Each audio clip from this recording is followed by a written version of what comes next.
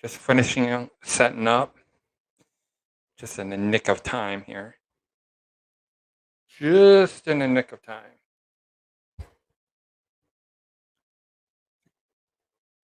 Get a good location for the mic. That's important, right?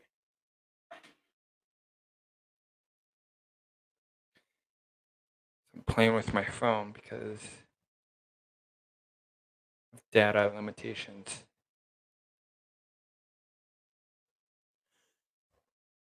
But otherwise,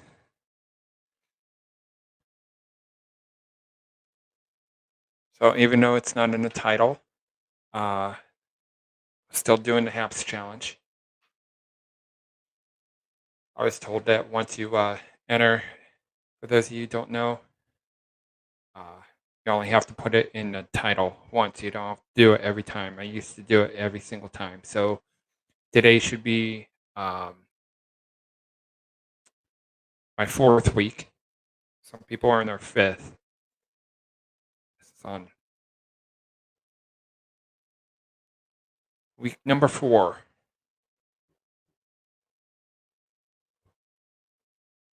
Another song by Bon Jovi. I think it goes like halfway there, something like that. Halfway there, almost. Those of you who just who are new to this, or if you're watching via Twitter or my YouTube channel, let me introduce myself. My name is Ryan, and I broadcast a little about everything aviation. Today we're going to talk about audio, and we're just going to have fun and see where the broadcast takes us. Michelle, welcome on board. So, for those of you who are wondering why I tagged my good friend Michelle, which I had a wonderful privilege of meeting in person in Chicago a couple years back, is she needs a little bit of help with audio, and I think I have a perfect solution for her. So I thought I'd show her what I have, because I told her earlier, I was in her broadcast earlier, and told her that I have something that I no longer use that is perfectly capable and, knock on wood, should help her, if not even solve her. I don't like to use the word problems because it's not really, she's not having any issues or problems, but technicalities. Let's call it technicalities. So,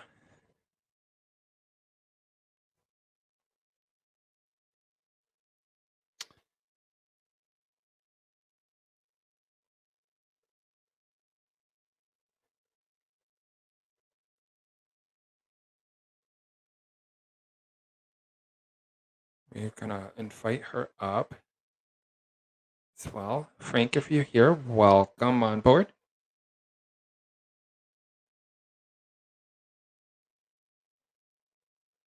There we go. Okay.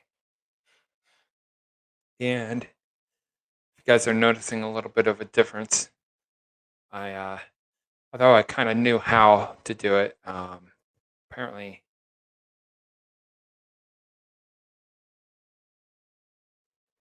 tonight's first broadcast that I happen to be in landscape, which I was told that's what, I don't know if that's what we're supposed to do when we're broadcasting, but I was told that I would look a lot better. So we are in landscape, and unlike using OBS or Open Broadcaster software, which I always joke that my computer sticks its tongue out at me. If my computer had a tongue, it'd stick its tongue out at me if it's using OBS or Streamlabs. That's why I love HAPS, because my computer can handle HAPS or vice versa.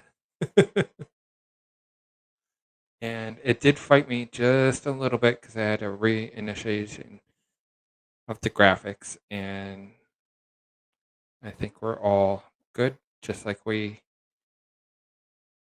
I've done in the past, just in portrait, or yeah, in portrait mode instead of landscape.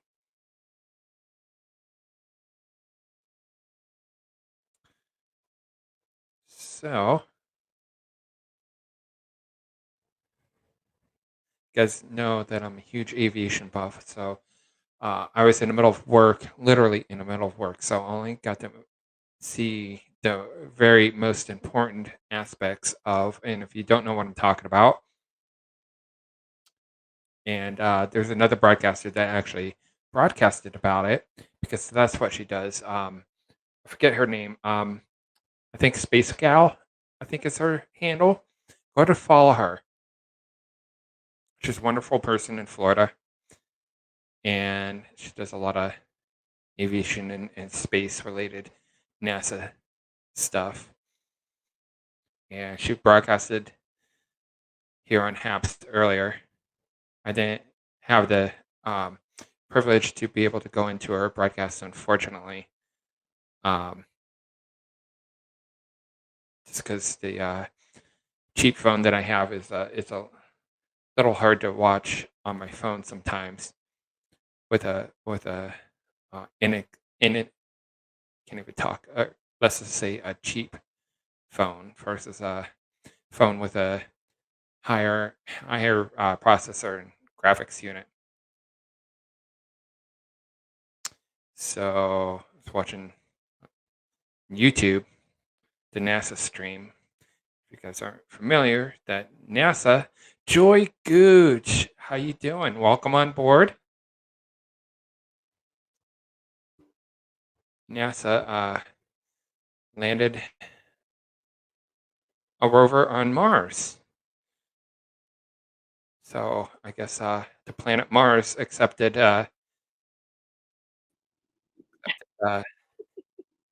rover today. What's up, Michelle? Hey, how you doing? Uh-oh, it just said my internet connection is unstable. I've been having this issue off and on today. Oh, no, it says it's good. It's weird. It's a HAPS thing. I get it too. It's like a pink box and then it goes green or some freaking me out.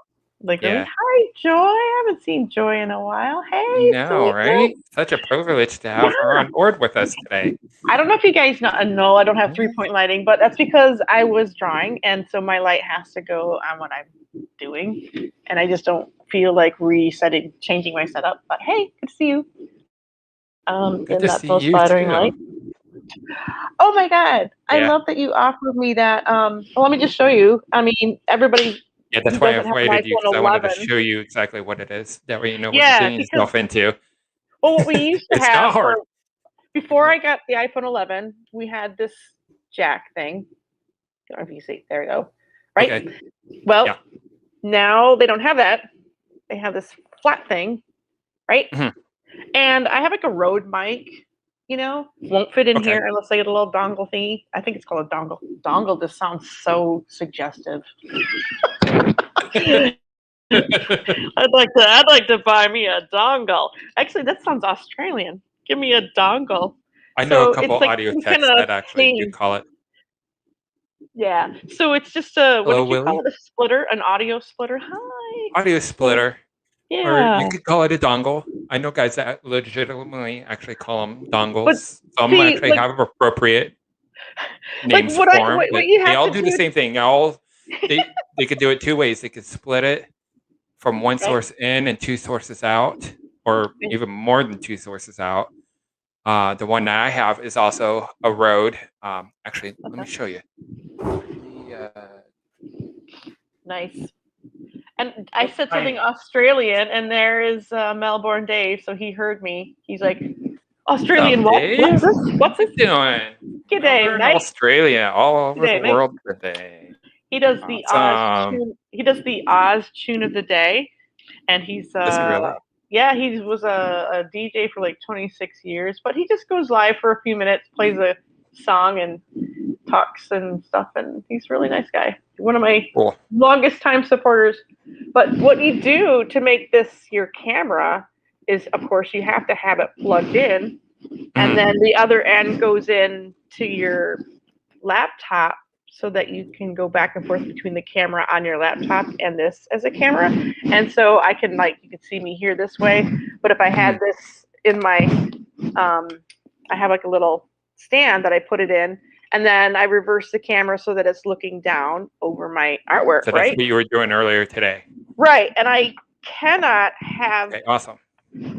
Earphones in when that's plugged in without a splitter, because it's like I'm asking it to do two things and I can only do one. So that's where we're at. That's when you offer to. I should on the fly here. I'm going to invent a new catchphrase. Y'all ready for it? And maybe we should hashtag this. We're going to call it the Tim Cook syndrome. The Tim Cook syndrome. Oh, I already know what that is. I think. Yeah. They do. I used to have one. Let me check, because I used to have a 7 Plus. So let me see if I still have it. I don't know. I have the original, like what you have, what you're using like right now. Mm-hmm. I used to have it was a lightning port and a 3.5. I was just going to say, okay. But that sucker's like 40 freaking bucks. I don't mean to be rude, but stop the presses, what they used to say. Janice Temple here is probably one of the most amazing periscopers like ever that I met through Periscope. Cool. And she just joined HAPS, and I was just in her Twitter live for a few minutes, and she still remembers a broadcast that I did, and she still talks very highly of it because it was cultural in nature. It crossed both African American and Native American cultures, and it was based on this really great documentary that I hope you all go to Amazon Prime and find it. It's called Rumble. It's the indigenous roots of rock and roll. It talks about Link Wray, it talks about the blues, and it talks about the Native American contributions throughout all kinds of rock music, including heavy metal, including jazz, including folk music. Buffy Sainte-Marie from Saskatchewan, all these different people that maybe don't get highlighted in history, but it's one of the coolest documentaries. And you're like, oh, I know that song. Like everybody remembers, that song from, what's it? That Galaxy, something in the Galaxy, that Marvel movie. Guardians of the Galaxy. Well, what they don't know is it is one of the first Native American supergroup rock bands ever formed called Redman. And that's one of the groups that's in the documentary. And so it's really cool. So Janice was like one of my supporters, and she's really good at cultural stuff and a lover of jazz. To her. Welcome on board. Rumble on Amazon Prime. There she is. So yes.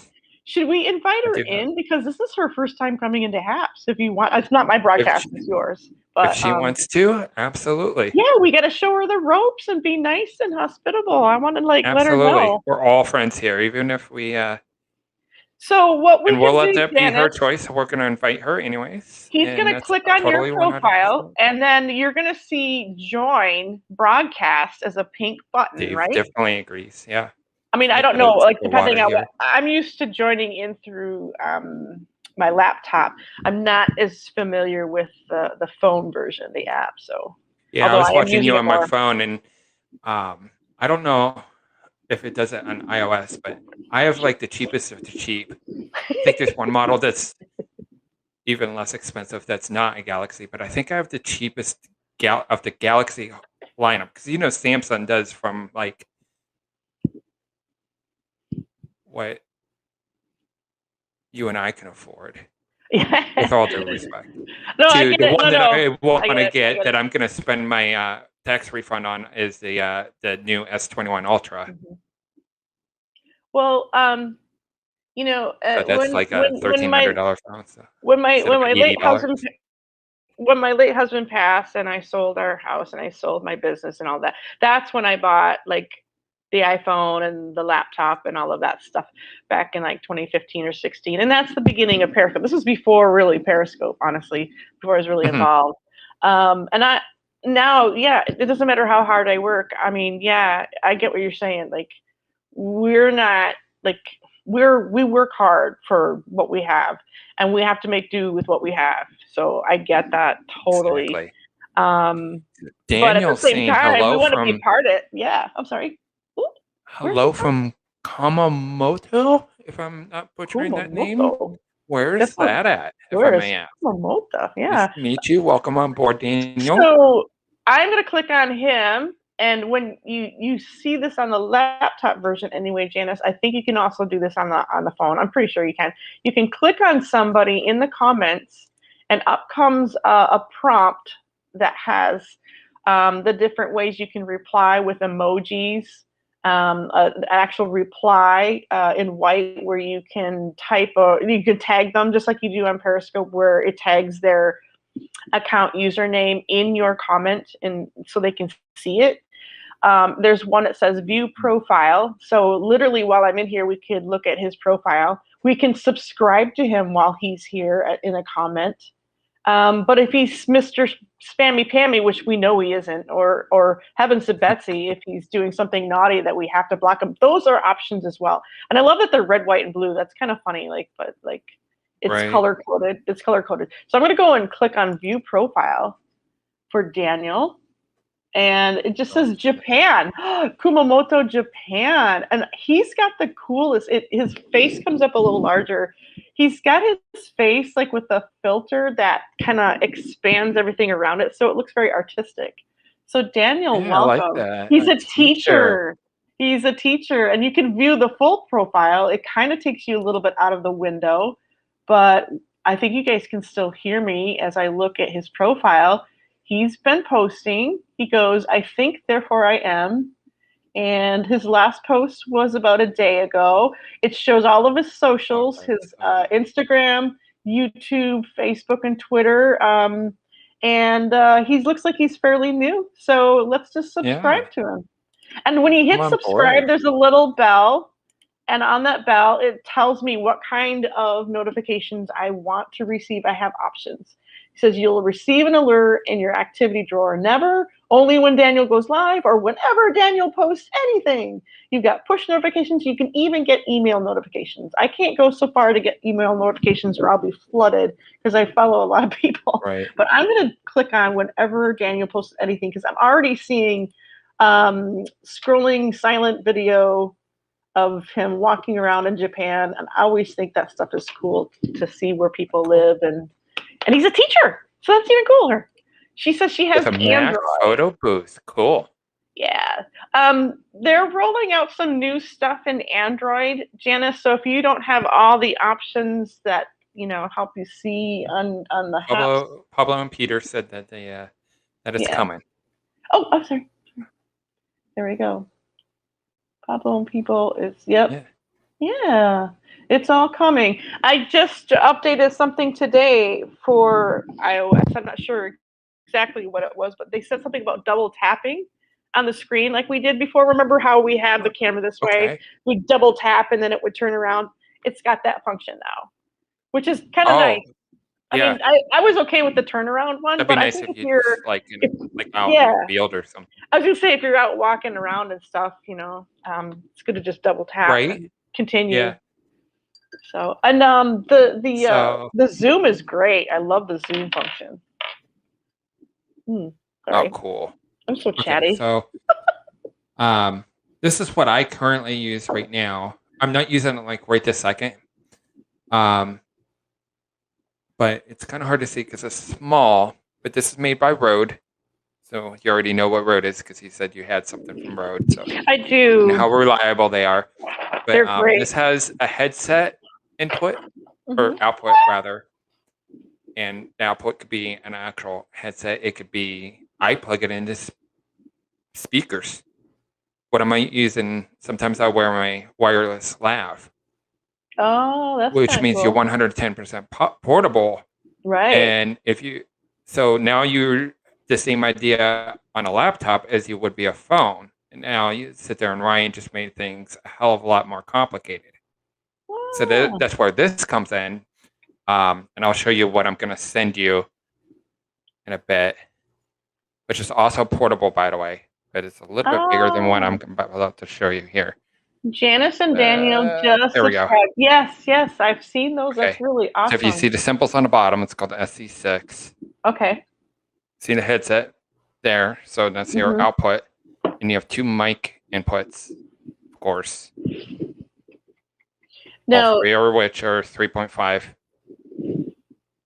You're really good with the gadgets. You know that? I mean, I appreciate it.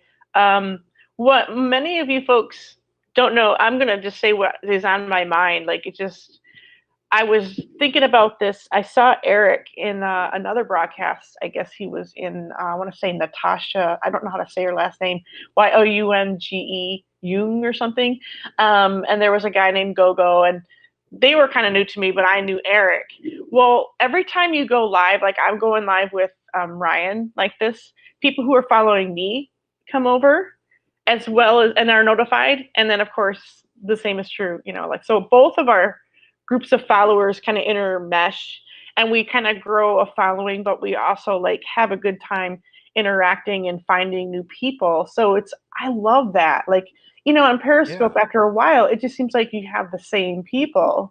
But here we're like swimming in different pools, and That's just so cool because, like, with this video thing that you and I are doing right now, it's so cool because at least 2 broadcasts before last couple weeks where there was another viewer. It wasn't even a broadcast. I ended up going to somebody's broadcast. I forget who it was. A mutual. I've known her for a few weeks now.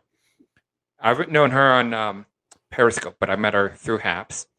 And then one of her viewers was like, well, I'm thinking about going live later tonight. I need to get my 250 for the week. Oh, okay. So I automatically just right then, I have no idea who this lady is. I just subscribe. I look at the profile, whatever. I'm like, okay, well, she knows the broadcaster. That's the broadcaster right there. Right. And then, of course, like an hour and a half later, she goes live. And she was having a time of her life. So she was just everybody that joined in the chat, she was just inviting or whatever. And I ended up popping in. And I'm like, well, this is what like the chances of a lifetime or whatever. I'm like in the middle of dinner, and I'm like, okay, I got a microwave. I can always freaking reheat it. Right. And I'm like, one hell of a way to meet somebody where they just invite you up like that. And it happened twice with 2 different people. It gives people like courage and confidence that might not have even broadcasted before in a different way because they're not doing it like by themselves. Right. Or if you're the broadcaster and you're a little nervous yourself, is sit there and brings a little bit of calm. Good. And like a battle buddy. Yeah, a battle buddy. I love it. Battle buddy. Yeah. It's like I'm Samwise Genji to Frodo. So I get that. I love to be the support person. I'd rather be like the person that gives someone else the attention. That's why I'm really liking this new series, like the one you saw me doing with Christina, like where I can actually go off camera and do what I love to do, which is draw while she talks. And that helps me tremendously get the artwork done, but it also supports her because she's got something really interesting to do and to promote. Right. And I'm more than happy to use whatever skills and my, available. I mean, just to do that. And she goes into my broadcast, I go into hers. It's just so much fun. And we meet, like I said, some really cool people. There's 2 things like, Hi, Yuke. And thank you for the high award. Hi. See, and then another thing is, I'm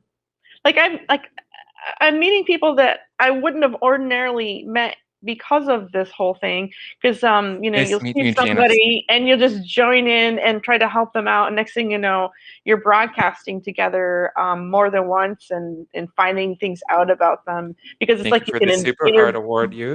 You can interview them in real time. Yeah. She's so awesome. Yes, she I have is. a call. Talk to you later. Hey, Janice, maybe we'll DM on Twitter because I would love nothing better than to have her come into a broadcast and introduce you out to her if you don't know her. But I think many of you might remember when Periscope started channels, she was the first channel, like Own Voices is that. And she's doing some stuff right now. Go catch her Twitter /Periscope, her last one, because it's all about Black History Month and it's really cool stuff. And some stuff cool.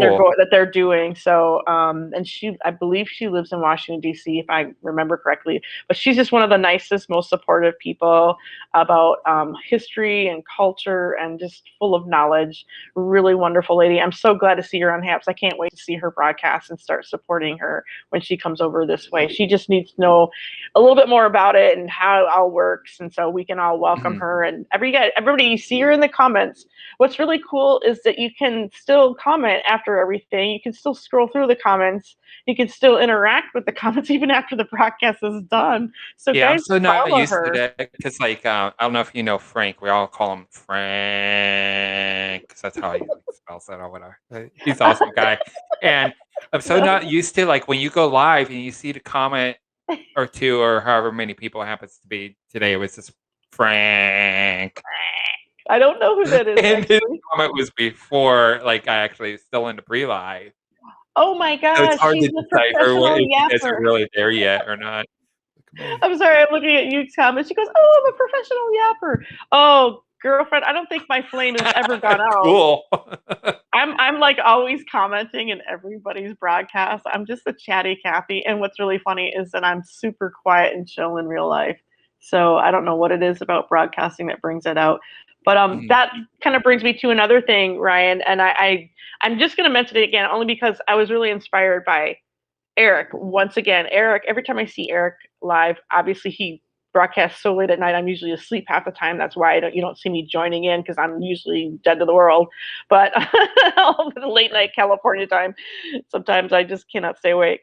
But every time I see him go live, it inspires me. He brings me joy. He's just like one of the sweetest, nicest, kindest people. And it's one thing to go into somebody's Periscope and try to comment and support and say kind things, and just, because you're feeling a lot of stuff about what they're saying, and you're like, you want to interact so badly because they're just saying like really cool stuff, and you're like, yeah, I agree. And I have autism, I'm on the spectrum. And when I see other people who have autism and they're doing like really great things and they're interacting with people on social media, it's like, of course, I will do anything for you in a heartbeat to support you. And what was really so cool, Ryan, was that broadcast, the last broadcast I was in with you, was like all these people. It was like our posse of neurodivergent. Yeah, right? And we were just laughing. We weren't even really talking or saying or doing much. We were just like in each other's company going like, this is so great. They just take it out on like Periscope, HAPS takes a life of its own. And those are actually somebody else's words. Like a couple weeks ago, somebody mentioned that on our broadcast, and that's when I quit. That's why I call myself perspective, because that, sometimes when you're that blunt about something and like, oh yeah, you didn't think about it, and that sort of wait before or something. But that's a good point. So we're gonna answer Yuke's question here. So week 4 of the HAPS challenge, I was told to keep on going. we had a little snafu on my end with so the team is literally working on it. They're trying to figure out what's going on. Oh no. BJ's in the room. Hi, that's the Anchorman. That's BJ. There's another person I hardly ever see live, but I think he's a really great guy, and it's only because I'm in a coma. I'm usually sleeping.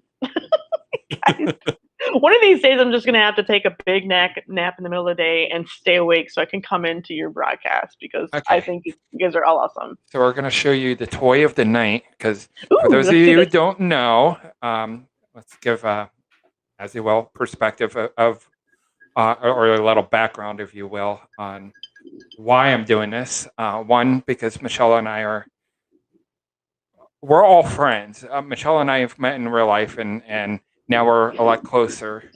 Not quite close. We live in the same state. So I consider that pretty doggone close. Still difficult because I don't have a car, but we'll figure something out. I don't have a car either. Yeah. I had to, before I moved from Sault Ste. Marie, my transmission went out on my truck, which I own, by the way. I didn't have any more payments left on it, and it had to go bye-bye. So that's why I'm such a stubborn fool, because I can sit there and save whatever money and sit there, and if somebody's selling their car, I'm sure I'd sit there and buy it in a heartbeat.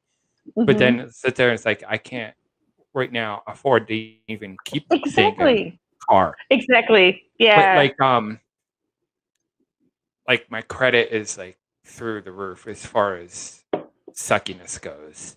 Joy, I'm trying to remember where you live. You live like in Kentucky or Tennessee or someplace southern. my knowledge of southern United States is pretty sketchy, although I do know a little bit about. I've been to Georgia and Florida before. So I was in Michelle's broadcast earlier, and I've known for a little while that I don't like to use the word problem because right before you joined, I challenge, challenge or technical issue, yeah, snafu, whatever you want to call it. But problem seems like more of a negative term. It does. Like it's like at least like it's a right hurdle. now, yeah. Like a rock in the road. Harsh, I don't know, but as easy as HAPS makes a lot of things, sometimes things still tend to be a little just by trade, just by nature, just not because of HAPS, not because of any other broadcast platform. Anything mechanical. You'll have the same thing regardless of platform, y'all. So yeah, same thing on Twitter or even YouTube. The only reason why things can be easy on YouTube is you can do pre-recorded instead of live, like when I am now. But I told her that I have an interface that I've used before, and it works awesome. It's portable. Now, compared to the size of a phone, it's massive. But as far as, figuring something out, then let's just say I've done it before. I've used it. I've literally used this with my phone, and you'll see what I'm literally going to figure out how to give her, because that's what friends do. I almost cried a little bit because when anyone does anything nice. Yeah, I was in the chat. I told her, I said, just. I mean, nice seeing you. I'm trying this new thing. I'm trying this thing where I'm going out of my comfort zone, okay? And I tend to challenge myself and give myself problems, if you will. Like I can sit and draw silently all alone without anybody around, headphones on, maybe if I want to hear the color of music while I'm drawing or painting, right? And I don't need to interact with anybody in the world. I don't need to be on social media, but I do it anyway. I mean, seriously, I get overwhelmed. Even after we have this chat, I'm going to have 10 or 15 minutes of alone time just to, because of the stimulation of interacting, kind of, it literally drains me. I don't know how it is for you. For me, sometimes it's just like, it's like a loudness of all of the sensory input. And it just, it's almost like when I was drawing a portrait yesterday, I had two people in the chat and they were playing music and stuff. And I swear after I was done, I felt like I ran a couple of miles. It was just so physical. Oh. Yeah. And I'm not used to that, but I did that on purpose because I want to interact more. I want to connect more. I want people to enter into what it is that I do. And I want to, as much as I want to enter into drawing their life story, so to speak, in a portrait or in their face. And, I'm not just drawing a pretty face. I'm literally talking with them and asking them about who they are and about their story. And I kind of want that to be all a part of the portrait. You see what I'm saying? But at the same time, I'm doing it at the risk of overwhelming myself. So I'm trying to not be that insular introvert person, doesn't look anyone in the eye and just completely blocks out the world, because that's not interaction. That's me, I sit there and I'll tell you how it is. Instead of just, because that's starting over the years, it's starting to become more and more of a bigger kind of pet peeve. And I don't know if you have the same issue with somebody will reassure you just because they're being nice in that moment, kind of thing. And it's getting to the point where sometimes sometimes I'm literally okay with it, depending on the situation, and sometimes it's now starting to really piss me the hell off. Sometimes I have that sixth sense, like, oh yeah, stop. But I say that for what I'm about to tell you, but you're doing pretty dang good. Thank you. And Yuka saying, gotta go. TC, you guys. I don't know what TC stands for. I think it's Take care. Oh, take care. Take care, I think. She's such a sweetheart. I wish I could She is a sweetheart. She's up every night doing she has so much energy and she's just so adorable. And she's at the same time, I can tell she's a strong young lady because she is just so protective and supportive of everyone. Like she thinks about people. She is very well versed. Yeah. I mean, I'm just drawn to her. Like I said, though, half the time I'm asleep when she's awake. So I'm only watching on the replay and it's kind of sad. Yeah. I was broadcasting something. I forget exactly what it was, but not like tech as far as what I'm about to show you, like this kind of tech. But it was some kind of technicality something. Mm-hmm. And I was going on a rant or whatever. And that's how we met. Sit there and invited her up or whatever, and we've known each other since, here on Habs. But isn't that awesome? She's like a Periscope original. Yeah, and you know what? OG. Sassy May, I haven't seen her around much, but I think she was around today. So we've got to bring her back out because I totally adore her. I thought I saw her maybe I was watching Pablo and Peter's replay and she was in there. So I know she's around. So Sassy Nay, if you're around, wherever you are, I just thought it was great, having a chance to actually chat with her one-on-one because I've caught her on Periscope before. Again, another person with some really great energy. And the more she giggled, the more I wanted to laugh, and the more I wanted to laugh, she wanted to giggle. It just felt like the two of us could just sit there laughing at each other all night long. Oh, yeah. She is freaking adorable. I adore her. See, Joy remembers her too. She says, yeah, she's really high energy. I love her. She's great. Will it be okay if I can join in? Oh my gosh, that's totally up to Ryan. But BJ's asking if he can jump in. Absolutely. Yeah. There we go. Let's have some fun. And done. Join in. Let's have fun. That's your title. Yeah. Wow. That's the whole thing.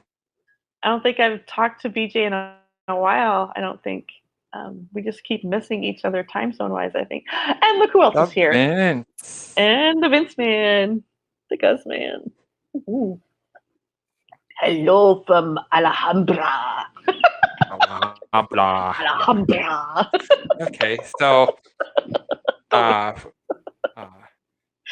those of you not familiar, and Michelle was just talking about it a few minutes ago, but I was watching her live while I was at the restaurant eating, and said that I have another interface that I used to use with my phone and could totally help you. And that's the beauty of both lighting and audio.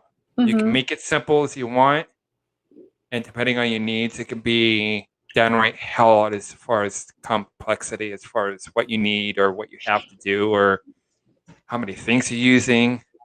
Hey, I use a $4,000. Of course, I didn't spend money on it. The church did, but I use a $4,000 audio 16 channel. I think it's 32, but I think it might be only 16 channel audio board at church. Nice. Do you do the mixing? Do you do the mixing there or the sound? I have a friend who does that. And it just happened on accident where somebody was having just an audio issue right smack in the middle of a song. What's up, Vince? Hey. Smack dab in the middle of a song, and instead of interrupting the song and having them. Good. How are you? Yeah, there's instead of having them do the song all over again, because I've actually, that happens. I've even seen professional bands start all over, a whole song all over, especially if it's brand new, if they just wrote it or whatever, first time performing it live or something, and and I knew it was a tech issue that you couldn't solve on stage. So I ran over to the board. I'm like, I got you. I have no formal training, but I know some things. Nice. And well, I have to say, coming in too. I have to say, you have a really big mic. No, how much did you spend on that mic, and what kind of mic is it? Since we're talking gadgets, well, it's just a generic mic that I bought on Amazon, and I got lucky because I think it sounds pretty daggone cool for what it does. And okay. We lost Vince. He's stuck in the transporter. That's okay. How did you get so big and move so little? But it was just a $15. It's a USB microphone. Of course, it has a. I don't know if. That's nice. It's a proprietary cable that goes in there. But the other end it's USB, so the USB is plugged directly into one of the two USB ports in my laptop. Well, I'm personally so that's what I'm using now, and then I have an actual output. Yeah. Okay.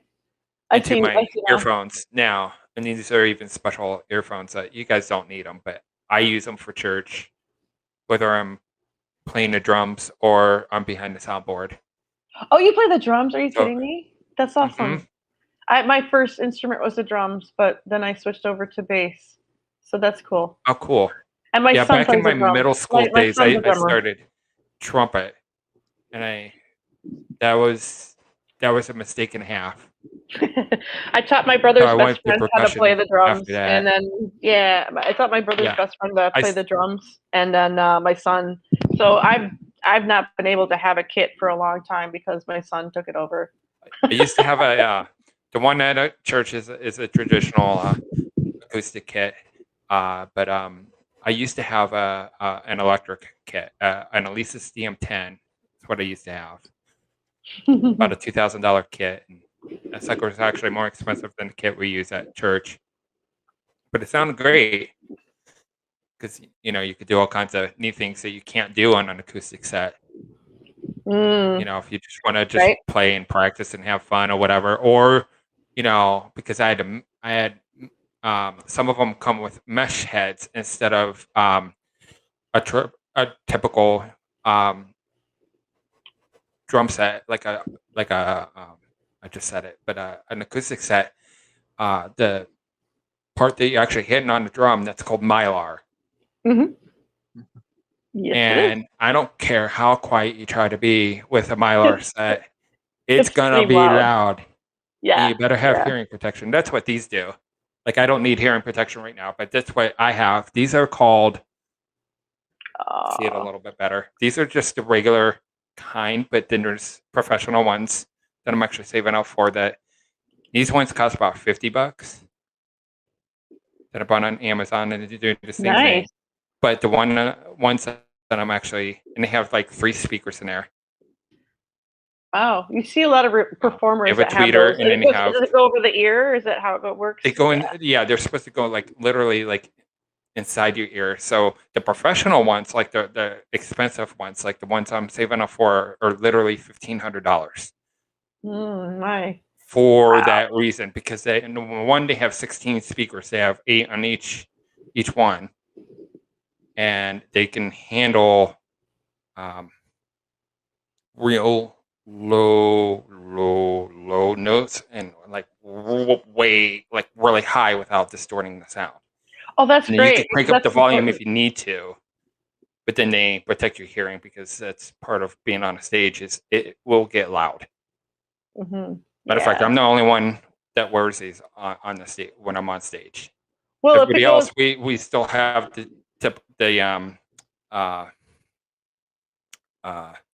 stage monitors.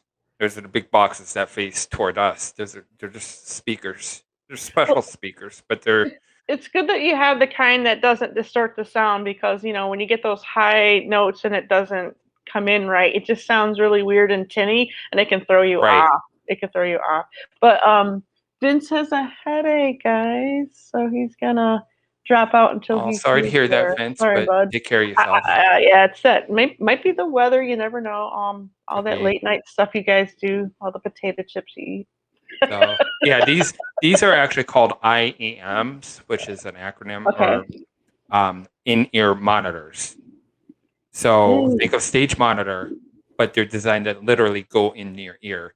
And I can hear, like, if you're playing, let's say, okay, so you said you played a little bit. So let's say drums is actually a great instrument for an example, because let's say you have multiple percussionists. I've seen bands with actually 2 full-blown drum sets. Yeah, I've seen that Sometimes they're too. just being fun and they're doing all kinds of goofy stuff, or maybe they invite a fan on stage or something, or maybe the song actually requires it. I can hear the individual notes that you're doing, and then the same thing with you. You can hear what the heck I'm doing.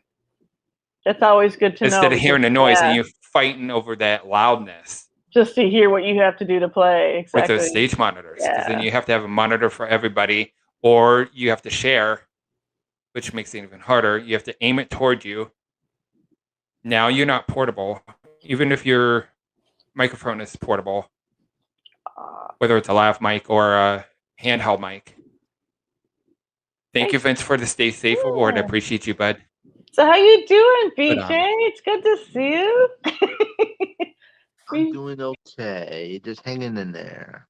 Good. Well, I'm good. I'm usually asleep when you're live, so this is like, wow, here you are. It's good to see you. Seriously. Yes, everybody here. So what's new in your world? Anything? Just recently, just tornadoes touching down. Oh my God. How close?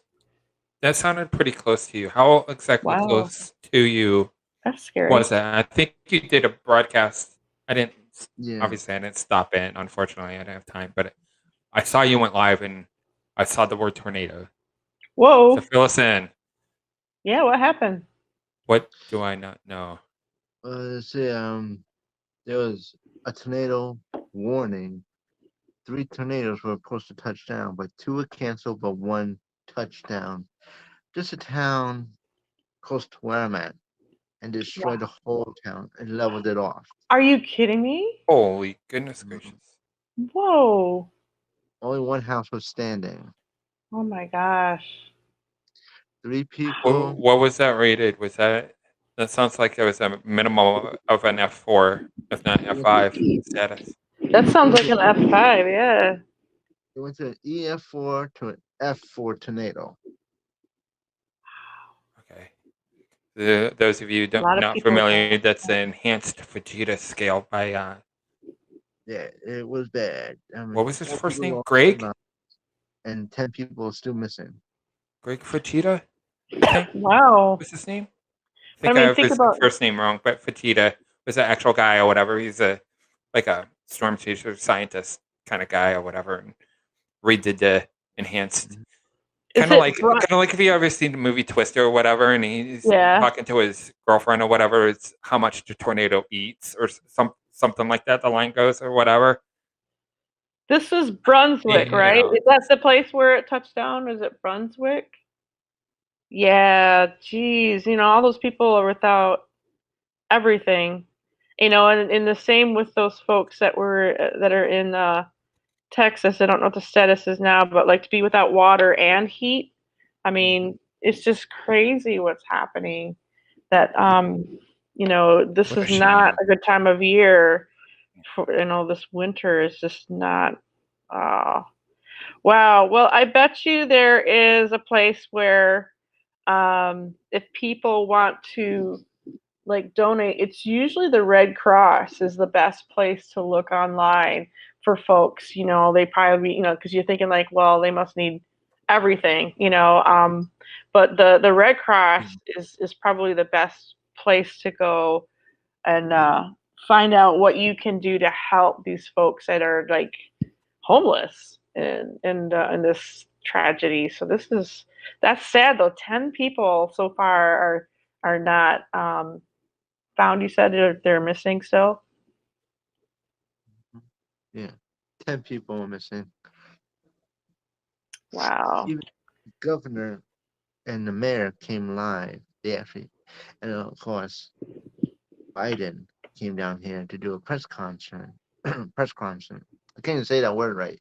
A press conference about what happened. I know what you meant. Yeah. Oh.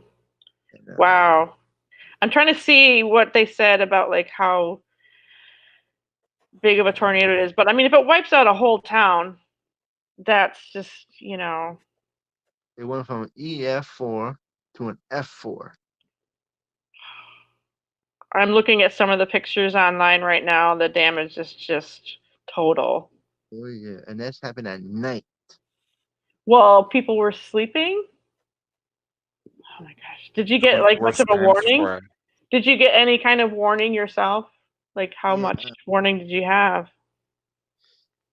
So I was watching a movie with my mother in the living room, and out of nowhere came the National Weather of North Carolina, stating that 3 tornadoes are under threat of touching down.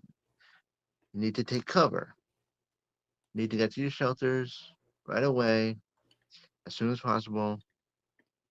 And that's when they said the 2 tornadoes were canceled, but one wasn't. That's one that landed in Brunswick and destroyed that whole town at night.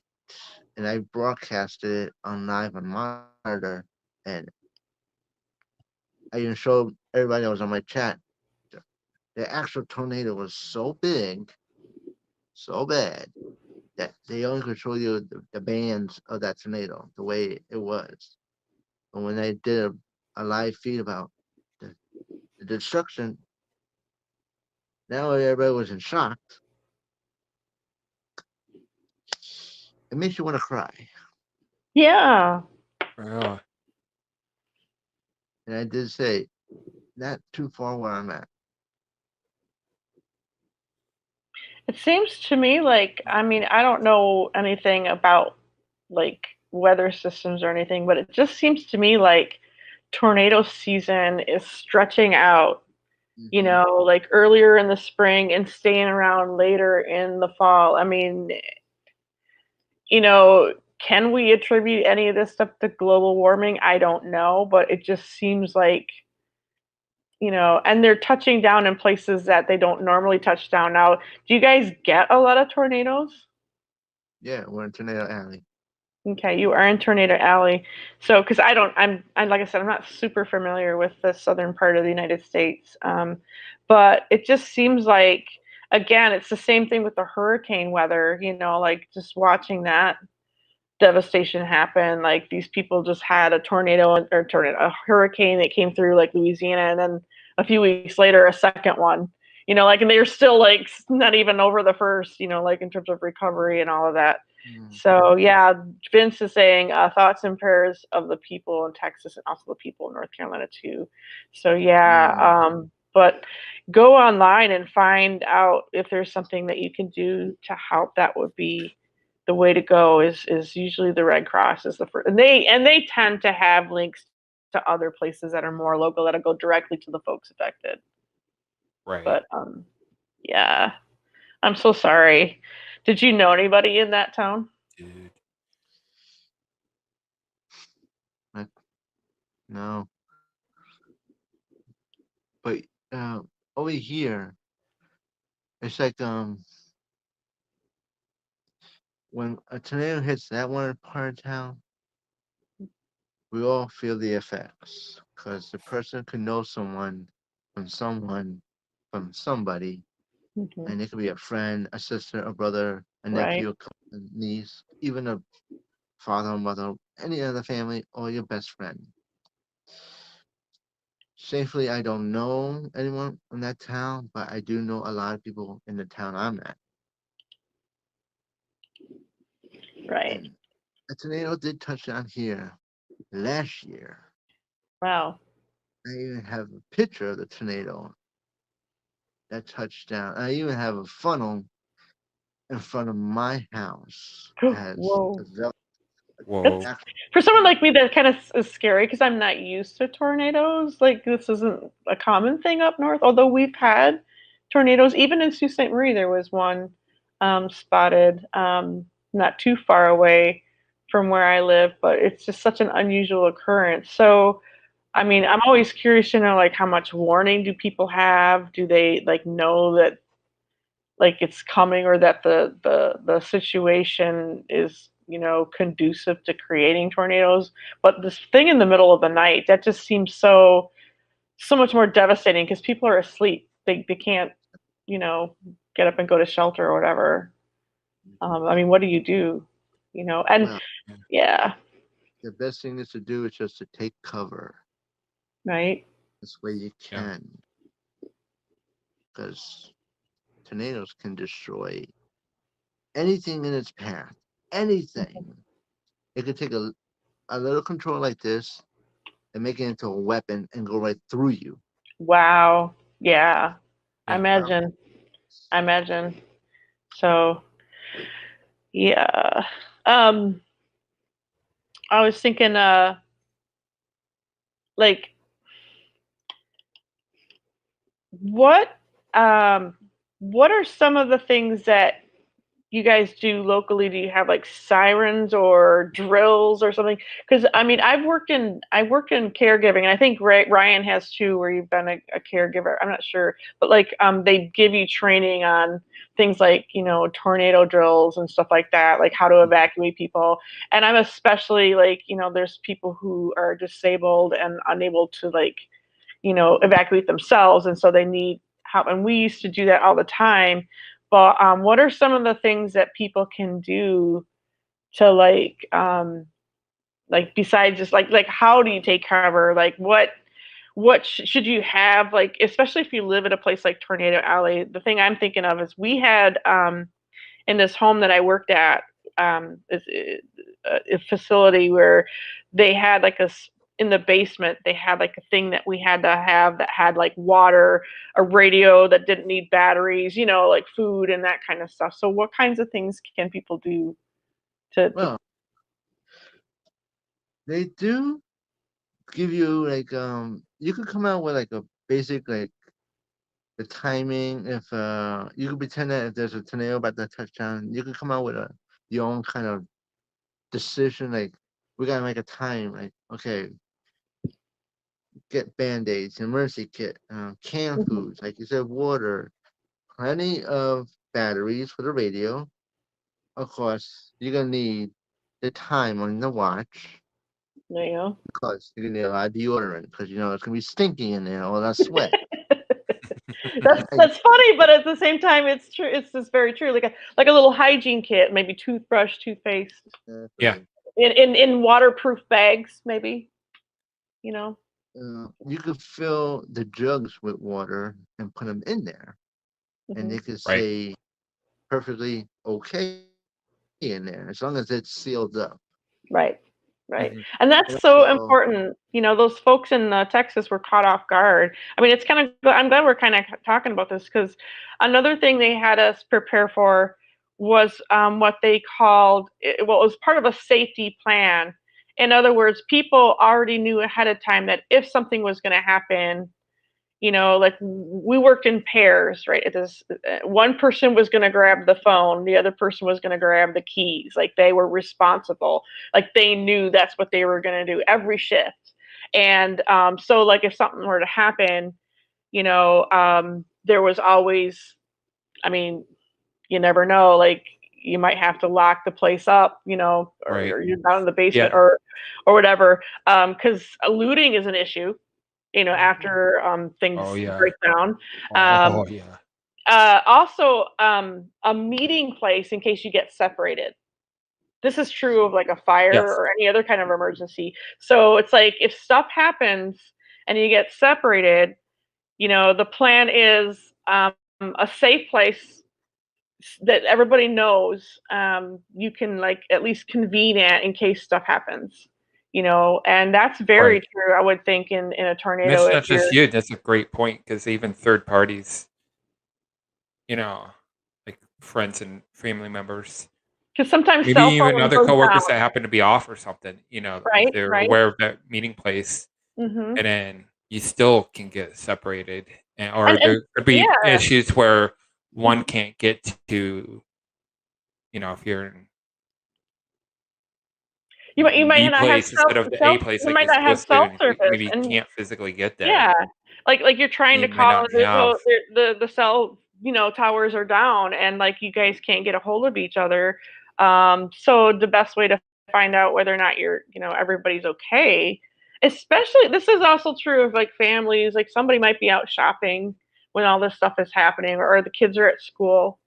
So when you're Right. separated in that kind of situation, if like after all of that happens, like we're gonna meet here, but that might even be really difficult when you got in a situation like what BJ's talking about, like the whole place is just flattened. All the landmarks are gone. So I don't know how that would be in Right. tornado country, but Um, wow.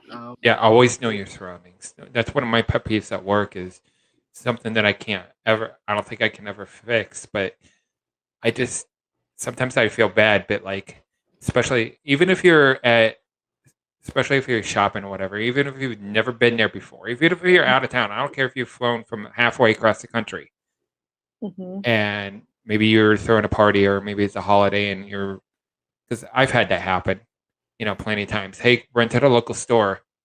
Here's the keys.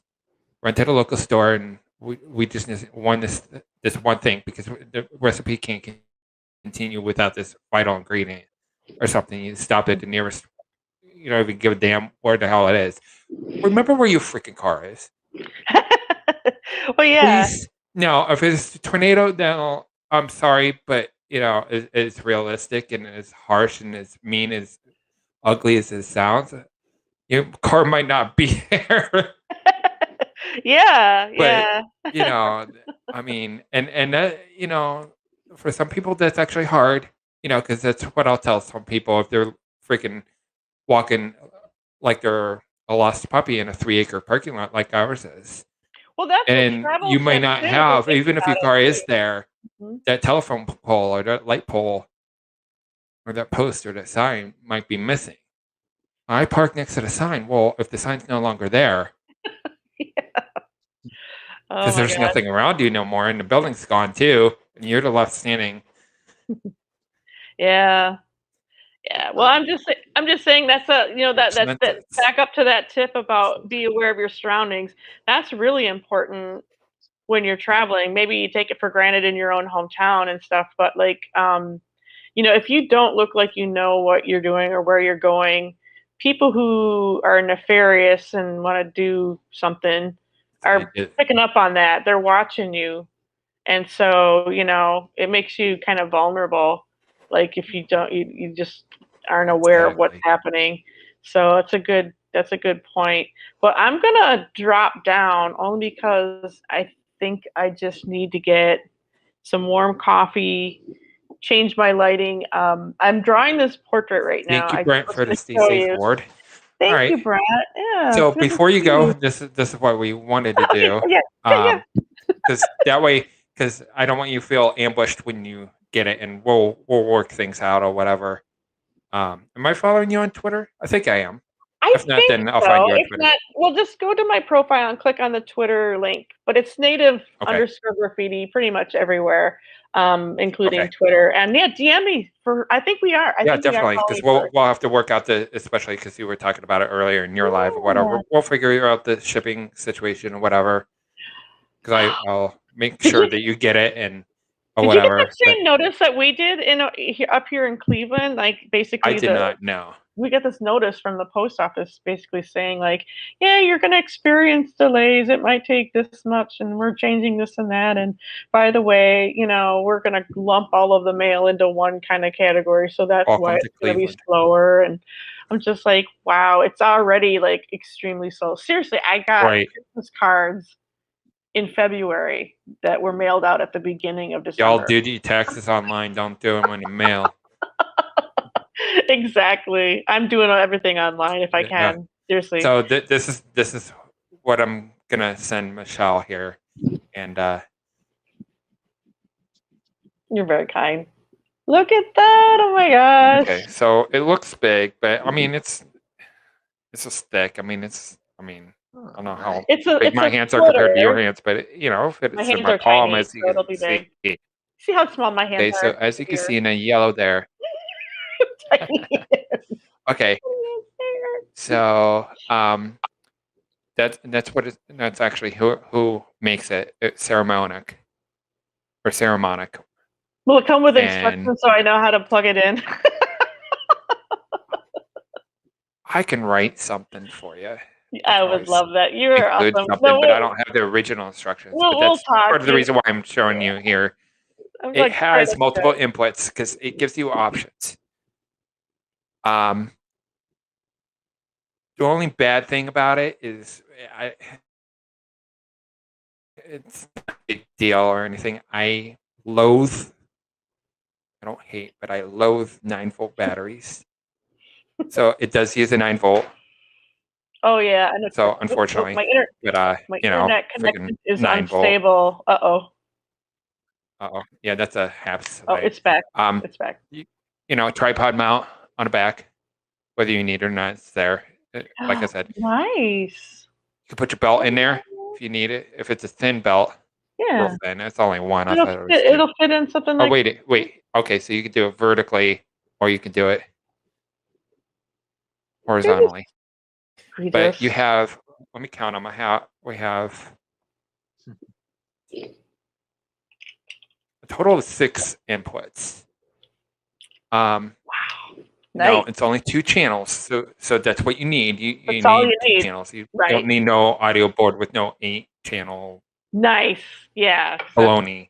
Everybody was saying that, and all these. I'm going to all these broadcasts. They're like, "Here's how we can help you with the sound," and then they're like showing you these gadgets that you're never gonna buy. It's up, you seen from St. Petersburg. I mean, no offense. Like I said, it gives you options because you can use that adapter. And let me try to find if I have that dual iPhone adapter, the Apple one, the 3.5 with the Lightning port. The one that has this port. You talk about like this one?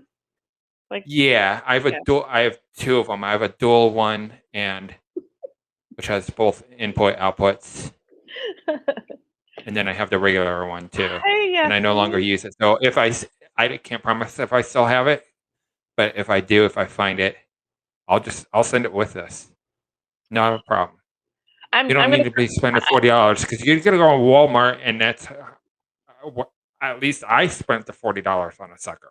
I'm not really going to cry, but I am only had tearing that up. iPhone for a year. I'm tearing up a little bit just because, number one, this is very generous of you. Like, you just, I love that whole pay it forward idea. That's one of the things I love about you, Barry, for example. I see somebody in need and I have what they need. And it's like, I can give that to you. I know that that's exactly what you do. You're like, hey, she has this need. I got what she needs. I'm not using it. She can have it. I mean, that is just so moving and so touching. In like so I said, ways this is what I use now, and this is what I need. Is that road? I haven't. It's going to be almost a year. Like my last day of work, I was shutting down a kitchen after everything was in lockdown for like another week. And I think my last paycheck was something like April 12th or something of last year. And then, of course, there was the whole unemployment thing. But then I moved to Ohio because I had to make a choice of where I was going to live. And I decided to live with my boyfriend. But that came with it. I could get the stimulus checks, but I couldn't get Michigan unemployment anymore. But that's okay because my family knew that and they helped me out, and of course my boyfriend. I have no want for anything, but I mean the only bill I have is my cell phone, and I decided I just until I can actually earn a regular income, I decided to just kind of go down to that because I don't go anywhere anymore. It's all on Wi-Fi. So I just kind of went down to the bare minimum. So I don't need anything. I don't have a want for anything, but I don't have any income either. It's not like I could just So I'm just like everybody else, just on hold. Our life is on hold, it feels like. And mentally we can put it back there, but it is back there and it's always on our mind, and it can be a source. After I don't know how many years I've been working in culinary, the culinary system, and as a caregiver, like I said, doing dietary chef work, having my own business, my own catering, and on the side doing my art thing and going to art festivals and farmers markets, and teaching classes. all of that's, of course, just not available to me. And it's so strange after your whole adult life working, little side gig here, doing this. When I'm not working, I'm working on something else. You know what I mean? Like, there is no such thing as a day off. And then, boom. I mean, I feel like I'm retired. I'd have to say I went through anxiety and depression. I don't know what else to call it. I didn't let it get me down. I didn't let it take me under, but I went through a mourning process. I grieved the loss of my job. I grieved because I live to help other people. I live to serve other people. I live to do what it is that I know how to do best. And, Right. do that for people. It's not tangible, that feeling of working with your hands, and you create this product, you create this delicious food, and somebody is paying for it, but they're also enjoying it, and it's an experience. And there's just something that you can't do that online. You know what I mean? You can't, like, just all of a sudden say, Right. "Hey, I'm gonna stay at home and I'm gonna this and I'm gonna That's that." actually a pet peeve of mine too, and just nothing anywhere. A lot of my pet peeves are from like something specific or anything, but this is Mhm. kind of like one of my natural pet peeves. Is You- I've never really understood. I don't know what to call Making it, a a whole living, concept or something. But no, when they have this, uh, pardon me if I call it stupid because I think it's a stupid phrase, but no good deed goes unpunished. It's one of those WTF type things. Oh, It's like yeah. really Like, how self-deprecating does that have right. to be for you? We're Seriously, here like, naturally, and that's what whether regardless of anyone here or what sounds your like religion is, or Eeyore. whether you're religious at all, No good believe or deed goes not, doesn't unpunished. matter. But you know, that's what the higher power wanted. That's a person who gives up Yeah, on hope. Honestly, that's a person who doesn't right. have That's why hope. we're all here. Right? And I have hope. I have hope that For things are gonna support. get better. It's just that in between time and not knowing what to do, because it's just so out of my wheelhouse to just, sit at home and watch my nails grow, Mhm. when I'm so used to, like, working with my hands and not Yeah, having any fingernails, things like that. change and improvisation. Yeah, That's but, what's literally saving us right now. A lot that's of us. true.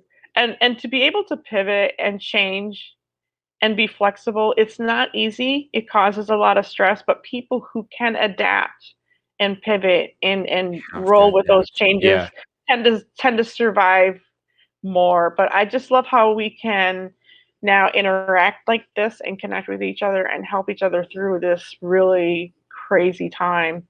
So, but having said that, I'm gonna drop down and let Okay. someone else come in. This got Yeah. really serious. It's like he's like, "Join in, let's all have fun," and then we're like talking about tornadoes and.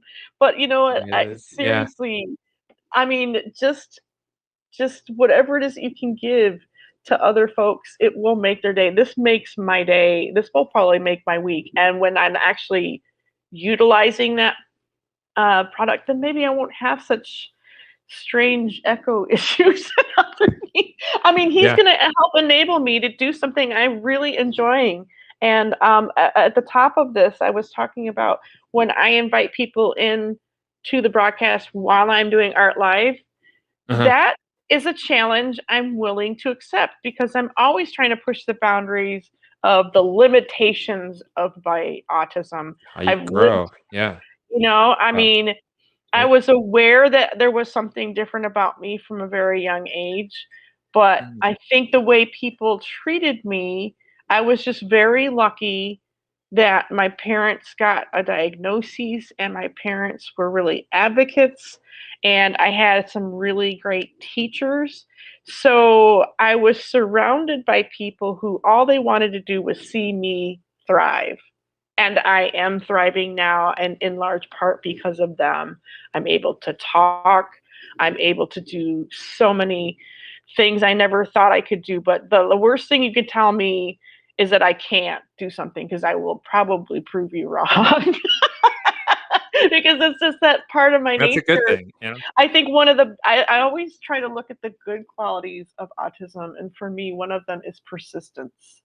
I think we really have some strengths in the area of persistence.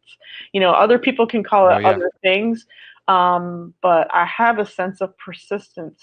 Like if something's bugging me and I just have to figure it out, it could just go running in the back of my brain, but all week long, I am going to be thinking about it. I'm going to be writing it down. I'm going to until I overcome or find a workaround. That's just my nature. And I literally think that's one of my superpowers of autism. I think that where other people would give up, I just persist, you know. I find a way. My dad used to say to me, where there's a will, there's a way. And I have a pretty strong will. Thanks to him. So anyway, you guys, see you later. I will see you in the next broadcast. Thank you for hopping on. We'll touch base again, and we gotta get definitely. Sassy in here. We gotta get Sassy back because I just want to hear her giggle. Yeah. She's so adorable. Bye, BJ. I hope you stay safe though. I mean, I hope there's no more tornadoes coming your way. Seriously, that scares the crap out of me. I just don't know how you guys do it. Yeah, that's what a lot of people don't know is that, I tend to think that, but BJ's right. There's technically part of Tornado Alley because, even South Carolina, let alone North Carolina, they get more tornadoes than what the average person might assume or even think or be aware of. Yeah, I had Georgia no is like that too. Really? Oh yeah. Wow. I have a roommate from college. One of my best friends from there is from Georgia. She's from Savannah. Okay, I know exactly where that is. Yeah, beautiful city. But I'm gonna hang up the phone if I can find it. There it is. Okay. Bye, guys. And Vince, if you're Bye, watching Michelle. this, I hope your headache gets better. I totally get that. It's probably a work hangover. You know what I mean? Like from working too hard or lifting something. Yeah. So take it easy, buddy. I'll talk to you guys later. Bye. Yeah. Right, Thank you, take care, Ryan. Michelle. DM me. Yes, ma'am. Got it. Yeah. All right. So I don't know if you noticed, but I'm sure Yassine probably noticed. I think it was Yassine's suggestion because all my other broadcasts up until tonight was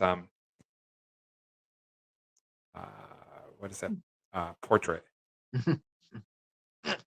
And then all I had to do is go into the silly little settings over there, and finally, I mean, my laptop kind of fought me just for like a second or two, and then it stick its tongue out at me like what from when I tried to run OBS, and that was the funny story. When I bought the laptop that I'm using now, I specifically bought it thinking that I can run OBS on it. Like, cool. All I need is a i5 or whatever. And I'm thinking, okay, well, no, Ryan, you need like a legit graphics card.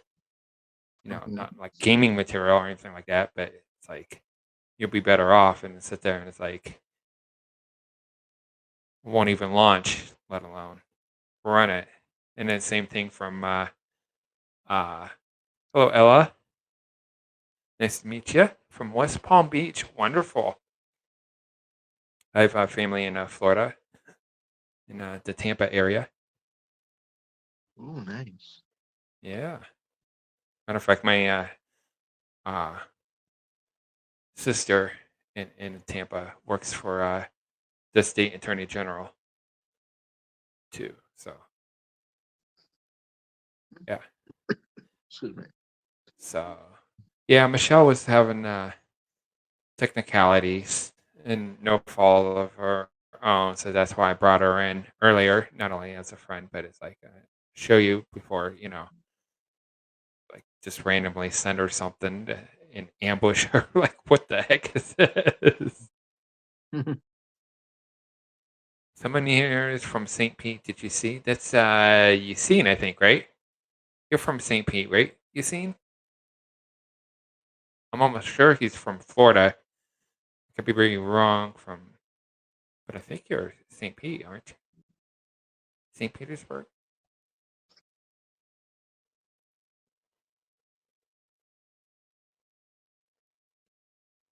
Oh, it does say that up there. Okay, I see it from St. Petersburg. Yeah.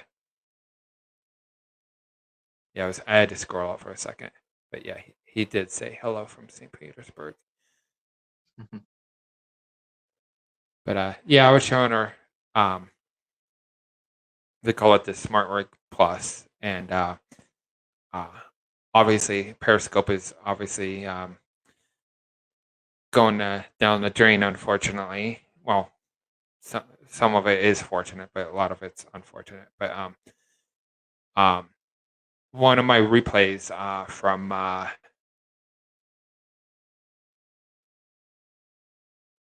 think I used it both years.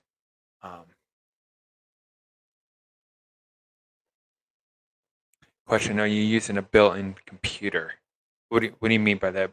By built-in computer? I'm on a laptop right now.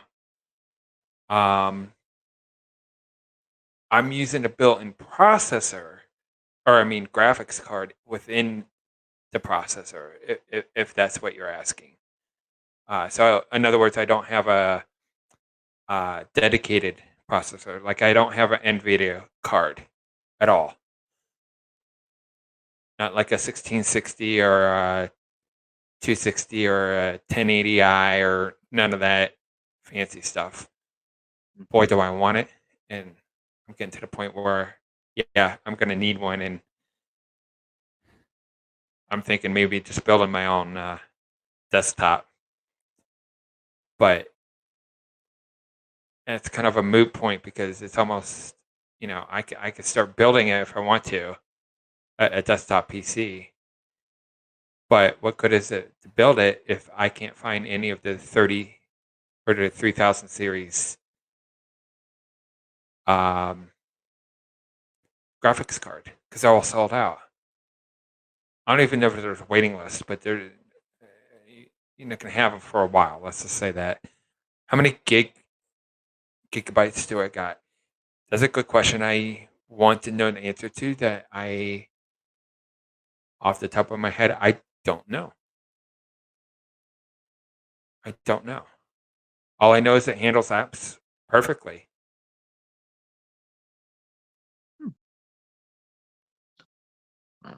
So I think that's both of because with any of these platforms, especially OBS, you have to have a certain like gigabyte like limitation, and then what is it called? I have to think for a second. RAM. NVIDIA's graphics cards are powerful. Yeah, I definitely want at least a 3060 at a bare minimum. I'm thinking of the 3070. But eventually I want to run Microsoft Flight Simulator. And they'll run pretty good. So my idea is just within the last month or two, I saw that they now support VR. So with the size of my apartment, VR is probably the way to go instead of using multiple monitors, which I'm sure it can handle. Obviously, this can handle multiple monitors. You can't do multiple graphics cards because they used to have that capability. I think it was on the, I think it was the 2080 Ti, I think it was. But they used to have some kind of support where you can literally have two graphics cards within the same tower, marry them together. They had some kind of fancy word for it, and they no longer support that because it's maybe before, back in those days, maybe there was something you really needed if you really needed to do something real, like way up there, way high end, like if you're a designer, like a graphics designer, or a gamer on Twitch or something like that. But that's what these 30 or these 3000 series, they'll do that for you. And I think the 3060 is only 400, maybe 500. I think they're only $399. I think they are.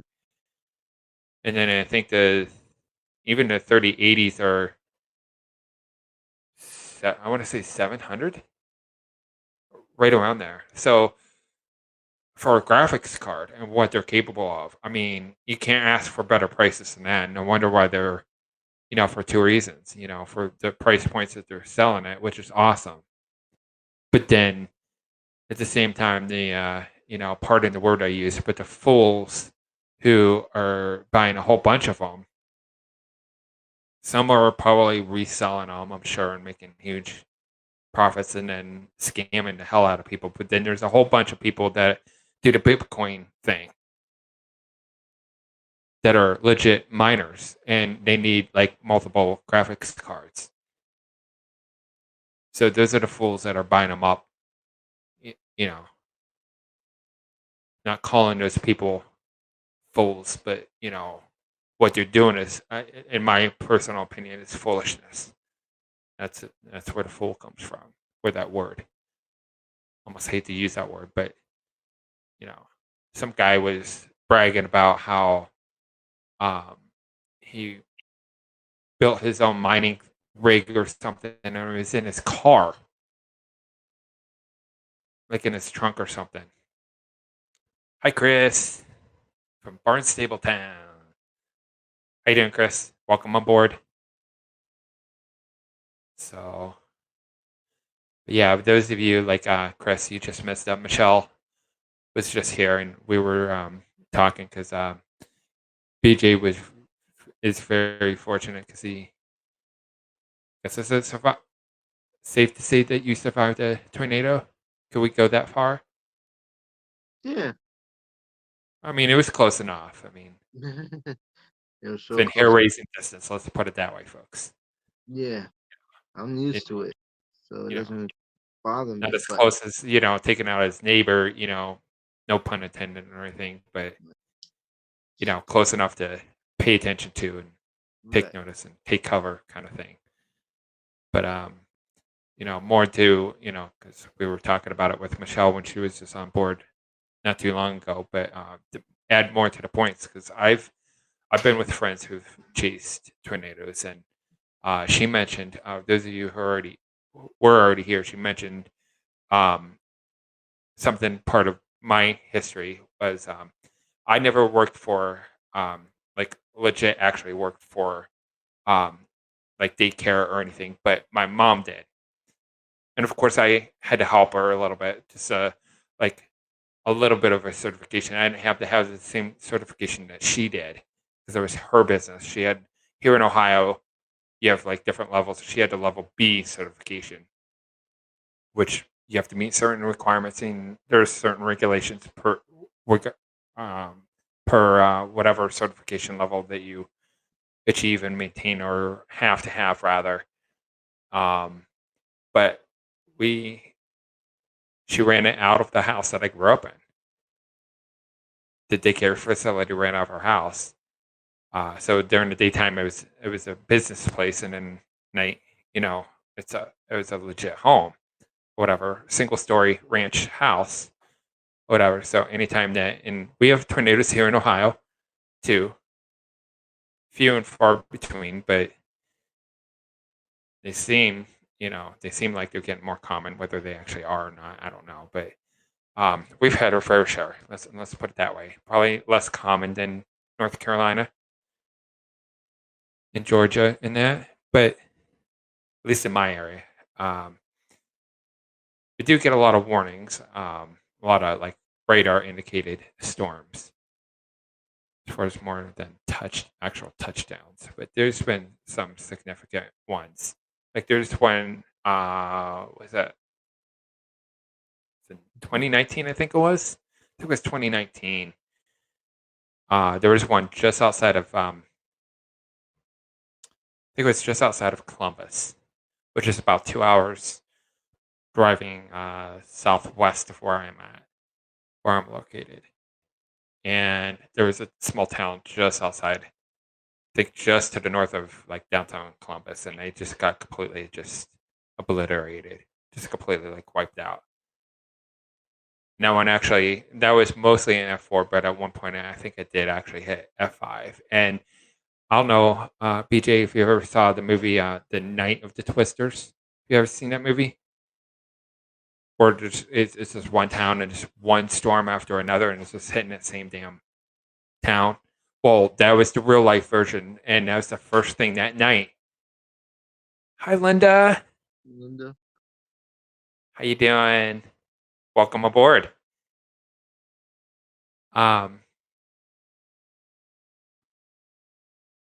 it literally felt like the real life version of that movie, and that's the first thing I thought of was that movie. Like, holy cow, this is the real life, real world version of that movie, and it's happening live, like right now, kind of thing.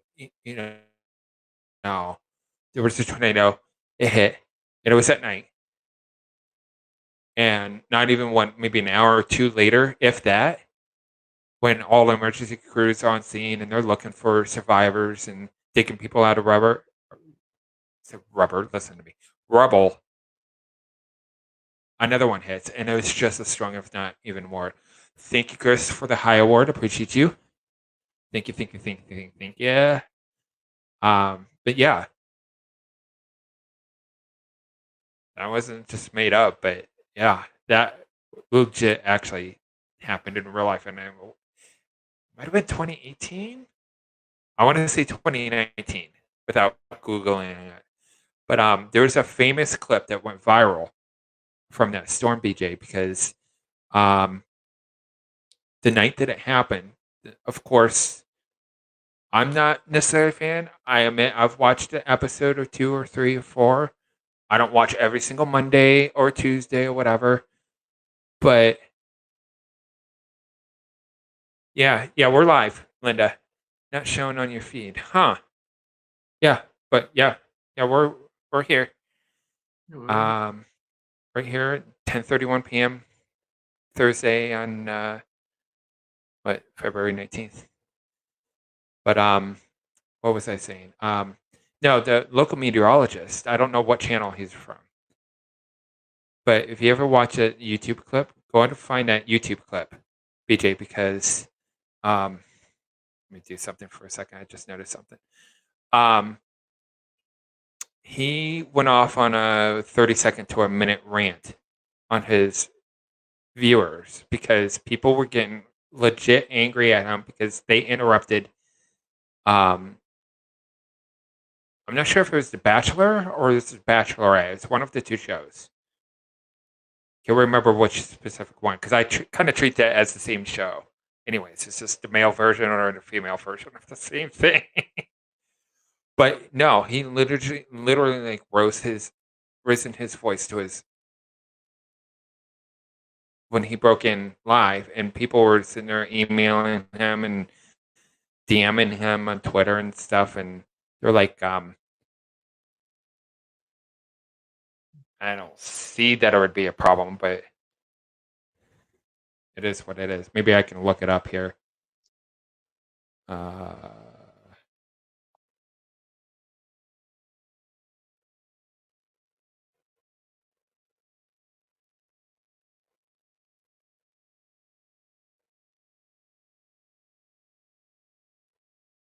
Let's see.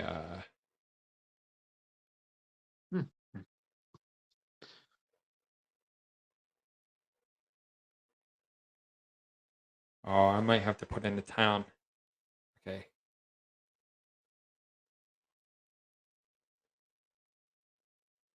Bear with me here.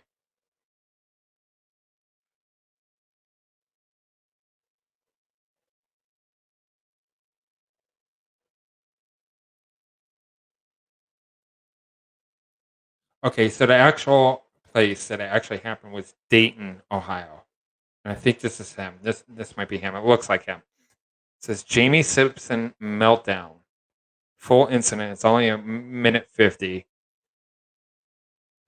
So let's see if we can attempt this. See if you guys can hear this through the mic and watch it at the same time.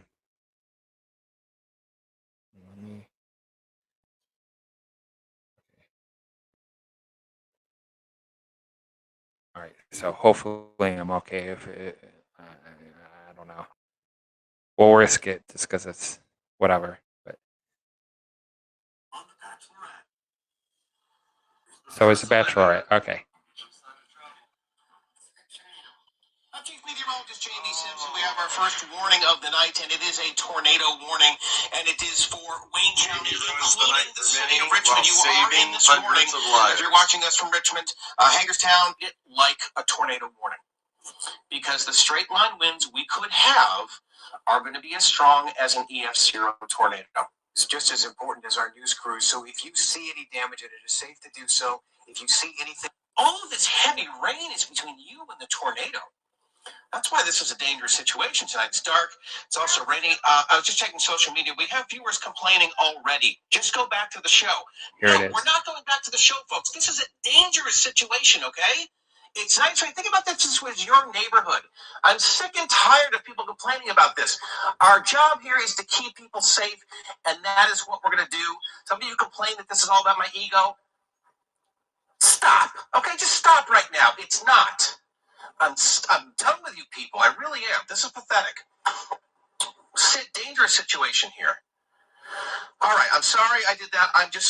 It just really bothers me that we have people that don't care about other people's safety around here. That's just ridiculous. New tornado warning here. Oh, this is the same one we had. That's headed towards Central. It's a severe thunderstorm warning again. Warnings are until 10. Tornadoes do come about, and Something. yeah, that's something. I applaud him for, tell it like it is, because that's part of a meteorologist. Because most meteorologists, especially doing a live event like that, just like what I'm doing now, if you're the anchor person, then sitting behind a desk, you're reading a teleprompter, you have a script, and you read word for word. And if you don't, if you skip a word, your producer's going to have a word with you after. I know how the thing works. My dad works at a TV station. Believe me, I know. He doesn't have to worry about that. He's not famous or nothing. He does behind the scenes stuff. But no, if you're the weather person or the meteorologist, you don't have a script. Right. You don't have to worry about teleprompters unless you're doing like a legit story, which a lot of them are starting to more and more integrate as like reporter kind of thing. But no. You have the camera in front of you. You have the two monitors, so you can look at yourself. That way, you know what the computer's doing for you. They call it it's called chromatography. That's what my dad does. He does. He integrates the graphics, what you see, like the scrolling, like if they're like a bunch of like school closings or something, or like he helps put together, helps the actual like news people put their stories together. So any of the pre-recorded stuff that he's doing, all the technicality, producing type stuff. Again, putting the graphics on the green screen for you, feeding it through the camera, which is the chromatography. Fancy words tonight.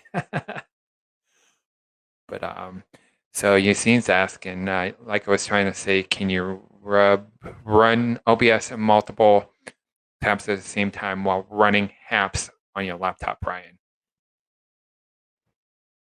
No, I see you, Yassine. I'm sorry. I went off on a little tangent there for a second. I'll try it again because I haven't tried it in a while. But last time I've tried multiple times. The last time I've tried, I don't think my computer can handle OBS by itself, let alone multiple windows on top of apps running at the same time.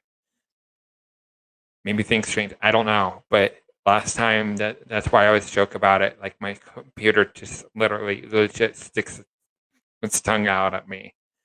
I was the goofball thinking that the computer can handle it. And I get home, okay, well, it's only a mid-range computer, not even a mid-range, like small to mid-range, and because I tried Streamlabs, and regardless, I don't know if it's true or not, but somebody told me that Streamlabs doesn't require enough oomph or power or processing power, if you will, or RAM or gigabytes or anything, and it can't even handle Streamlabs either. I have both of them on the thing or whatever. I don't think it just doesn't like it for some reason. So it says same for mine. This is why I'm trying to get a MacBook Pro with an M1 chip. That'll definitely handle it, especially with that new M1 chip. I heard it's powerful. I have a 2015 MacBook with 4 gig RAM. That's too low for good streaming. Yeah, I don't even, as far as my RAM on this computer, I'm sure I could look it up. But that's kind of impossible because I obviously know that what I'm using right now is a HP or Hewlett Packard Pavilion, but the only way that I know this exact model of this Pavilion is I literally have to turn my laptop upside down and enter the actual model number. Brendan, welcome on board. Nice to have you. Nice to see you. And then because they have so many different kinds of HP Pavilions, let alone other names of laptops just from. I'm running Windows 10 Pro right now. So the good news out of this laptop is not only that it can handle apps, knock on wood, almost flawlessly. It's been flawless ever since I've come on to apps as far as how my computer is concerned. And right now, I mean, look what we're doing right now. But I consider that a little bit of trade-off because there's a lot of laptops. There's $1,000, $2,000, $3,000 laptops out there that don't even have touchscreens. Of course, they're high-end and they have cute processors and cute graphics cards that are from NVIDIA or what the other company is. But I have a touchscreen. I think it's easier for Windows. That's just my opinion. I don't like using Windows 10 with a non-touchscreen. One, because I'm already used to it, and number two, I just think it's actually easier. Because, especially since when Windows 10 originally came out, that's what it was. I was so alienated, and at the time, it was a desktop. It was my girlfriend's desktop, and we didn't have a touchscreen. And I couldn't even figure out how to use the applications. So of course, like on a phone or an iPad, obviously you have to have a touchscreen in those cases. But then you have kind of like the same idea on a computer, laptop or desktop. A non-touchscreen, like what the hell are they thinking? That's how Ryan thinks, ladies and gentlemen. That's Ryan for you.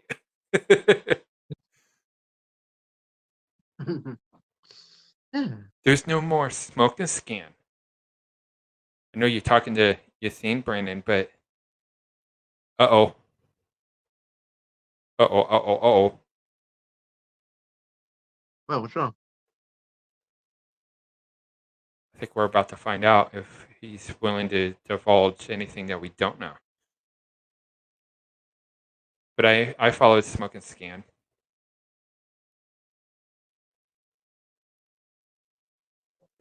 Damon Heller said that it was due to CBS copyright infringement when it was showing chases from KCBS.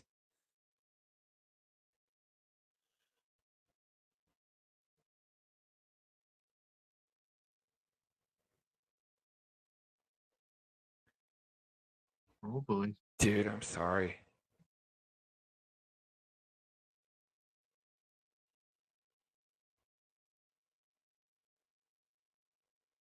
Now, Chris is saying that it's fair use. Now, I'm no attorney and I don't even have the legit requirements to even enter law school, let alone even contemplating the idea, even though my sister went through law school because that's what she does. But that's a whole and but yeah, Brendan does bring up a good point with when it concerns, regardless of what or who it's from, regarding copyright. I do know a couple things, and one of the things I do know is if it has to do with copyright, whether it's actually, and I'm talking like actually like infringed, I'll be right or back. not, but if the company like CBS or even the company that owns CBS sends you a cease and desist letter. By law, you have to follow that, because then they sit there and they can't go after you, even if you didn't infringe on the copyright. So even if it is, so what I'm saying is, even if it is fair use, just because he got a cease and desist order, he has to follow that. So, but then, that's what the court system is for. Because that's another great point, Chris, is for you saying it's for news reporting.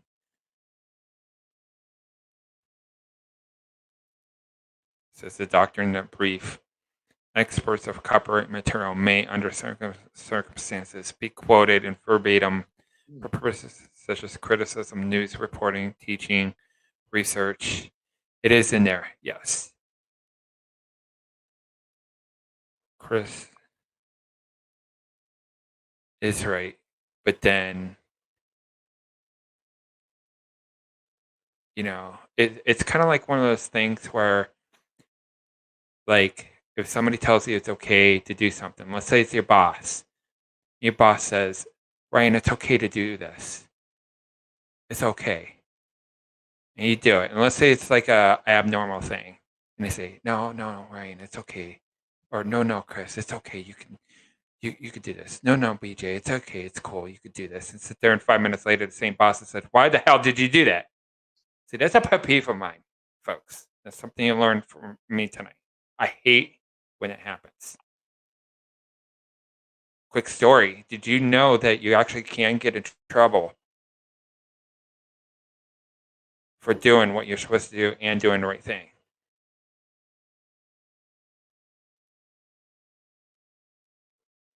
Like what? Trouble? Yeah, that'll blow your mind. Okay, look at where most of us are. Some of us are from abroad, if you still are here, because there was somebody here earlier, I don't know if he's still here, was from Japan, and somebody was from Australia, I think. Here, let me turn my heater off. I'm burning up. Was freezing in this room earlier. Now it's burning up. But no, I legitimately got in trouble for walking in the crosswalk when the dead-on sign tells you to actually cross in that particular crosswalk, and still got charged for it. So I guess I'm lucky. Are y'all lucky that I'm no lawyer? I decided not to fight it because that was one of those stupid things where it's not worth fighting for. Smoke and Scan has a chance. He has a chance to come back and prosper and say, hey, we're humans. We made a mistake. Somebody didn't like something. I did what I was supposed to do. I, meaning Smoke and Scan. Obviously, I'm not Smoke and Scan, but he did what he thought he was allowed to do, or what he was told or shown, or what was written that said that he was allowed to do it. He might have crossed his T's, dotted his I's, and somebody still had a freaking problem with it.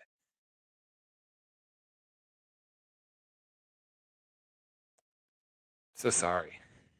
But then how's that any different from what I haven't seen him on Haps yet. I hope he comes over to Haps. But Agenda, what's his name? Steve Lookner from Agenda Free. What he does is, because he's was Smoke and Scan over on YouTube, by the way? I know, obviously, huge on Periscope, but he also said he had trouble with his mods on YouTube and Twitch. Maybe that answers my question. Sorta. Okay. But yeah, Steve's pretty big on YouTube.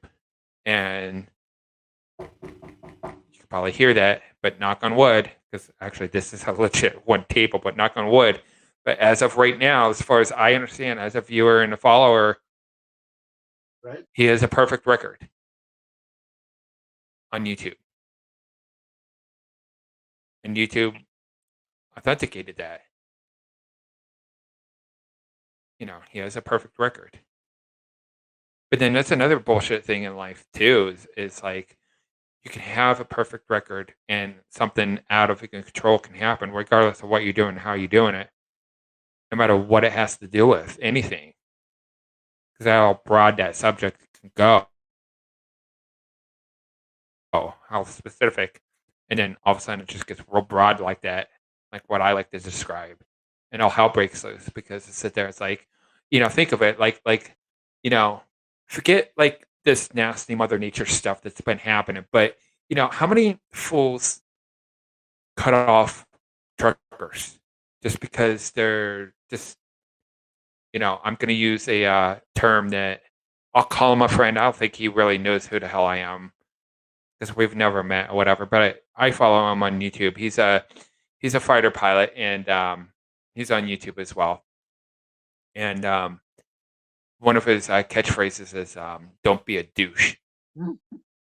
No, that's his way of saying, okay, just be nice about it, even if you have to go on rants like what I just showed you, and that meteorologist saying, "Hey, look, guys, your lives are literally in danger, and you guys are more concerned about watching The Bachelorette." And he got legit pissed off, like really hardcore, and he felt like he needed to. By the way, I don't know the ending of that story. I didn't look it up. Maybe I'll look it up after this broadcast. I don't know if he got in trouble for it. I'm sure maybe somebody said something, I'm sure, in the studio afterwards, but sometimes you have to be that blunt, like,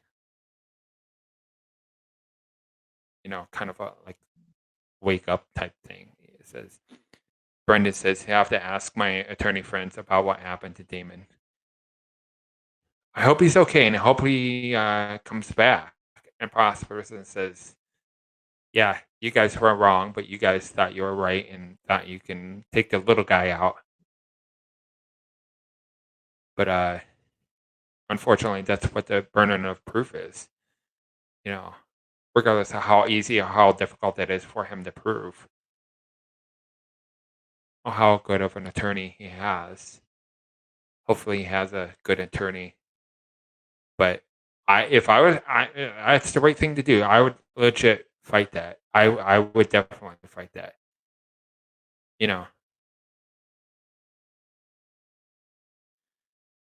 It's just,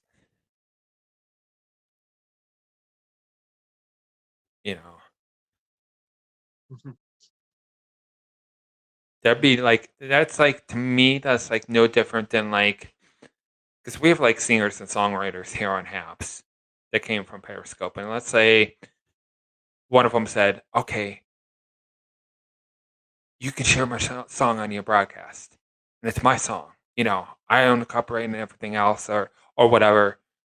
And then to sit there and all of a sudden you get into trouble for it. So a quick search on Quora said that if someone, Damon, streams someone else's comment, KCBS, KTLA, would be illegal. I'm assuming because of that reason, but we're getting highly specific. And that's where, law school comes into play, where, they can differentiate between that. Yeah, it's somebody else's, but then it's like, okay, you're at work and you have to do that, what is it, PowerPoint presentation, or if you, training material. Aviation is a great example because how much training material that you have to, like in ground school, that a CFI or certified flight instructor, what that stands for, has to show you. Because one of the best ways to learn is from another pilot's mistake. You could do that two ways. You can sit there and you can watch yourself and watch other people do the same thing that you're about to do, you're about to learn, or that you're relearning or recurrent on. But then that's another thing. That's what YouTube's for. Watch that YouTube about that aviation accident that killed several people in that airline accident. Because I want my airline pilots someday in the future not to make that same mistake. You guys look up Air France 447. That's a perfect example. Look up the documentary on Air France 447. And that's because they A, weren't paying attention. 2, they got distracted. 3, because, well, yeah, they got distracted and they just, the communication fell apart. That's basically what happened, and that's what started the chain of events that happened in the flight deck of Air France 447. And that's a perfect example, whether you're into aviation or not. But if I can't sit there and show another pilot, I'm just using myself as an example, not that I would, using it on ground school. And let's say one of those students, let's say you're showing a class of like 30 students, and then one of those students sit there, he showed this YouTube video, it's not his. I didn't like that. But guess what? If I own the airline, or if I'm the one teaching you, guess what? You just banned yourself from that flight deck. You just lost your job. But see, that's how I think. But that's how your CFI should think too. You know, because they don't want you, you know, that's where aviation is, where they don't want you to make that same mistake. But, you know, even for just entertainment purposes only, like, I don't know if we were learning anything, but yeah, we learned a lot from Smoke a Scan.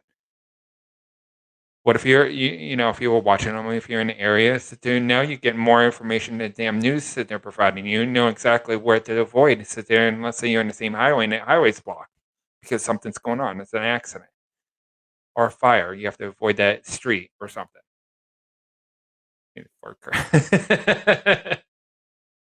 Coming right up. This broadcast is brought to you by.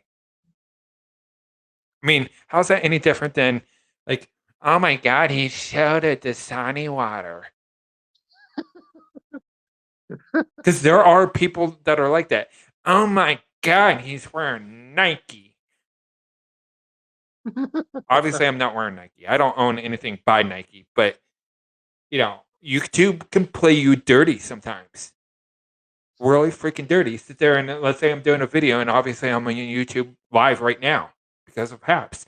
Let's sit there. It's like, oh, we could have a problem with Ryan showing the word Dasani because that's copyrighted. That's trademark. Fools. But you ever wonder why you can't wear those things when you're in an actual TV studio? That's exactly why, folks. Hey, Vince, welcome back. Glad to see you back. But that's why. Because of copyright issues. Because now now the studio, let's say you're on like watching like The Price is Right or Wheel of Fortune or something, you're a live member of the audience or something, and they cut to the audience for whatever reason that they do or something. I could be wrong, but like what I'm wearing, I think it would be okay under certain circumstances, but then there's even ones where even what I'm wearing is still inappropriate, regardless it has no writing on it whatsoever, because sometimes you have to be, you know, you're not talking suits, but you still have to dress like nice, like what you would like in a 5-star restaurant. Hi, Carlinda. I pronounced your name right? I hope so. Welcome on board. I've seen you around in a few places, but nice to officially meet you. Welcome there. Price is Right does not want anyone wearing a shirt with a logo. And see, that's exactly why. Because now they have to go through, because now they can get in trouble because you sit there and went in there with that logo. Because now they have to figure out a way to either ban it or block that. And the easiest way to do is not let you in the studio in the first place. Or tell you to wear something else, or maybe something over that. You know, wouldn't that suck if you stand in line for 4 freaking hours for a live show, right? And let's say you didn't know that. Well, that's no excuse, folks. That's no excuse. Because now they sit there and they can kick you out or not let you in the studio in the first place. Oh, security was mean to me. Were they? Nothing wrong with being sensitive, folks, but come on. Okay, I just wanted to make sure. Sometimes I have trouble pronouncing people's names. Watch them tape an episode behind the scenes. The producer told contestants spinning the wheel to not shout out brand names, companies, etc. Yeah, that's it's on you. I'll go ahead and I'll look that up. I'll definitely look that up after this broadcast.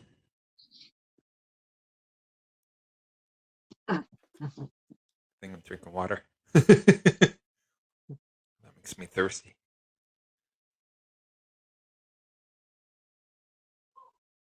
But yeah.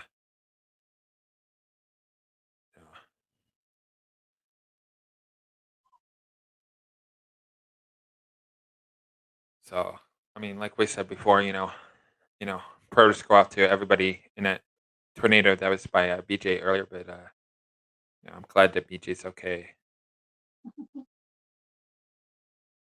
Yep. Right. But you know what? I don't.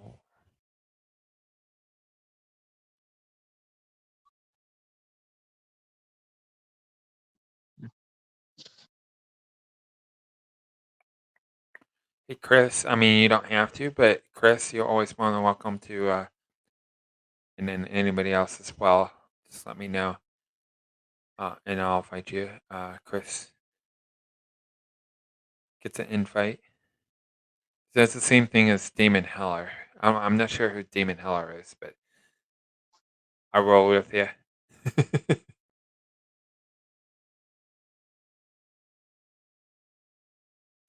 Yeah.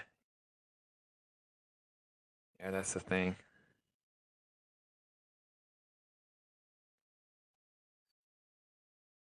But no, they just recently changed those. And I talked about it a little bit because that's actually, I think that was how I actually ended up meeting. And she was in here earlier. She wasn't a guest, but she stopped in for a little bit, a short time.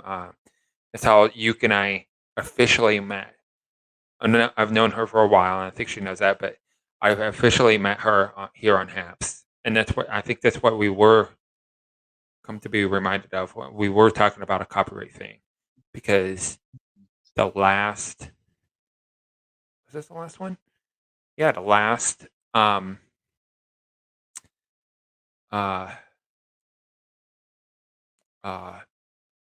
support that Congress did, that was actually in that support bill that they did. The last one, not the one they're working on right now, but the last stimulus package or whatever, that huge one. No. I think I have the two mixed up, but it's on there. It's on my replays. But we were talking about copyright because copyright was on there in that bill, and they changed quite a few things on there. And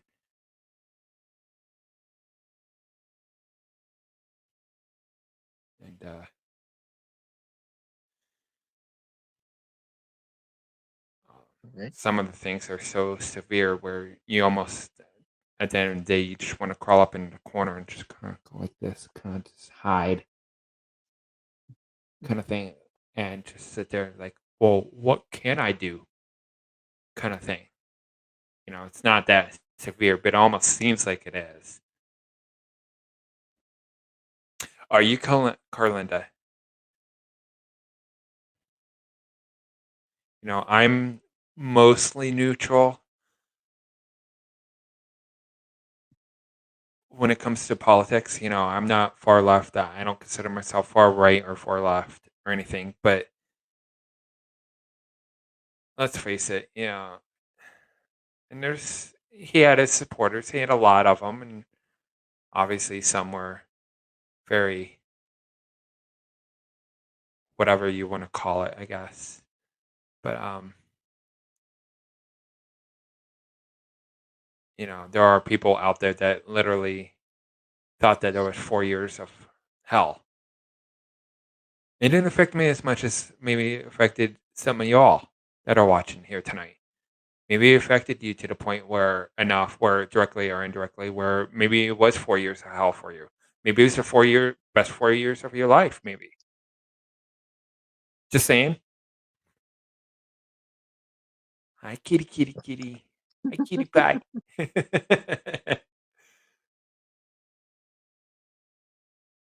Aw, adorable. I know you can hear me. You can hear me. Yeah. Yeah. Ye- Hey, thank you. I'm talking to you. It's like cameo. Not so into the Republican Party yet. I'm not far left. Okay. Okay. But that's what I try to do. I respect everybody's opinion, regardless of how ridiculous it can be sometimes. But you know, but I am also one of those other people that I'm like that too. I'll tell you how it is. Hmm. You know, even if it makes somebody angry or pisses them off. But that's up to each individual to see that portion of that perspective. If we want to see the realistic of that, I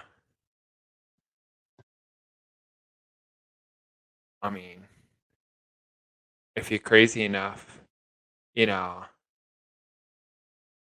can't think of a good example, but let's say you're looking at something and it's a certain color. I don't know. And then maybe like it's outside or something and the sun hits it and makes it look like it's a different color than what it actually is. And it'd be like the two people sit there arguing over what color something is when they're actually looking at it. You know, we all, at the end of the day, we all have our own eyeballs, you know, but,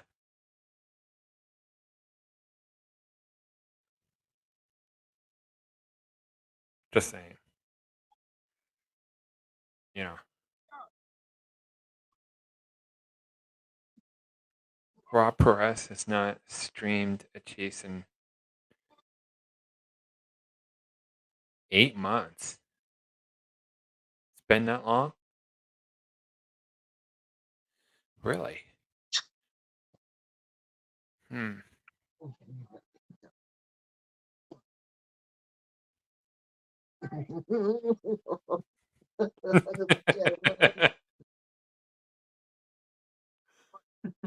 Aw.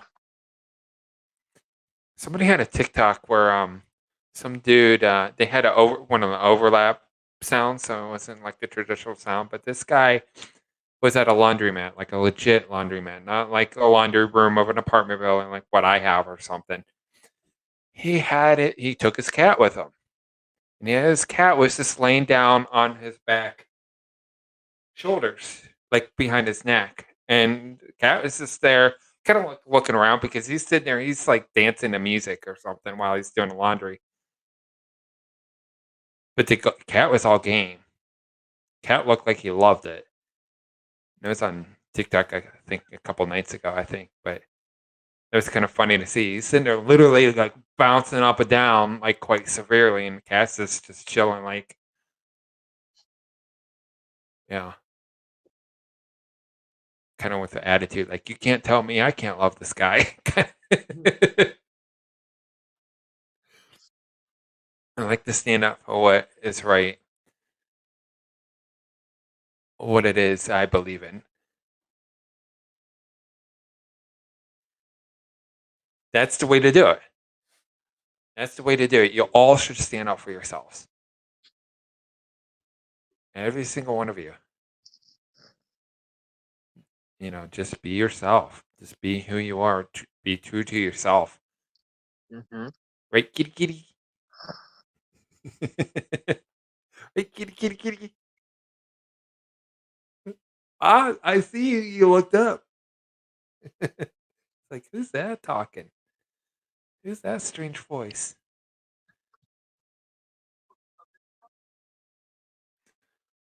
How old is the kitty?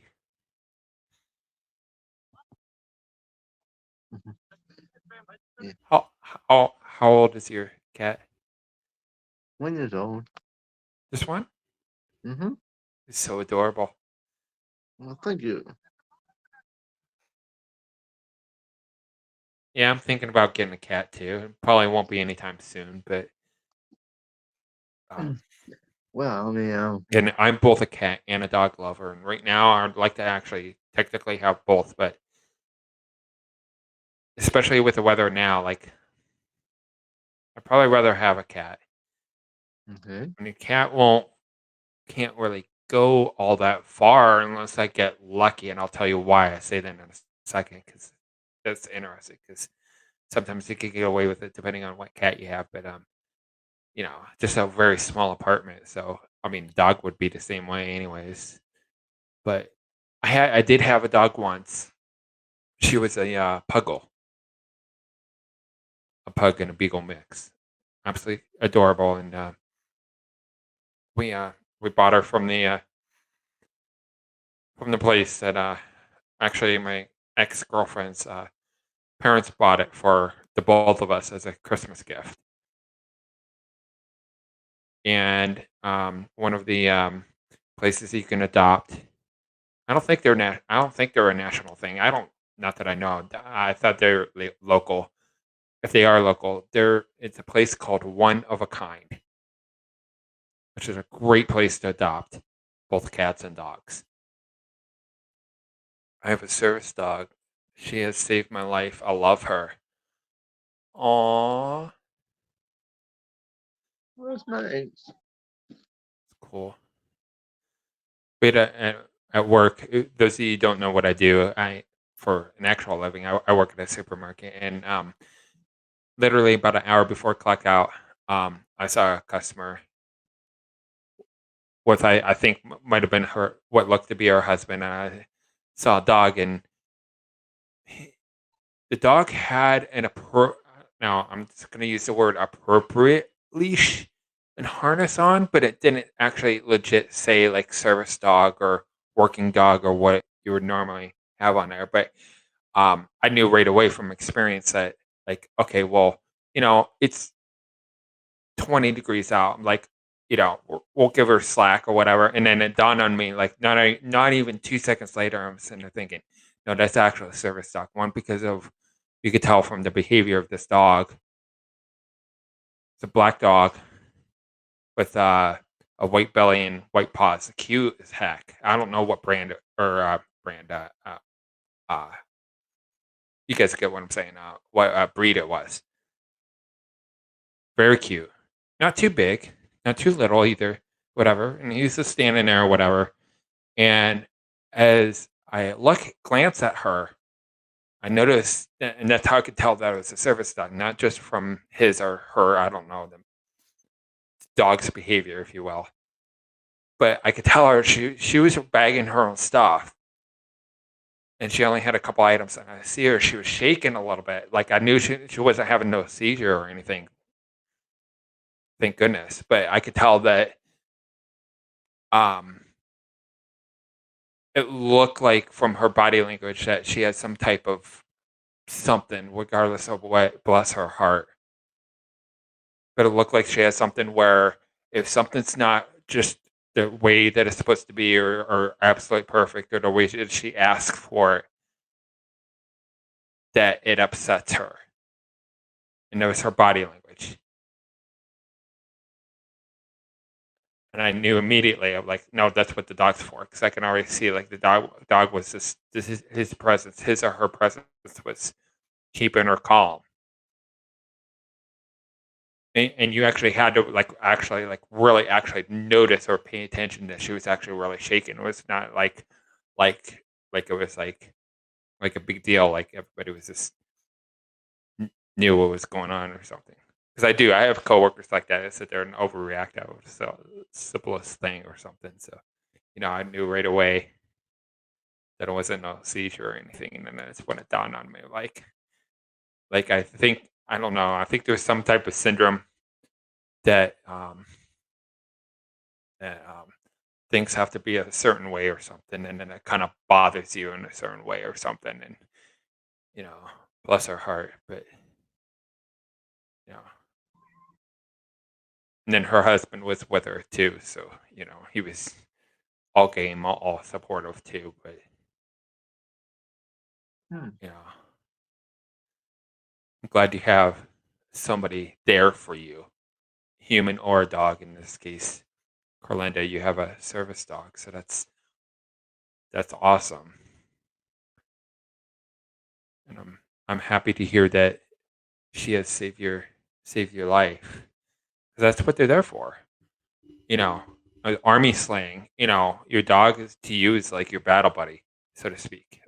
If you guys don't know what a battle buddy is, that's just another soldier that's with you all the time, because you're not really supposed to go anywhere without a battle buddy in the Army. I mean, there's times when you can be by yourself under specific circumstances, but Hmm. man's best friend, But what I was saying earlier is I've seen people take cats on walks. Have you ever take a cat on a walk, BJ? You have 6 seizures a week, Carlinda? Oh, I'm sorry.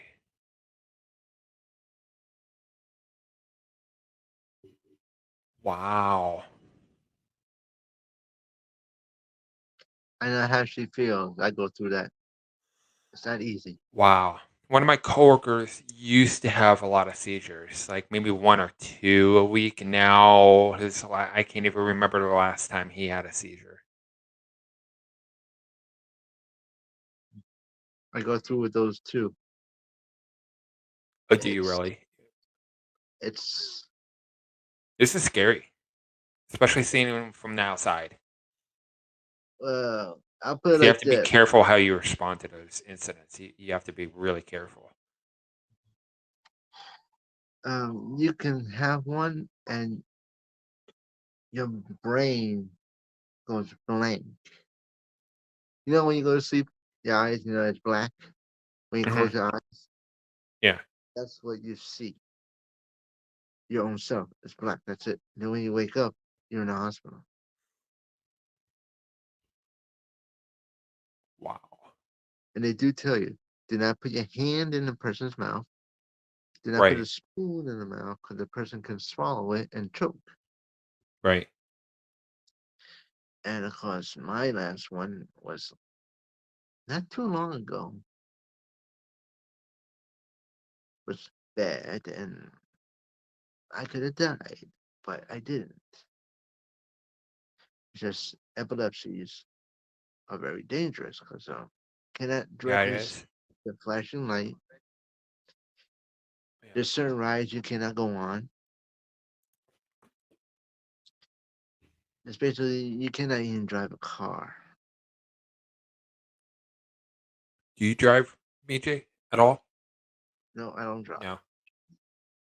Did they allow you to do that if you had the opportunity to drive? Well, they say if you have no epilepsy for 5 years, you're able to drive. And I surpassed those years. See. And I didn't want to take the chance, Okay. and bam, I had one right there. Oh. It's very scary because people that see it, they get scared, they get nervous, they like wonder what's going on, what's wrong. Right.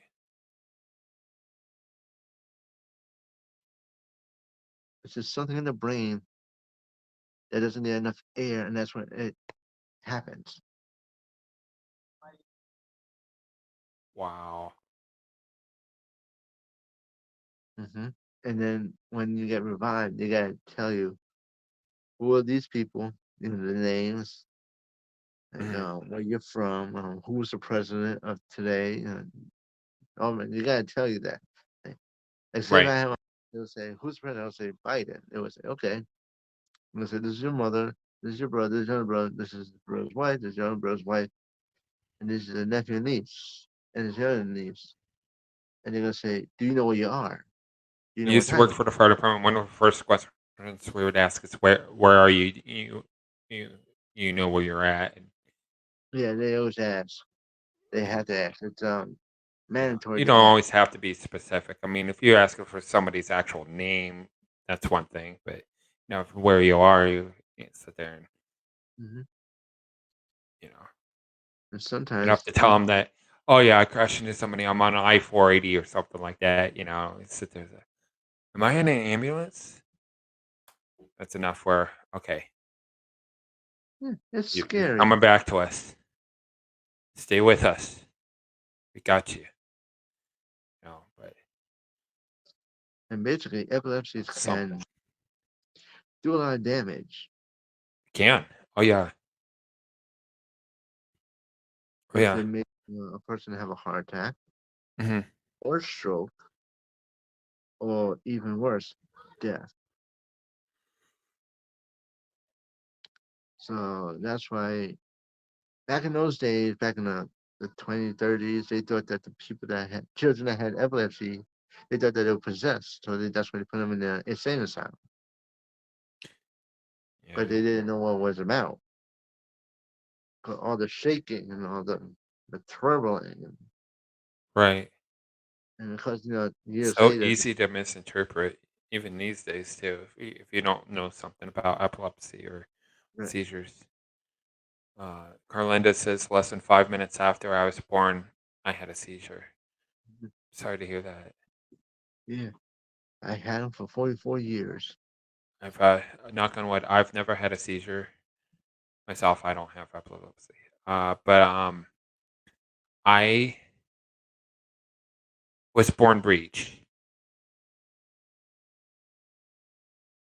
So even before I was born, I gave my mom hell. But no, I was born breech. Okay. And the first 2 minutes of my life, I didn't have oxygen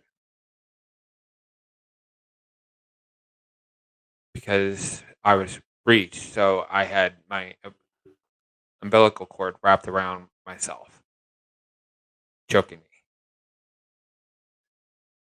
So it's literally like strangling myself as my mom was delivering me.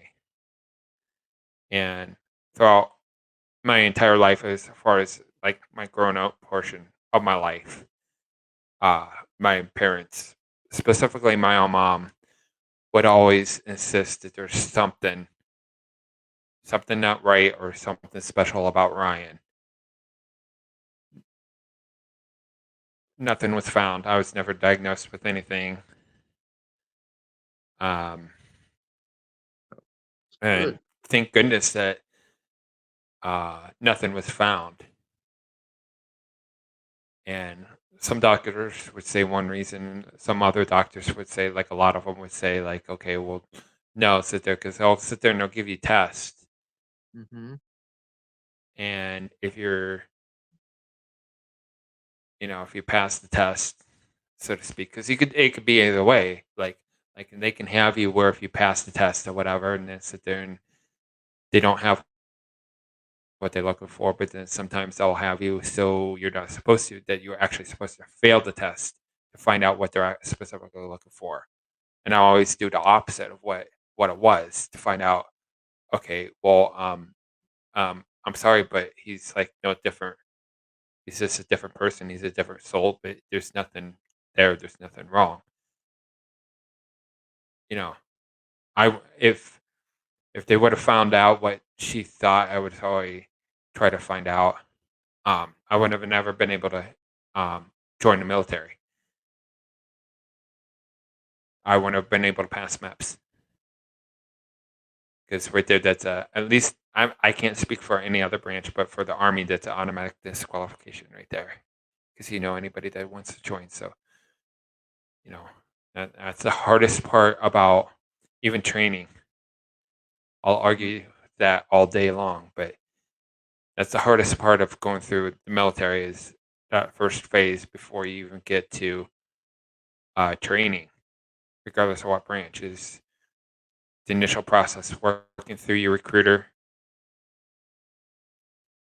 Sometimes you go right away. Sometimes you go into like the Army calls it DEP or delayed entry program. And then that's the most difficult part, is actually getting through MEPS for that specific reason, because it's very far and few and extremely rare, but there have been soldiers, trainees, where they were just as thorough as everybody else that went through MEPS that specific day. You pass MEPS, you get into basic, and halfway in the middle of basic, they sit there in the middle of the run and they freaking pass out because they didn't know they had a hole in their heart. Now, I'm partially being serious because that actually has happened before to some individuals. And I'm being sarcastic at the same time, because that's something that MEPS is so thorough that they can look back and say, hey, doctor, why didn't you find this? Because they can literally, not that they would go after the doctor, but they can literally go up to that doctor and to the point where maybe they testify or something, and they say, we didn't find anything wrong with him or her, or maybe it wasn't reported, maybe it was supposed to be reported, because that happens too. So, Have you ever seen an epilepsy attack in person? I have. Right. I have. The worst one that I saw was a customer, and I think she ended up surviving, but I think she was just walking. She was in the front portion of the store, and she just dropped like a rock.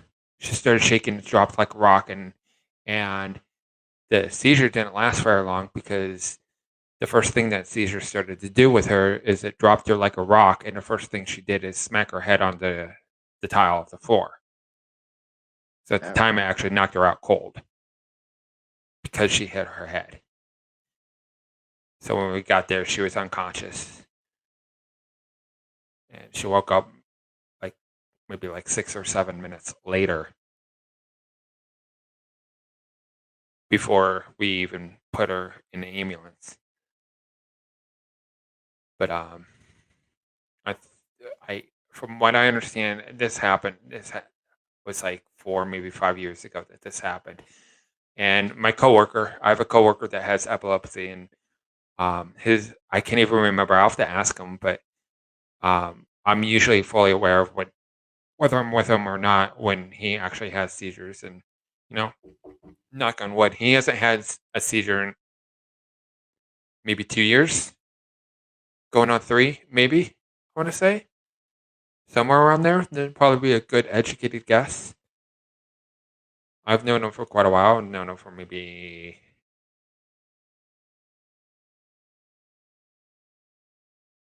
8 years or so, I want to say. And but the last time that I was with him, because we would hang out outside of work too, and there was one time, and he's naturally stubborn too. I'm a little stubborn myself, but he was a little stubborn, where I think we were on our way to Starbucks before coming into work. And because we both ride the bus, so sit there, and we were riding the bus, and the bus stop is right next to the Starbucks, and then we have to walk a little bit of ways to from the bus stop to our work entrance. And as we were walking back out, we already had our coffees at this point. We were walking out, and we made it maybe 100 feet past the door, so we're outside. And it stops. That's all it was. Just enough where, if you weren't trained or knew anything about epilepsy, or knew my coworker's history or anything, where it was so subtle that it almost looked like if somebody, how if you stand up too fast or whatever, and all your blood rushes out of your head to lower portion of the body, and you're dizzy for a couple seconds and then you're fine. And that's what I almost like, okay, well, he didn't just stand up, but it's just kind of like, who is this? He didn't really shake. He kind of like moved a little bit, almost as if it was a shake. And at first I'm thinking, okay, why is he dizzy? And then it dawned on me, I'm like, okay, well, all right, dude, you're like in the middle of a seizure. And then his stubbornness sat there and took over. Like he was completely aware of his surroundings and everything else. He's like, that's whatever. And we ended up both calling off for that day because we were like an hour early, whatever. We were just gonna chill and chat, whatever, in the break room, and no big deal, you know. And I think that had been maybe 3 years ago, if that.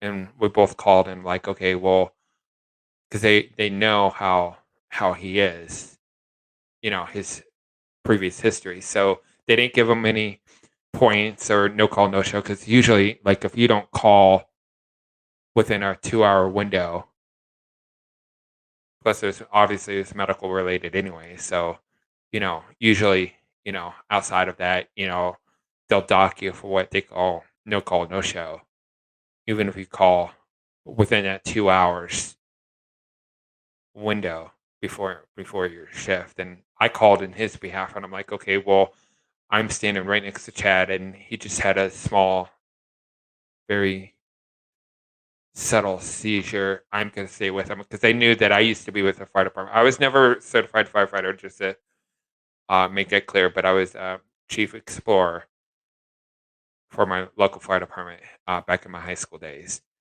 And I told him, and back, like right now, I'm not medically current. I know some things, but I still have to, like, my CPR is current, but as far as like basic med or anything, I'm no longer valid, whatever. But at the time I was, and I told them, I was like, is it okay if I had to stay with them? And they're like, okay, well, go ahead and take your day off or whatever, because I only had like a 4-hour shift that night. Like, okay, well, you're not going to have anybody on the lot, who are you going to place out there? Like, no, don't worry about it. We'll figure it out. No big deal. And I was like, I'm not leaving my bud.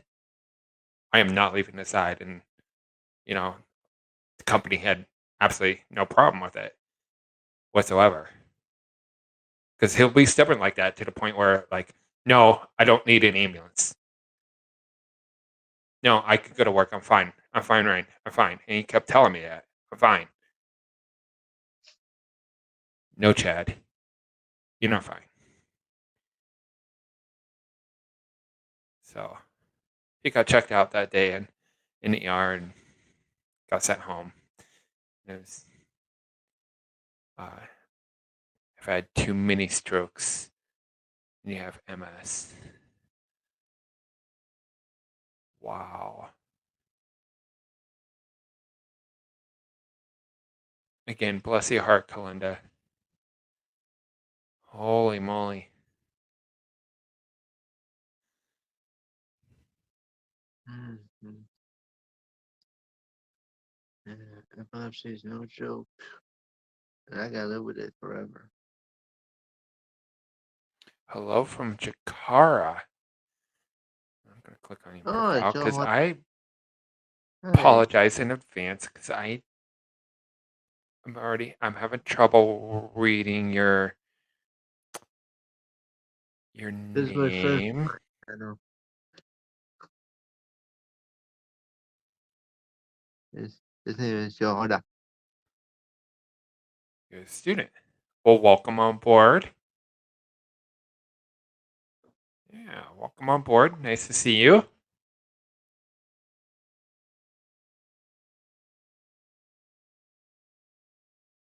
Cool. Okay. I feel like I should know this, but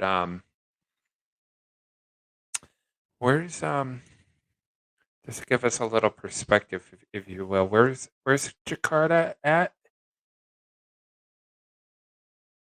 What region of the world are you tuning in from? I know you say Jakarta, but I'm not sure. I'm not too familiar with Jakarta.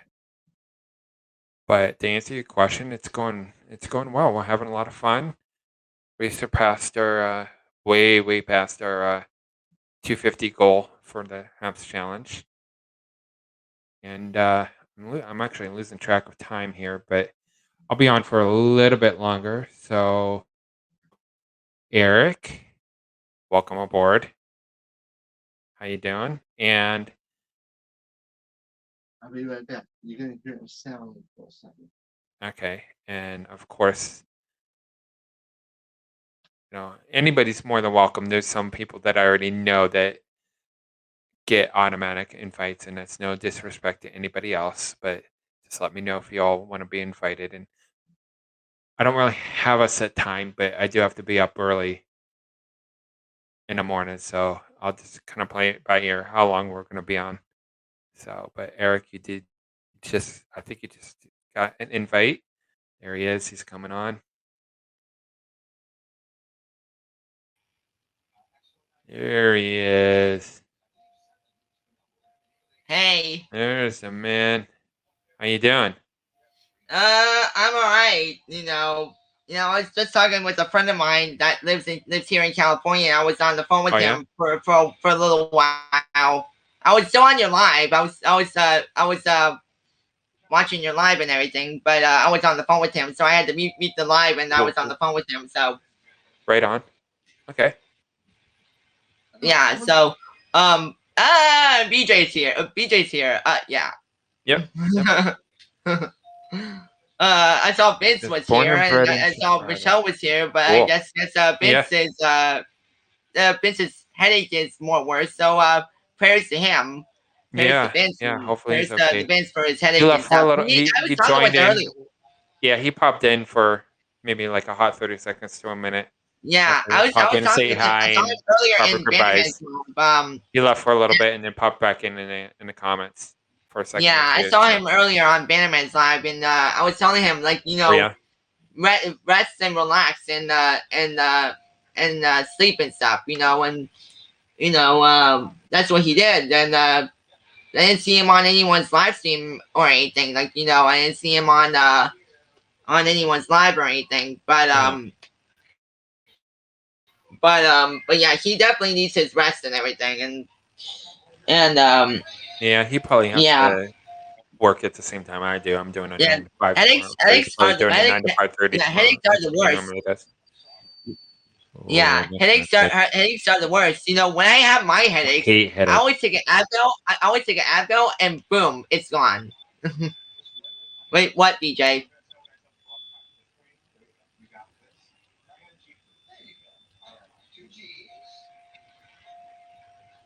Hi, Russell. Absolutely. Oh, Rex wants to be invited. Oh, Russell. There you are. Great user. Me setting it up. Hey, my apologies. I had to Google that, but Jakarta, Indonesia. That's pretty cool that you're tuning in from Indonesia tonight. So I'm hearing a real high-pitched tone. Not sure where that's coming from, but the alarm is setting up. Okay. There he is. Hey guys. Hello. Gentlemen, hello. Hey, Russell. How are you guys? Good. Good. I just went to Burger King. I know I probably shouldn't have eaten what I ate. Have it your way, right? Oh my gosh. I had it my way, let me tell you.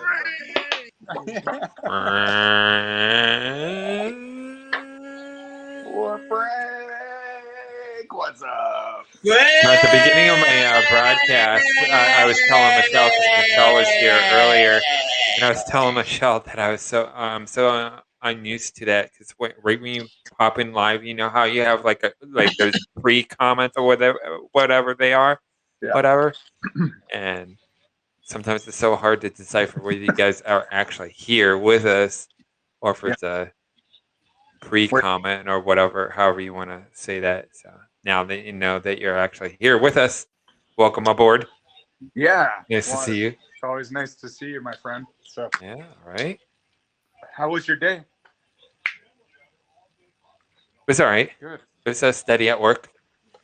now, I'm feeling it. This whole week I've been. Yeah. Was that Eric? I was saying, I was saying now Russ is making me hungry for Burger King. Oh my god. He's making me hungry for fast food. Of, I can't have it. Eric, I miss that. Eric, I'm like, I want Burger King so bad. oh my gosh. Janae, hi, welcome on board. Nice to see you. No, Sassy. Hey, Janae. Thank you for the Stay Safe Award, Sassy. friend. Sassy, I went to Burger King. I know it's probably bad, but probably it's okay. Oh, yeah. I'm doing once a week, Ryan, where I have one meal. Okay. Where it's like a cheat meal.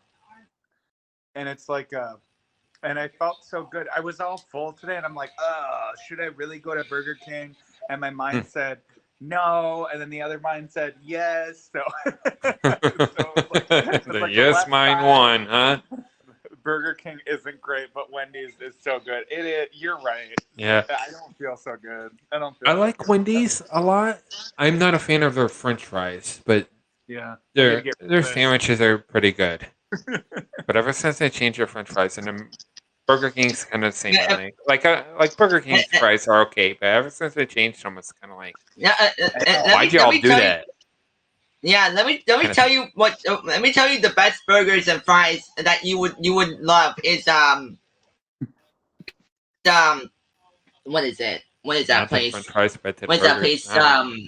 No, what is that place? The fries, not to the fries, but the burgers.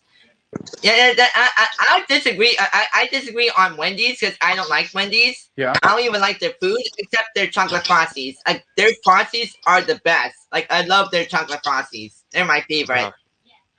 I feel like Eric, That's all I would have from Wendy's. You could have a whole plate of Frosties just for lunch, Eric. And Vince is back. Oh, Vince is back. Welcome back. It's a little small. McDonald's fries are the best. I'll disagree on that. Their fries are when you get the fries from McDonald's, the burgers are great. I love their Big Macs, but and the chicken nuggets. About that. Just but asking the fries are I don't like the fries at McDonald's. I don't like them. Ryan, she wants to come up. Yep, she just got invited. Cool, awesome. Yeah. Yeah. I don't know why it still says that. I'm so mad. I don't. Hi, Travis. Welcome on board. Hey, no. Hey. Travis is asking Eric if you like In-N-Out. Hi, Janae. Give me 1 second. Hold on. I'm fighting my screen. It won't let me click on. There you go. Sorry about that. It's so good Hi. to see everybody. So Michelle was here earlier because I had to tag her earlier, and she was asking, "It's like I haven't seen Janae in like quite a while." Now you're here. We're gonna have to tell Michelle that. Like, who showed up later? What's that? I'm back. I got kicked out. Sorry. Uh-oh. Again? It was I'm back. I'm back. So answer Travis. I love In-N-Out. I love their burgers and fries. I love In-N-Out. What's up, you guys? Hey, buddy. See, I have 2 reasons why I can go to In or Out. I didn't hear Janae. What, Janae? I said In-N-Out is chick. Can you hear me? Your audio is a little awkward.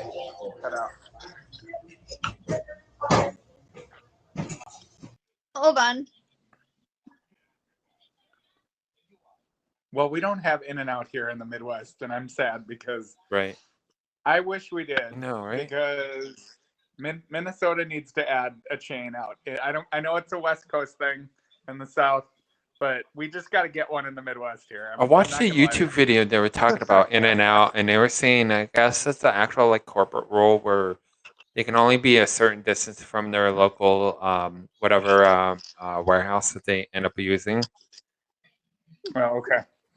Has to do with quality or something. Anybody? Can you hear me? Yeah, we hear you. We hear you. We do now. Yeah. Yeah. In-N-Out is legit. I love In-N-Out so much. I used to hate it, but I love it. So what's a normal that an appropriate word these days? Wait time. If you go through the drive-through and in and out. Let me tell you about the wait line. Okay, The wait so line in the drive-through line and in and drive, out. that's all I know.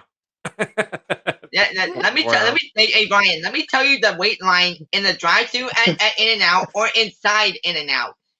The line is out of the driveway. Like the one near me is out of the driveway. Yep.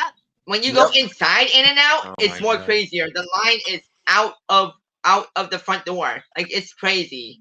During Like COVID, it's crazy. during COVID, And there's no place to sit. I'm like, what the heck? COVID has Like- like less busy inside for where we live at, actually. Yeah. What about Let's Cane's see. chicken, you guys? Cane's? That's like Oh, usually half that's an what hour. Cane's does. We have a Cane's. Literally, I have a Cane's of walking distance from where I'm sitting right now, and that's I they're love the always- chicken. It's a Oh. line out the thing.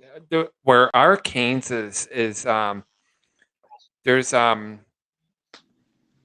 kind of like half apartment, half like student housing kind of thing.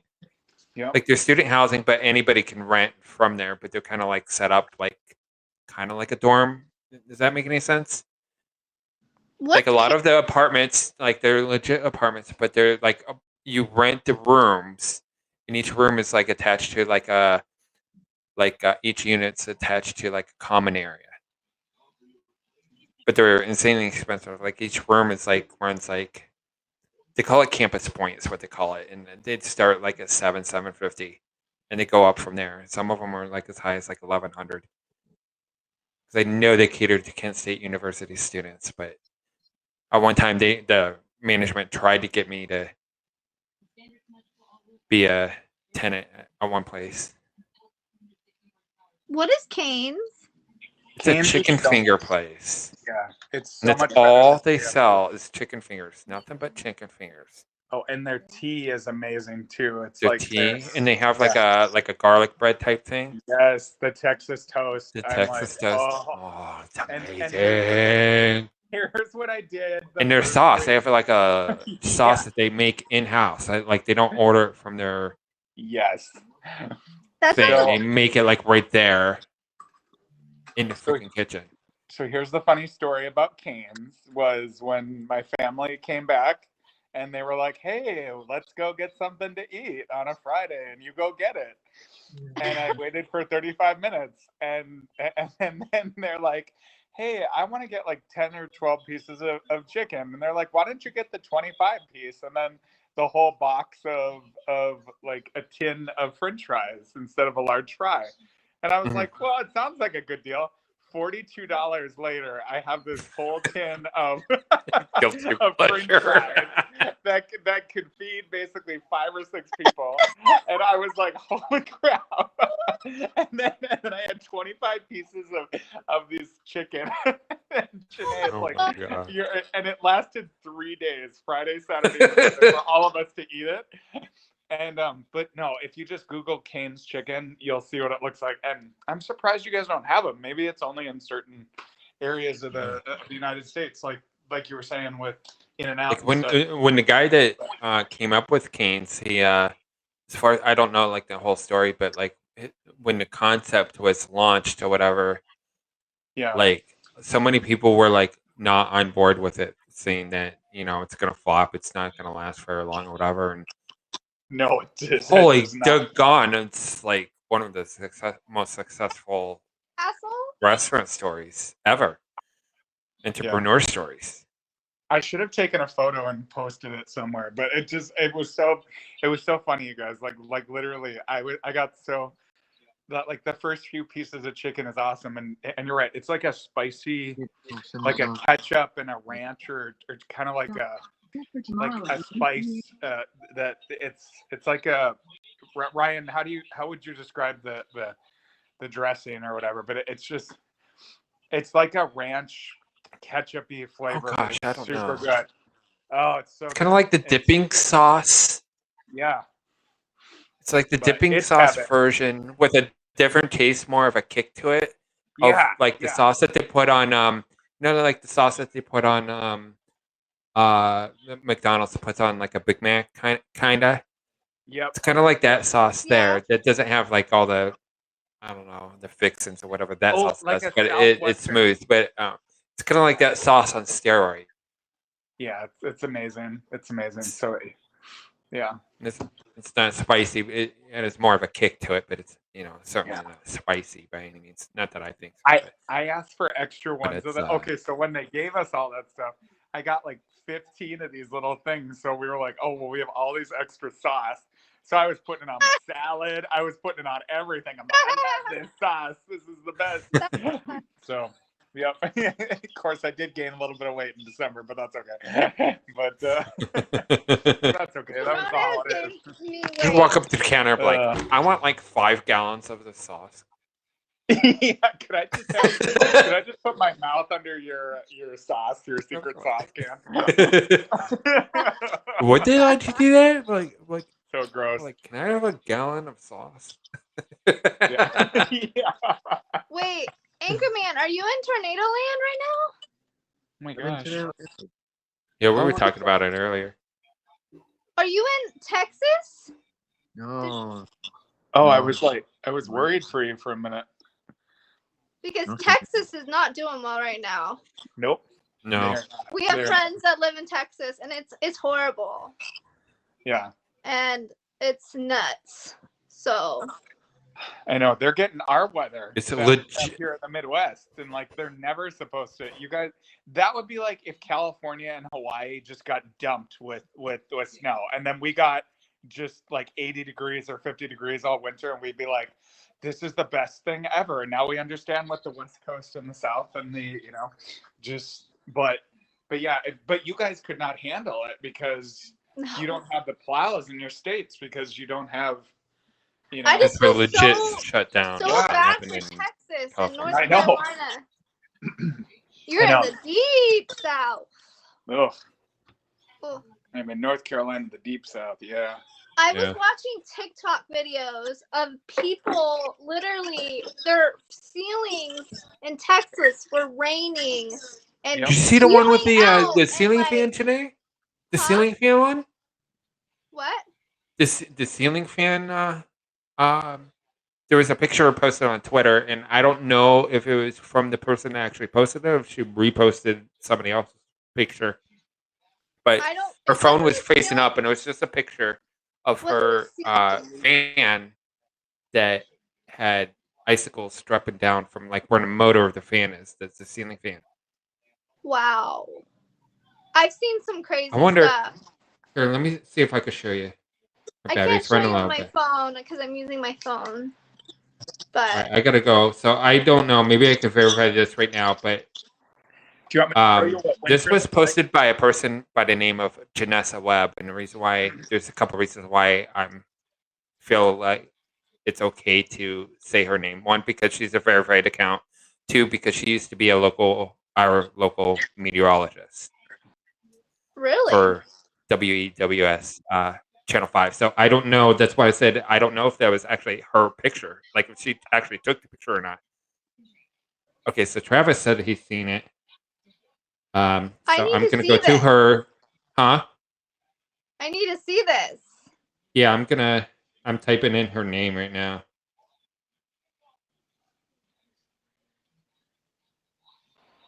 I feel like it's I got to scroll down for a little bit because she posted it a while ago, but it was earlier today. Oh, I'm sorry. It says one day, so it must have been yesterday. Well, I'm like so she recently moved, so I don't even know where the hell she moved from, or to, rather. So I don't know if she's in Texas or she was tweeting a whole bunch of stuff about Georgia the other day. So I don't know if she moved to Georgia or stuff because it sounded like stuff was like personally like connected to her. So I don't know exactly. Interesting. Okay, so this is somebody else's that she retweeted. This is from Thomas Black. Thomas Black GG. This is how cold it is at my apartment. As a Texan, yes, I'm certainly not built for this. I don't even care. That's what he wrote. And I'm going to do this. Hold on. Bear with me, folks. How can Hold I on. see this? All right. Oh my gosh.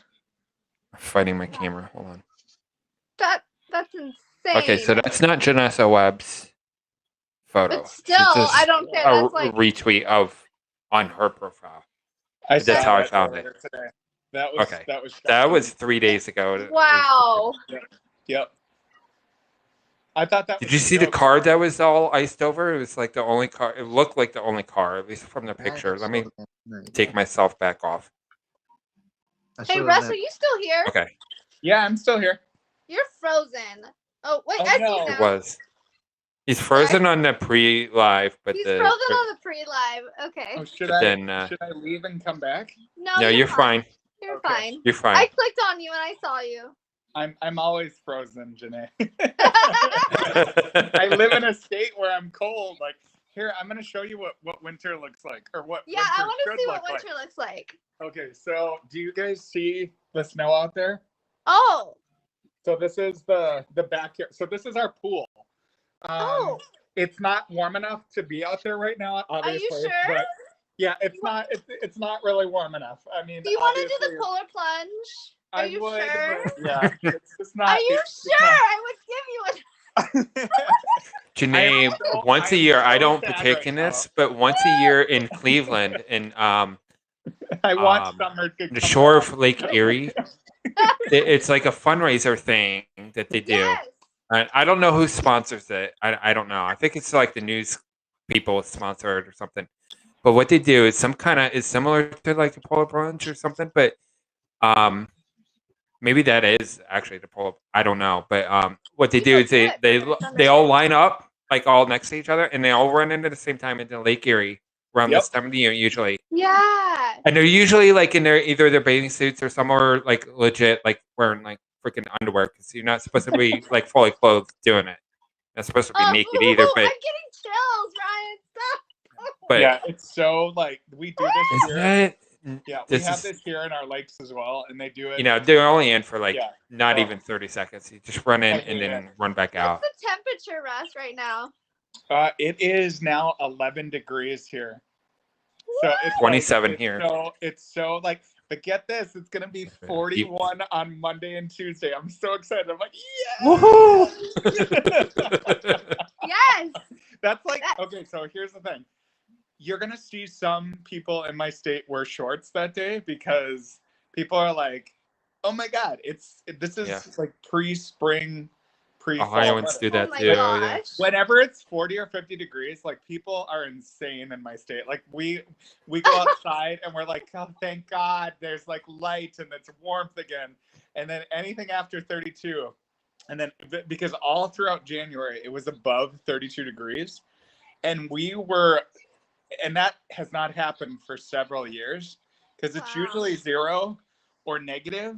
And we had the first 2 weeks of February. I didn't go anywhere. I didn't go work out. I just stayed at home because it was negative 15. And it finally turned the corner yesterday to be back to 5. And today it got to 11. And tomorrow it's going to get to 19. And then it's just going to get better. And apparently it's supposed to snow on Sunday and then get ready for 41 Monday and Tuesday to warm it up. So okay, so here's a bizarre story that I can share with you. On Monday. A couple days.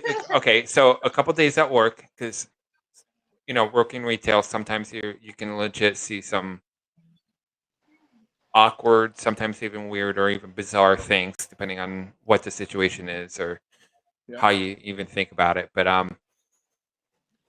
I kid you not, sometimes I sit there and I don't know if anybody else really noticed, but I tend to try at least pay attention or at least know my surroundings enough where I like to think it's a little bit more than average person. I don't go scan and looking for things that other people can't find or don't pay attention to or anything. I just naturally like that. I notice details or whatever. And I'm just doing my thing and, because of the nature of my job. So I'm one of the first people that you're going to see going in the store. Because of the position of what I do, and I'm going to be the last person, almost always the last person that you see too. So there's 2 girls that sit there freaking walk into my lobby, Okay, so I'll be honest, I'm a guy, so we're all gonna notice, regardless or whatever, especially if they're attractive, right? Okay. So number one, they're already attractive to begin with, right? And they're legit 15 freaking degrees out. I Oh kid you not, I ain't making this up. Did 15 flipping degrees out that day, in the middle of the day. Okay. No socks. They were wearing like flip flops.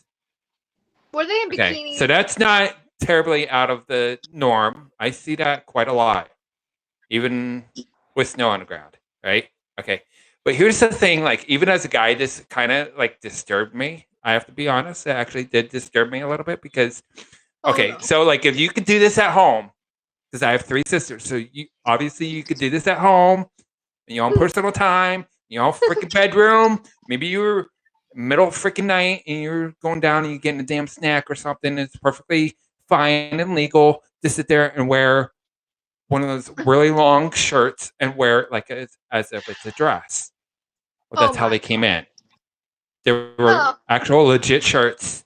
You could tell that they weren't wearing no skippy shorts, like those, pardon the word, but sexy type shorts or something. You could tell that because they were white shirts. Oh my gosh. You can't make this stuff up. Seriously? That's crazy. Wow. I mean, am I even allowed to ask why? Gosh. Okay. I'm sure they know that they're attractive, I'm sure, but if you're calling yourself to that type of attention in public, then maybe there's something about you that I don't. They look like college age students. They were petite girls. They look like, you can tell they were adults, but barely. They're probably maybe 19, 20. Okay. I'm a horrible age guesser, but they were little.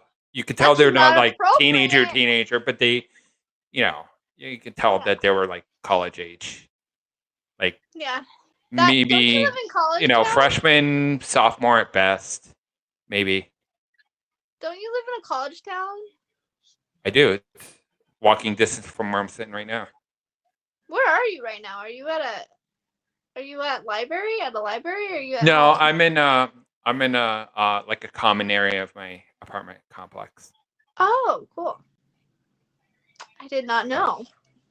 So until I get my own Wi-Fi in my own particular unit, which I'm working on, but there was a mistake that I did with the internet company before I moved to the apartment complex that I live at now. Mm-hmm. So even now, technically, my internet's technically free. Like the service itself is free. It's like $45 a month. Right? Is it good? For Spectrum Internet, but we pay $5 a month because number one, I'm already paying for it because it's included in my rent. So I'm actually already paying for it because one, I have no choice, but I haven't set it up. I've been here for like a year and a half, and I haven't set it up because I still owe them like $570. Wow. So I still have to give them back I still have the things. And I asked them the other day, I'm like, I know I owe money. Like, how much do I owe? Whatever. Because I did like a trial period or whatever, and just kind of like, okay, well, at the end of the trial period. But then that's part of the thing. Like, if you, that's what they charged me for killing the contract early or whatever they call it or whatever. Yeah, breaking the lease. So I don't think the whole 570 was. I think it's whatever that was, and then whatever I owed for that month added on to that. Right. Because then I had to move like 2 months later, and just kind of like forgot about it or whatever. But I still have the thing, and I said, "Well, I still have the equipment. Can I still use the same equipment?" She's like, "No, because it's not compatible simply because you're in a different unit. So just hand it back to us or whatever." Because they have to like reprogram it or whatever. And we just pay for the equipment. So they only say it's like $5 a month or something like that. You just pay for whatever the equipment fee is. I think the reason and if you want something like, if you want like TV, because I offer TV too. So, TV's extra. If I want like legit TV, and then depending on what tier, but Spectrum Internet, it's like 100 megabit internet. And it's, truly unlimited. So once I have that, I can be using this laptop at home. Oh, do you have a laptop now? I'm using it right now. Oh, when did you get a laptop? I feel like. I've actually had this for maybe 3 years or so. Oh, okay. Yeah. Okay. So I've had it for a while. You've had it for a while. It wasn't too bad. I only paid $400 Hey guys, for it. sorry, my It's phone okay. was dying. You mean your cold phone was dying? My cold phone was dying. It said It froze. It said, Russ, you need to charge me back up to warm up again. Yeah. Since it's always frozen over there. Exactly. Right, It's frozen from October until April. Like basically, it's like. But this year, due to probably the climate changes, I'm gonna say that January was a really nice month. I normally don't say, hey, come out here to Minnesota in January, but hey, maybe it'll be nice and warm next January in the 30s. Not to rub anything in, Russ, but yeah, but it was like 80 degrees there today. We had a period of time where it was like almost 70 degrees. Thank you, Travis, for the Cheers Award. I appreciate you, bud. Thank you. I like how you were like, not to really rub it in here, but I live in a state that actually is a lot warmer than yours, and we don't ever experience, this thing called winter. But it's we okay. do though. That's the problem. Your winter is like 40 or 50 and rainy. That's what it is. It's like unless you actually get snow, like I don't really feel like the warmer states. But here's the thing, though. I have friends that live down in Texas right now, and that are like, oh, Rush, you don't even want to come down here during the summer. It's over 110 degrees or 120 a day. And then that's the same. I mean, I was talking to some people in Fresno that I know this past summer, and they were like, oh, Russ, you don't even want to be in California right now. It's like 150 and like we're dying. And I go, you know what? I'll just stay here in the 80 degrees and, just enjoy that. But I would say we have the humidity. Like when it gets really bad, we get humid here, and then we're all like, I can't. And then we complain about the weather. We complain about the weather year round, regardless. and it's just like that's the conversation, because it's like we can never have. My state is so like it'll go one day super cold, then it'll go to summer. Then it'll go to fall, and then it'll go to spring, and then it's back to winter. And you're like, what the heck? Did I just go through like a polar vortex or like a vortex in time? but no, I always have wondered what it's like to be in a warmer state during the winter. And it's just, I feel like you guys are so much luckier. I'm not going to lie. We do get to 35 at night. Well, that's not that bad. I mean, But that's bad for us. You guys. I know. For you. Yeah. I live closer to the snow, Russ. I don't live in LA. Like SoCal, it gets warmer. Up here, I live closer to Tahoe-ish. Okay. So yeah, I know exactly what I'm kind of like half. I don't know how to explain it. I'm in Placer County, so it's kind of near. It's only like an hour away from Tahoe. Okay. So we kind of get like the colder. It just depends. Yeah. It just depends. Sacramento is. Well, I'm in Sacramento too sometimes, but I feel like it's just different all around. But SoCal, I don't know Eric experiences this or not, but it is warmer during the winter. Wait, what have I experienced? Do you experience warmer weather down there during winter? No. Define I'll tell you how the weather is. You're gonna see BJ. I'm gonna tell you. It's been in the 60s and 70s where I'm at. So it's been in the late 60s and well today Friday and Saturday it's gonna be in the 60s, late 60s, and then Sunday all the way until next week you'll be in the 70s.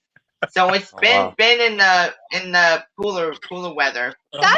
That's warm though, compared to like 60 is warm for you guys. That's like spring for us. So it's just like that's like the perfect weather. If you experience wind chill, Janae, if you experience wind chill, what's wind that's chill? Where I am. The wind is like cold and it's cold. We had wind chill yesterday. It was freezing. Okay, wind chill. Well, Ryan, you and I understand it because you're in the East Mhm. Coast. I'm in the Midwest. It's like you know exactly. And I've What- experienced what- that. I've experienced the cold weather, and I'm like, this is my kind of weather. I love cold weather. I just I'm not a hot weather person. Like if it was like hot weather, like if it was like 80, 90, 100 degrees, no thanks. I'm more of Mm. like I'm like Yeah. 40s and up, like 40s up to like 75. That's it. That's as far as I'll go.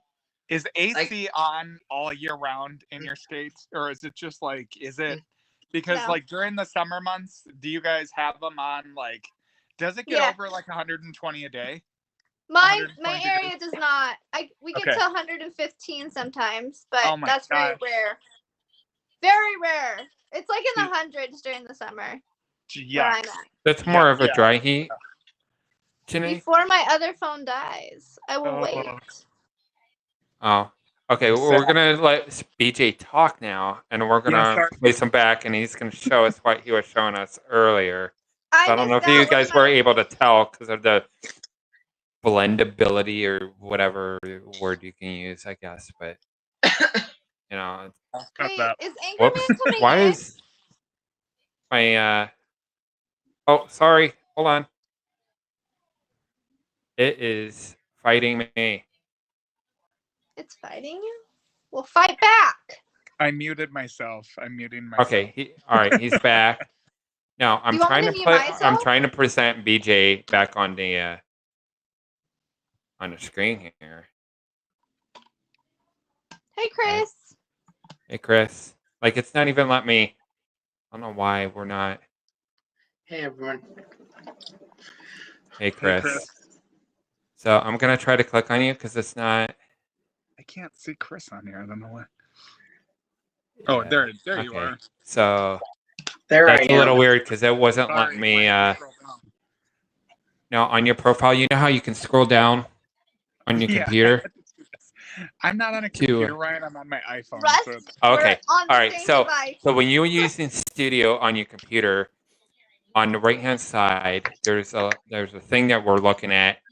That's like the pre-live or like the green room would be, for example, in the studio. Okay. So like when you're off screen, everybody that's on screen can see each other.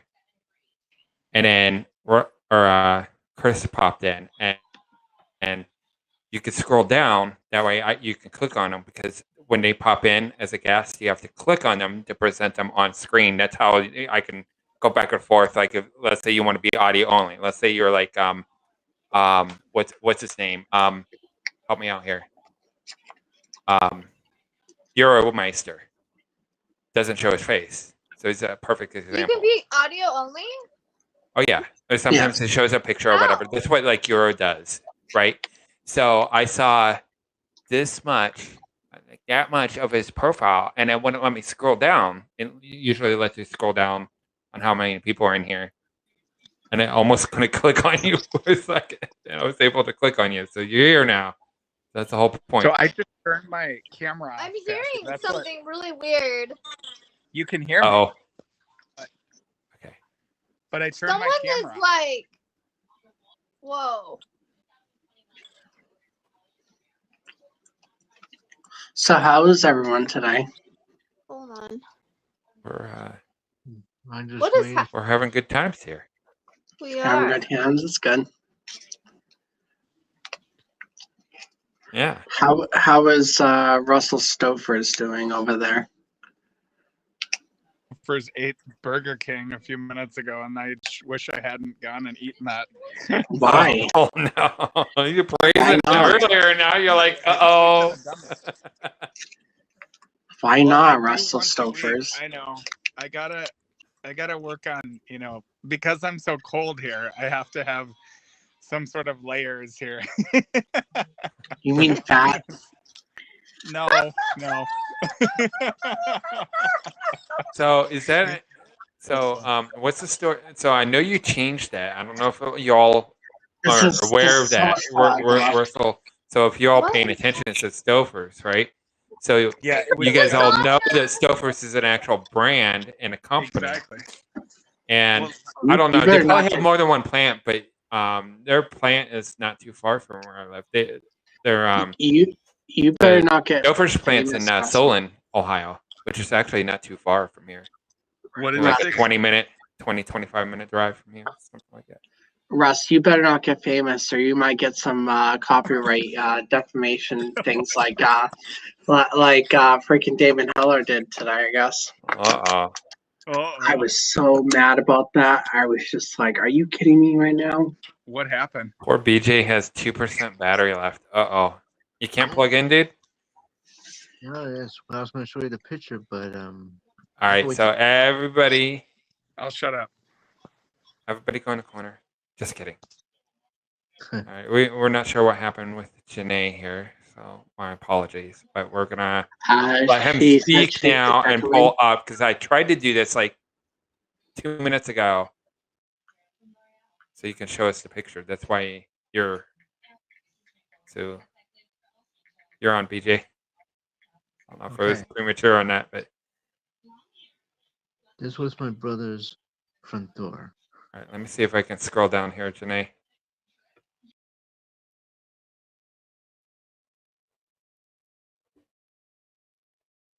What are you showing us, BJ?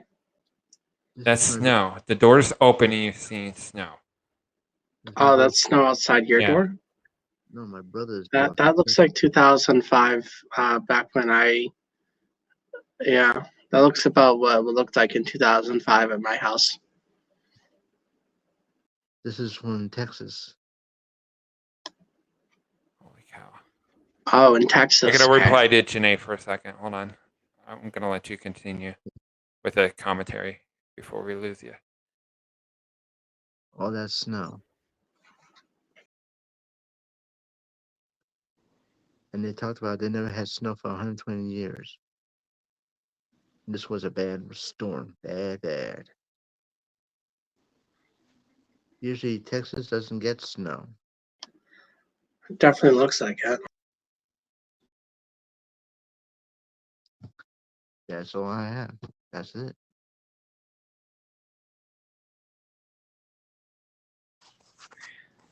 Okay. All right, Janae, I just replied to you. I don't know why that's happening. I'm trying to solve the issue right now. Do you want me to drop down, Ryan, to see if she needs to come? Well, BJ's going to drop down, I'm assuming, in like 10 seconds here because like its battery's like... Moments. So okay. I got it to work. And... Can you see me? Yeah, if I scroll down on my phone. I think I had to...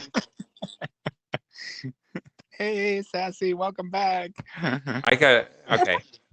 So, wait, hold on. Okay. Guys, bear with me here. Hold on. Because I got a legit problem here. What? All right, let me... Oh. All right. There we go. Okay, so I clicked on Janae and it brought all you back. But on the side, how I was just describing, you guys pop up on the side of the screen. Usually it's on the right-hand side of the screen, at least on a laptop or a computer it is. And that's like the green room, so to speak. So the broadcaster or any other guest that happens to already be there, we can see each other before you're brought in. And the only way that you're actually brought in live, like with the picture, is the broadcaster has to click on your profile, on your picture. And the more people that join in, you have to like scroll down so you could get to that person. And for some reason, it wasn't letting me. It's still not letting me like scroll like all the way down for some reason. So like...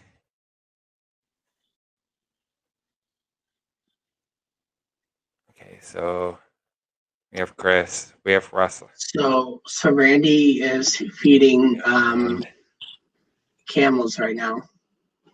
No kidding. Yeah. Holy cow. I'm just seeing who else I got live here.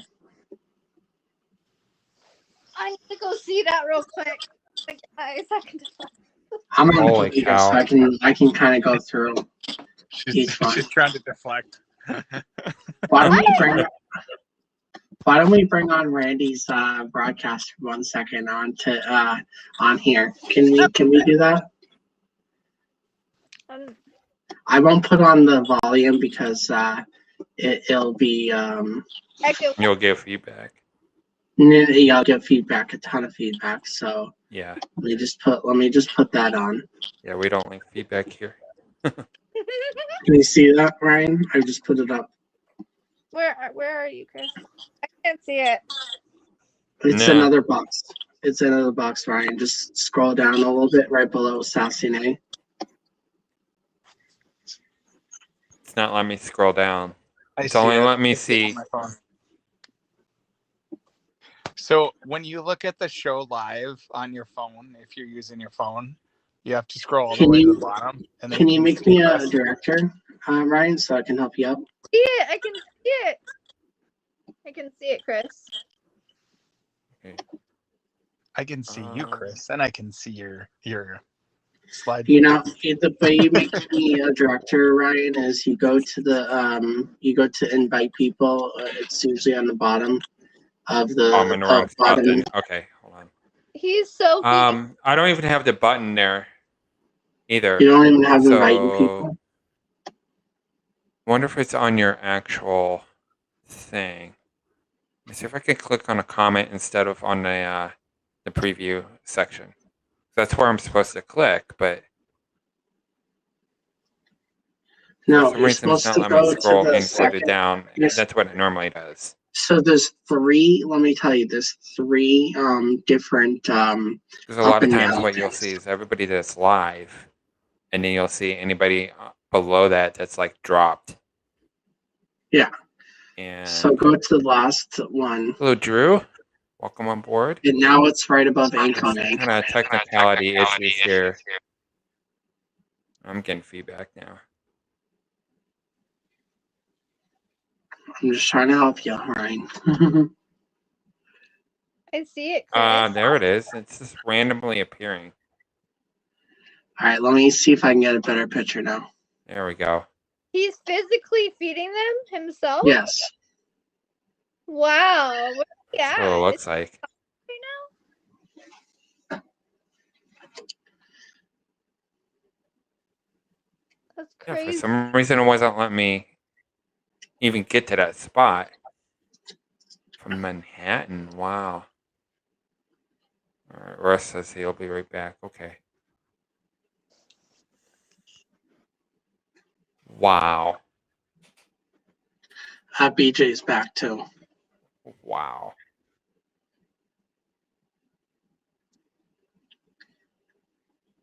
Do you know BJ's back too? Renee froze for a second and we just lost her.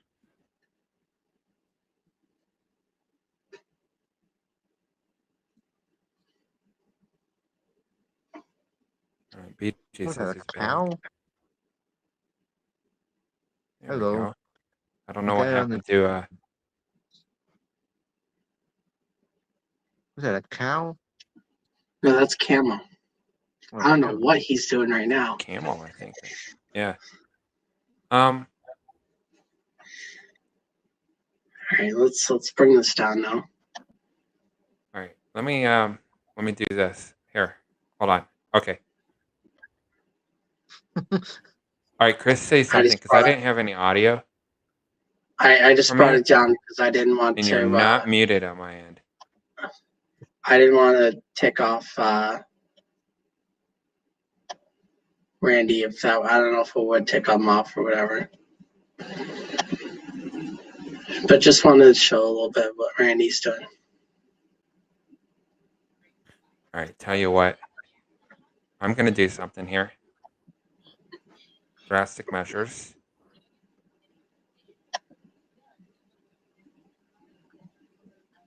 Oh, he just kicked himself right out and then going right back in. Okay. So working now? All right. Still acting really weird. But I had no audio. Once I clicked back on you, Hey, don't click on the and then I lost everybody's audio. Don't click on Randy's, anyone's ears. Huh? Don't click on anyone's gears because it's a glitch. Well, we just found that out. Okay. So we got BJU, Chris, and Eric right now. Not sure what happened with Janae and Russ. Russ said he would be right back, but I'm not sure what happened on Janae's end. And Is that what his name or her name is, Matt? not even showing Janae at all. Not even on a drop tabs.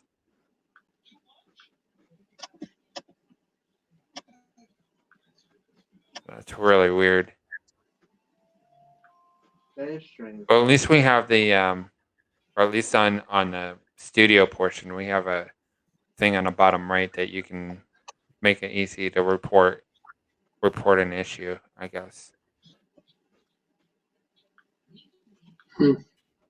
So I'll be doing that. Okay, there's a glitch. Vince is back. What up? What's up?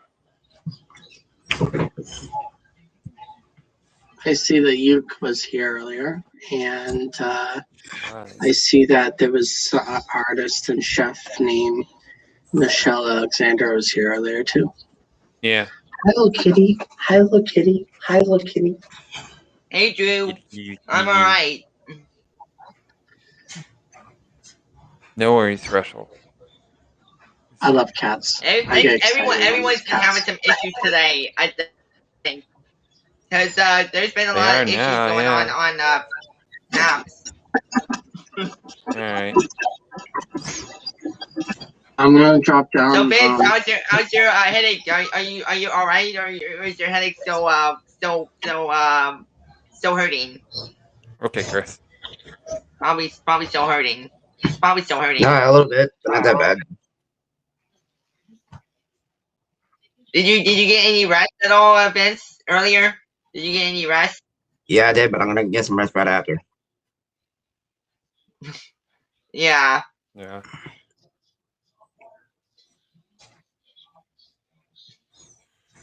But yeah. Well, glad to have you back there, Vince.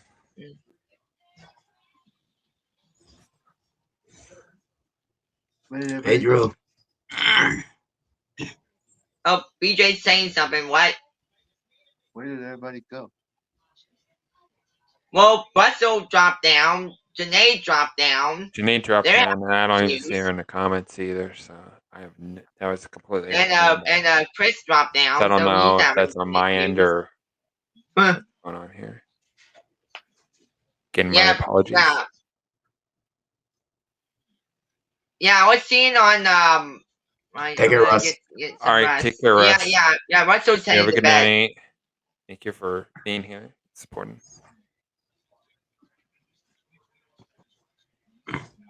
So. Yeah. A lot of people earlier were having some issues with Periscope, not Periscope, PAPS. Let me see who went live. Sarah Surfy's live on Sid Snow's broadcast.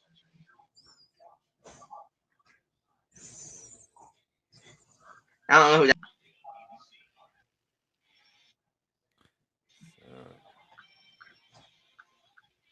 Is my camera upside down? Not upside down, just you're Eric style right now. If you know what I mean by that. Mm-hmm. Like what he was doing the other day in Yuke's broadcast, where we were getting close and personal with his his forehead. So we were just seeing your forehead and your eyes, but we weren't getting up close and personal like Eric was the other night. Yeah, Eric was like this. Are you good? Are you plugged in? Were you able to plug in, BJ?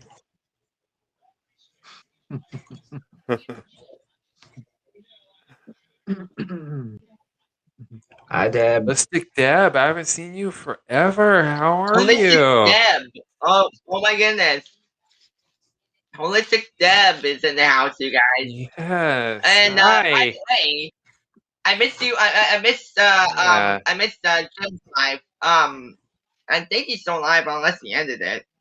But Holistic Deb was on was a guest on Jim's live tonight. Oh yeah. Yeah, he ended it. Yeah.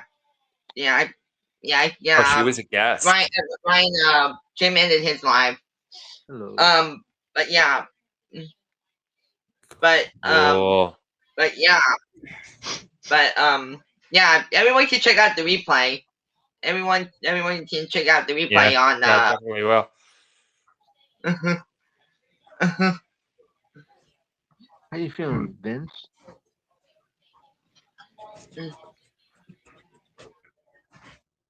Do I have a headache, but recovering.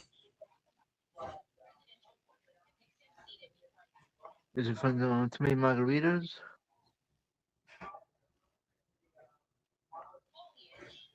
Yeah, nice to see you too, Deb. Good to see you too, Deb. Yeah, I haven't seen you in forever. Yeah.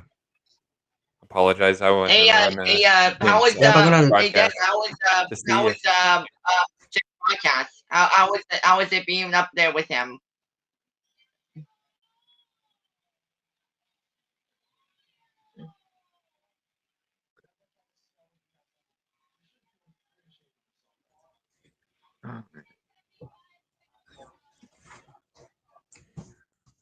Did you have fun with the Jim, Deb? Did you have fun with him? Should all break out into a dance. Dance. Yeah, but with Vince I don't have any and music everything. to present. Yeah, I don't think that would be the best. Yeah, I always stress it, Deb. He is an awesome host. He really is. He's a great host. It was raised Jim, great host. Yeah. Yeah. Yeah, definitely.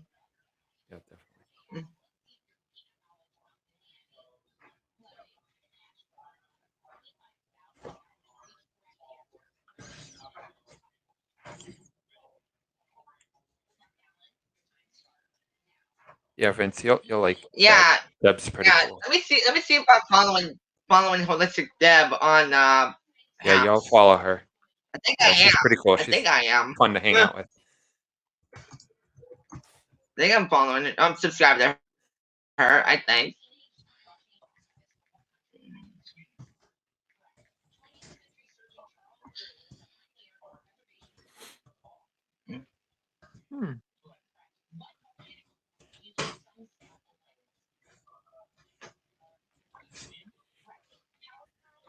Yeah, I'm subscribed to Deb. I don't know if you follow me or what, Deb, but if you want to subscribe to me back, that's fine. You know, unless you subscribe to me already. Unless you subscribe to me back already, then you know all good. Deb and I were at one point Thunder Crew broadcasters.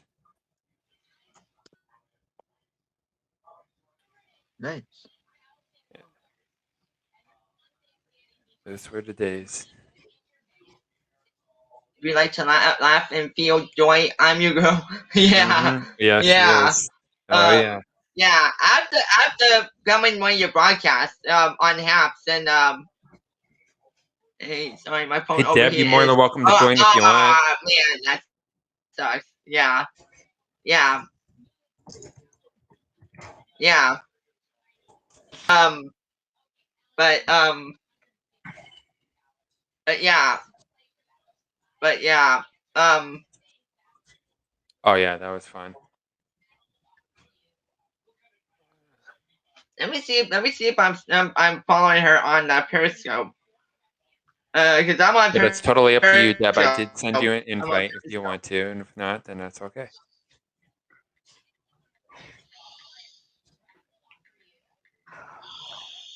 Oh yeah, I'm subscribed to Hosted Deb on Periscope. Let me see on. I gotta plug my phone in now too. Let me see.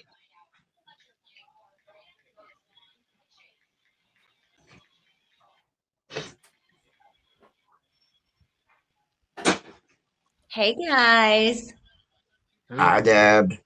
what are y'all doing? What are we talking about? Just chatting something. Yeah. So tomorrow's Friday. Oh my I'm literally gosh. at 11% on my phone right now. Now I have to refresh and come back. What kind of plans do you guys have for the weekend? Doing anything fun?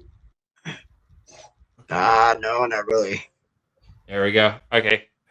Sorry about that, Deb. That's okay. It's so good to see you, Deb. I should have followed you back on Periscope, man. Yeah, Darn. nice to see you. Yeah. How you doing Good. tonight? I'm good. Literally just got off the broadcast with Jim. Hey, Eric. Awesome.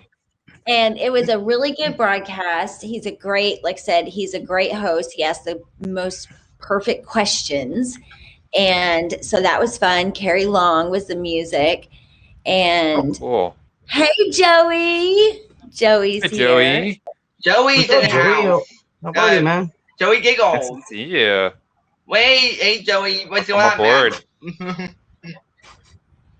Joey is Joey? another person who just makes you smile, right? Like Yes, just yeah, seeing his face just makes you smile. Yeah. So You got what have any you plans been for up the to, weekend, Ryan? Deb? Ryan, what have you been up to? What have you been doing with your live streaming?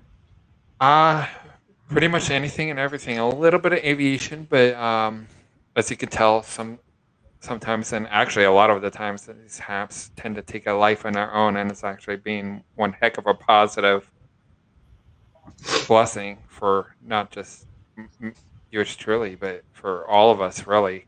It's kind of like a specific topic that we were back in the Periscope days, but every once in a while, something major like, I didn't even bring it up today. Well, I did before anybody joined, but not that anybody cares, but I guess NASA did something epic today, so I did mention it kind of in context a little bit, and I shouted out Space Girl.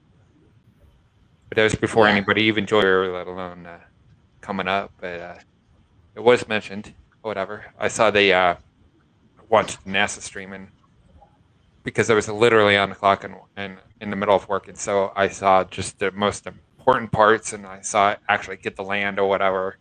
Of course, at the time they had the animation or whatever, but they said they actually got like actual camera footage of it to verify everything, but they said it went off without a hitch. Yeah. That's something. Very cool. Very cool. Oh. I just realized that Eric and Vince are in California. Where are you out of, Ryan? Ohio. Northeastern Ohio. That's right, Ohio. So I used to live in Ohio. I Cool. lived in a tiny town called Massillon outside of Canton. I know exactly where Massillon is. Yeah. I'm not that far from I loved it. Massillon. Yeah. I'm I in loved Portage it County. so much. I'm in Portage County, so I'm in Kent. Okay, yeah. So I loved it and I miss it a lot, but obviously I'm not cut out for the Ohio weather, which is why I'm in the great state of Florida. Florida is beautiful. But I with have all kinds of Eric, excuses to go back down there. with Eric and Vince being in California, I'm guessing you guys, is it still a lockdown in your area, fellas? In my area, no, not really. Good. Mine is not really. It's not really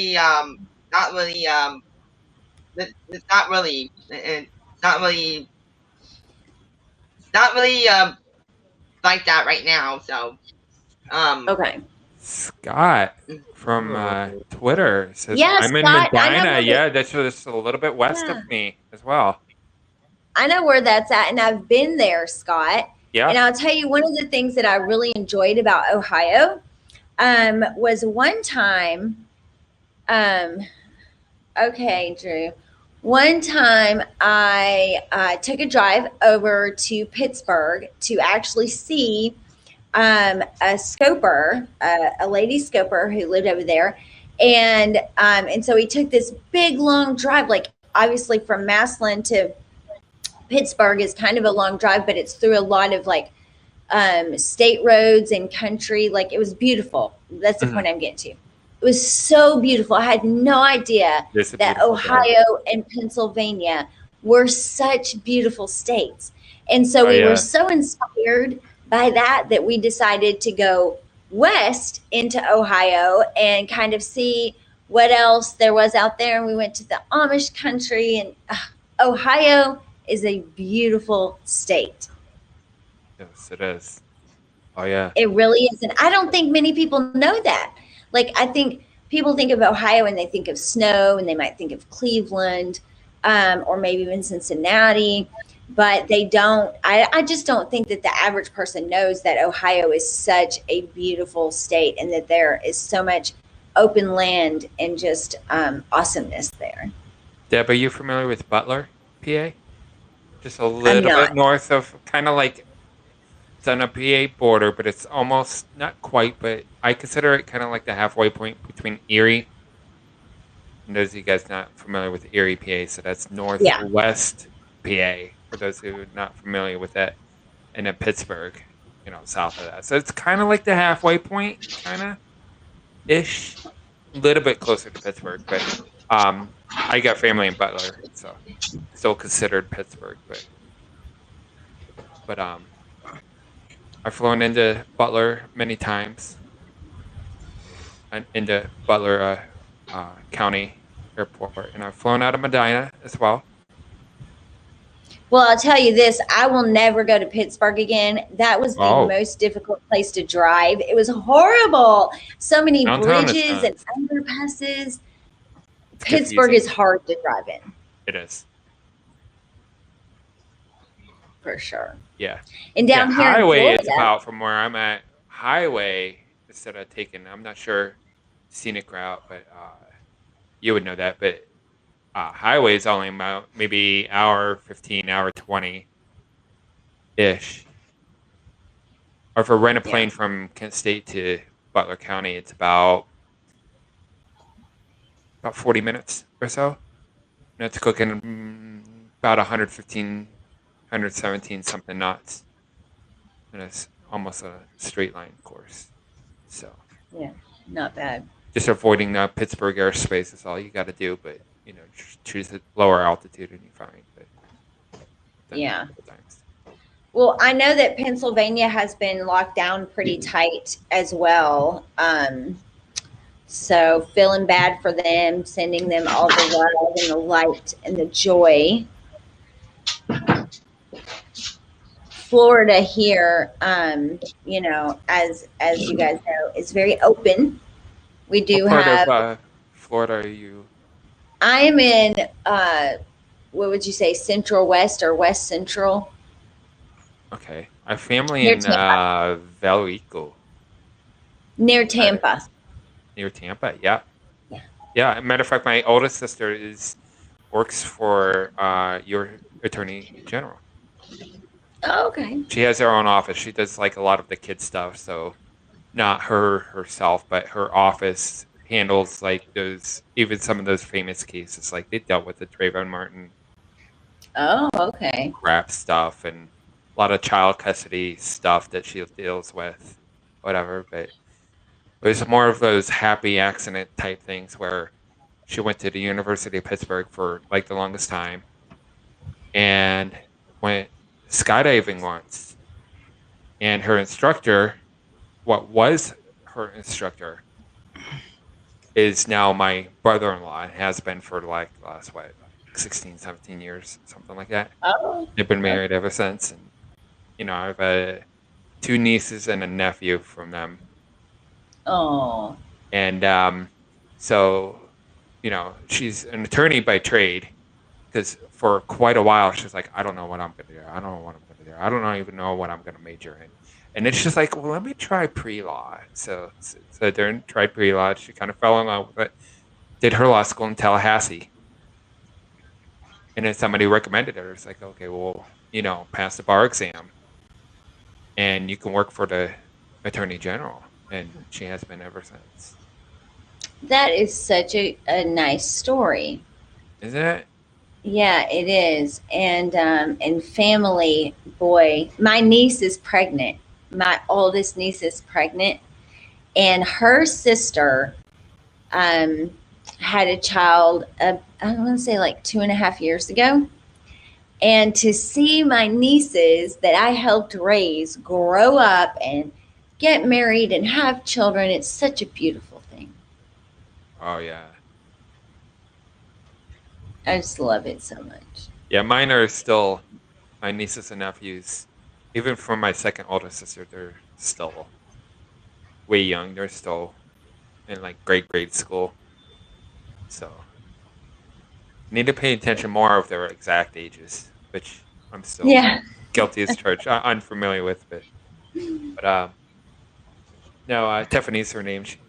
She's awesome, and then that's what she did with my second oldest sister. She went to the University of Akron, and Tiffany's like, well, the Tampa schools are pretty epic, so you should be coming down here too, because they've always had that type of a relationship, as my two older sisters or whatever, and she's been working for, I think, the Tampa schools ever since. And then I don't know how I talked to her a little bit. I don't really call her or anything. I just talk to her on Facebook and that. But no, she Lindsay is my second oldest, and she's hanging in there. But she was recently diagnosed with breast cancer, and it was found very, very, very, very early.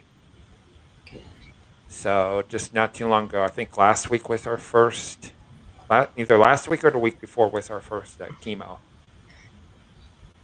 But she's a tough cookie. She's got this. Cancer is something that, what is it now? 1 in 3 people will experience it in some way. And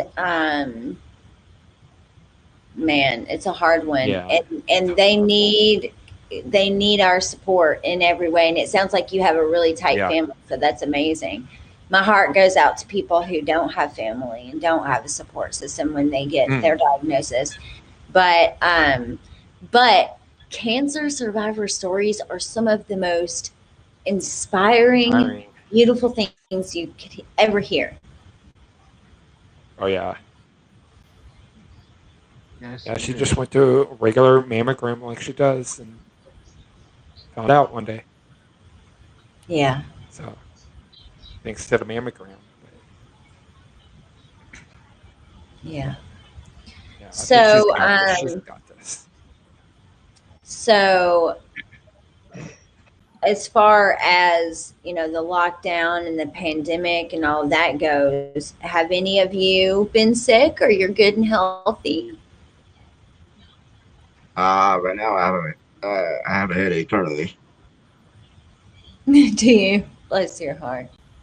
Well, I hope that you guys are really focusing on your health, eating good food, getting exercise, drinking lots of water. Yeah, this is going to be an interesting thing. I'm about to go full-blown keto, so that'll be interesting. That will be interesting. And I eat a lot of carbs, so that's what I want to knock out of the park. Just Eric, what about you? Are you maintaining a healthy body? Well, for me, eating a lot of burgers and fries like Vince has, I've been having that, but lately I've been not eating that. I've been not eating that because well, with the burgers and fries and stuff, because I don't have any, and a lot of the places here are are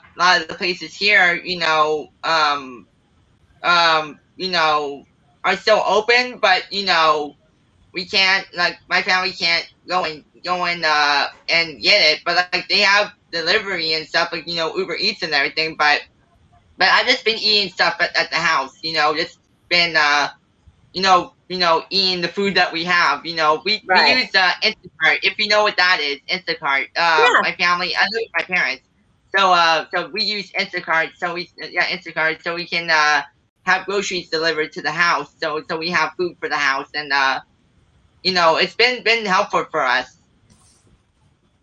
Good. Well, I'm glad that you are being forced to eat foods other than burgers and fries. So maybe you'll stick with it when everything opens up. That's our one defense, right? Like our first defense, the one that we control.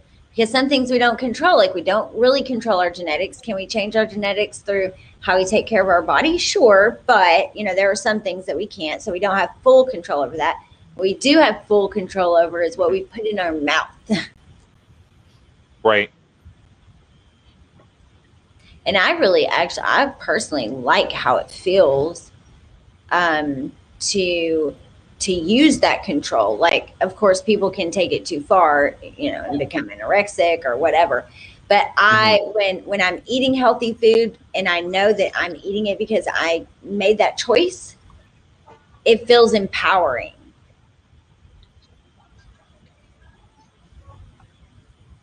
Feels good. Yeah, I've been downloading a whole bunch of recipes, and I've been watching a lot of them happen to be really short, but that was my thing. Like I know how to make like a wrap,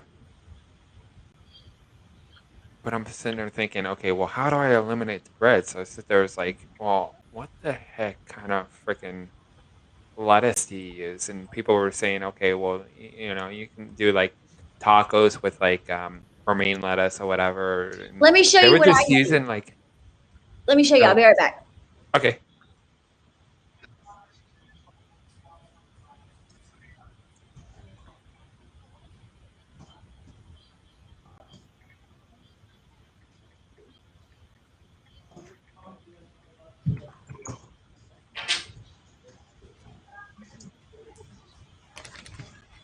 I don't like to wrap my meat in vegetables, like wrap it in lettuce. So I got these, and they're organic coconut wraps. Oh, okay. Cool. So they're literally just made out of coconut meat, but they don't taste like coconut. They have just the tiniest little, just after flavor, tiniest hint of coconut. But it says they're 4 grams net carbs each, and organic, raw, vegan, and I love them. This is what I use instead of tortillas. I can get that online? Yeah, I got these, I think at, I was going to say Instacart. That's not where I got it. Amazon. And I'm trying to not buy from Amazon as much anymore. Okay. But I don't know. I'm sure maybe Vitacost or someone else sells them as well. But they're a little thinner than tortillas, so you don't want to overfill them. But I love wraps because it's such an easy way to get your vegetables in, and I'm go. I have no time, and sitting down and eating a salad, like every little bite. And then, there's little things like sunflower seeds and things like that don't always go on the fork. So just wrapping it all in a wrap makes it so easy because I can add all those things like sunflower seeds, walnuts, all of my vegetables, maybe a little bit of chicken or some ground beef, and it's so yummy. But anyway, so glad I could share that with you. Awesome. Thank you. You're welcome. Yeah. That's what I noticed with the lettuce ones is they're all like cutting them in half, I guess, because they're almost like wrapping them like it's a wrap, but like almost burrito style, because they sit there and they're using like what is it called? Parchment paper, I think it is. Yeah. Because that's what they're legitimately holding the wrap together. Yeah. I don't know, see, like poking it with whatever things you use, like you normally put like on a sandwich or something. Yeah. So. Well, I hope that your experience with keto goes well. I hope so. It hasn't officially started yet, but we're getting close because it's definitely a great one for doing like a sugar detox. Yeah. Yeah, that's where a lot of, knock on wood, I'm I'm okay now, but I'm a lot on carbs. It's just because just, and I pretty much eat randomly. It's not like it's like certain meals on specific days of the week, but and it'll be good too because I tend to eat out a lot too. So it'll force me to save money and not eat out as much, if not completely eliminate it. I don't know if I'm going to do that, but definitely just knock it down. I have completely hardcore. eliminated eating out. I do not like to eat out. For one, after not eating out for several years and then going back to, having a few meals out, I realized that the food doesn't really taste good. Because when you're cooking at home, you're using spices and salt and pepper and everything really tastes good. It's flavorful, right? When you make it. What you did, it's your creation. It's not. Yeah, and so then you go like pretend chef cook similar at Cracker Barrel or Applebee's or something like that, and it's so bland, no flavor. Especially, yeah, like I had a pasta dish at I don't know if you're familiar with Rockneys. Rockneys is one of my favorite places. Yes, yeah. Okay, so I've won like walking distance from here or whatever, and I tried one of our pasta dishes for the first time because usually I get a sandwich or like the mini max, if you know what that is. Usually I don't get like the actual like the full size, the manly size one or what the max they call it. But a lot of times I'll get like their chicken tenders or like their chicken wings. Like wings and drums, I think they call it, or whatever. And good God, they brought it out so fast because I always get their chicken and dumpling. I always get a bowl of it, and then I sit there and maybe 5 or 10 minutes later, I ordered the main course. It was like chicken and broccoli type, with like a butter garlic type sauce or whatever with bow tie pasta. It's pretty good. I think it could have had a little bit more sauce to it. And their portions are just epic, just out of the world. And yeah, I'm such a fool. Do you really like that stuff? I really do. You really like pasta dishes? I do. My kids love pasta. I'm not a huge fan of it, but they love it. I just learned a new way. I don't know if you can do it in different shapes. I'll have to see what the heck. Like, I'm sure I can do the same with cookie cutters. I'll tell you in a second. But I watched like a 3 or 4 minute YouTube video. I just kind of randomly found it because I was doing like keto, like real easy, like keto, like few ingredient meals or whatever on YouTube. And one of them pops up on my screen where he was making like some type of like fettuccine type dish or something. And the video showed multiple recipes and it being a 4-minute video. So the one recipe that I'm talking about now went by so fast that if you're not paying attention to this specific recipe and what he did with these noodles to make these noodles, is you blink your eye, no kidding, to sit there, and I had to rewind it like 3 or 4 times. Yeah. And he took mozzarella, like grated mozzarella, put in a glass bowl, and then put 1 egg yolk in, just the egg yolk, and he mixed it up. And if you blink your eye, you sit there and you're gonna look at it, think it's mayonnaise, because it legitimately looks like it's mayonnaise, but mayonnaise has nothing to do with the recipe. It's not in there. And what he does is he puts it on a cookie sheet, rolls it out with a roller, like a baking roller thing, with parchment paper on top of it, bakes it for like 15 or 20 minutes, and then he slices it like in 1/3 or 1/2 inch strips, so they legitimately look like they're like fettuccine noodles. Yeah. And he boiled them just like it actually, and it looks like it's actual pasta, like it's flour pasta or egg pasta. So I guess you could consider that because it's still an egg yolk, so it's still egg pasta, but it's no carbs now. Right. Yeah, cheese, dairy. See, I've tried like the zucchini noodles and the sweet potato noodles. Like I've tried those and it's okay. I'll eat them and it's good, but that is not a replacement for pasta. Yeah, I'm gonna have to try to do what this guy does, and in order to try it at home, I can't do it. Well, I'm sure I can, but all I have, because I live in an efficiency apartment, so I need to upgrade my. When I moved in a year and a half ago, one of my church members gave me my mini fridge for free. He had an extra mini fridge. He didn't know what to do with it. Sitting in the basement. Oh. That fully worked flawlessly. And it's still, knock on wood, it's working right now. It's fine. It's just small. It's a dorm size refrigerator with a freezer, separate freezer.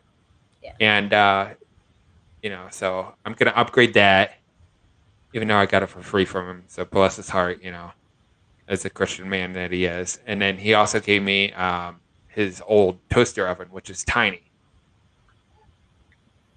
It's about the size of my laptop. I'm looking at a 15-inch screened laptop, standard size laptop. So it's about maybe a little bit wider than what my laptop is. But as far as like depth and height, that's it. So I can't put like a full pizza in if I wanted to, or not that I would now, but right. But so they have a countertop oven that that Walmart sells from Oster. Which, if you wanted to put pizza in, you can actually bake two of them. I have an that actual oven. I have that one, the convection oven. I have that one. I love it. Which one do you have? Do you have the one with the roundy dials, or do you have the digital version of that? I have the digital version. You have you like that? You prefer that one better than the roundy? Like that one's only $140, but I think that digital is like $100 Well, I like more. digital. I like digital because I have Jathan and he could like accidentally turn things, and accidentally turn something on. So that's why I got the digital over the turn knob. But I love that oven, Ryan, because like you said, it's not just, you can put just a anything toaster in there, oven. just like it's a full size oven, and then it's great because it's only 110 volt. Yeah, it's freaking huge. So. And if you're making like cookies or something, you can put it on convection and it'll heat thoroughly, so like the back won't get burnt and the front. Looks so easy to clean too, yeah. Super easy to clean. I always keep a piece of aluminum foil under the bottom of my toaster ovens anyway. And then this one has a tray, and so that goes on the bottom. So I wrapped it in aluminum foil. And once every few months, I take it out and rewrap it with clean aluminum foil.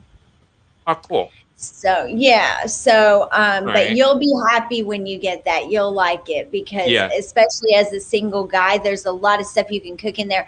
I almost never use my big oven. I just use that one.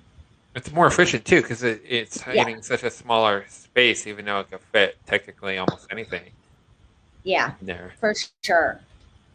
I mean, I'm pretty sure even that one that we're talking about now, you could probably put a whole chicken or even a turkey in there. I'm sure. Looks big enough. So I don't know if it has that roundy thing or whatever, or like a third-party accessory, but that's all I ever see at TV. So if I sit there and go back to my apartment right now, if I turn on my TV, that's all I'm going to see is that stupid Emeril Lagasse air fryer thing that he claims he could bake anything in there. Yeah. I'm not too into air fryers. I had a horrible experience with the air fryer once. And oh, did you? I've been using one. I don't think they're worth it. Just buy the actual thing, not like a pretend thing. Well, the reason that I got ours is because it's easy enough for Jathan, my 8-year-old, to cook some things, and it's safe and easy for him to start learning how to cook. And because it does make quick work of some things, like he plays sports 4 nights a week. So I can throw some potatoes in it while we're doing other things and it'll cook them faster, or even, I don't know, almost anything, vegetable wise and also meat. And so it's faster and it's easy for him to use. So I got it for that purpose. So I actually have right now, I actually still have yet to use it for the very first time just because that's my biggest problem. That's one of the reasons why, I don't have the Oster yet is because I have the room for it. I just have nothing to put it on. Yeah. So I needed something else to put it on. So I'm looking at like those dual like rack floor mounted type things or something. So I got to be a little creative, but I'll figure it out or something. But I do have an Instapot. Okay, I have one of those too. Mine is the Duo Nuva. I think that's how you say it. So it's a 5 or 6 quart, something like that. I think it's 6 Mine's quart. a 6 quart. Yeah. Okay. Yeah. Brand new. I bought it from Target. And I still haven't opened it yet. So just because I have nowhere to put it. So yeah. I'm stubborn like that. I'm going to find a place to put it because I bought it for less than half off on Black Friday. Oh. So well, once you start using it, you'll like it. You'll love it. A lot of the things that I do in my Instapot are I'll do chili because I like to cook a lot of it and freeze it in bags. It makes it easier, like we have that on nights when I need to make a quick dinner. So I like to make chili and my oatmeal when all of the kids are here, the whole family's here, I'll do overnight oatmeal in it. Wow. A chicken, you can put a whole chicken in it and do like a chicken or a roast with potatoes and vegetables and all of that. There's so many things you can do with it if you really, if you have the time. Like you can allows you to be creative too. Yeah, you can do boiled eggs. You can even do little cakes in it. And so it really, I think if you have these things, like you have a really nice size toaster oven or convection oven, and you have an Instapot, you don't really need an oven. Like a big oven, you don't really need like. And so I think a lot of us, especially, those of us who are single, I'm making you hungry, Ed.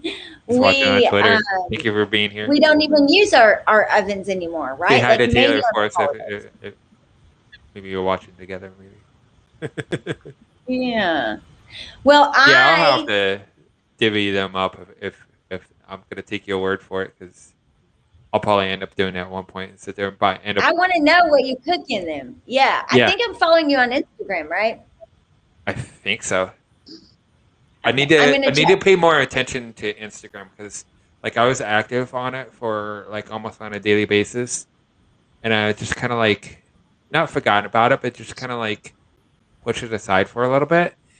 And then one of my friends, we haven't met in person, but I consider her a friend, and she's a soldier in arms, and she's still a soldier, so she's active duty Army, and she's a drill sergeant, but she just got dehatted last month, I think, because when you're a drill sergeant, they call it a tour, and you're only supposed to do like 2 years. And she was lucky enough, she did 2.5. She got extended for 6 months. So she's at the end of her tour, and she's just starting her new MOS. And she has this really cool sweatshirt that she made, or had made. I don't know if she made it or for somebody.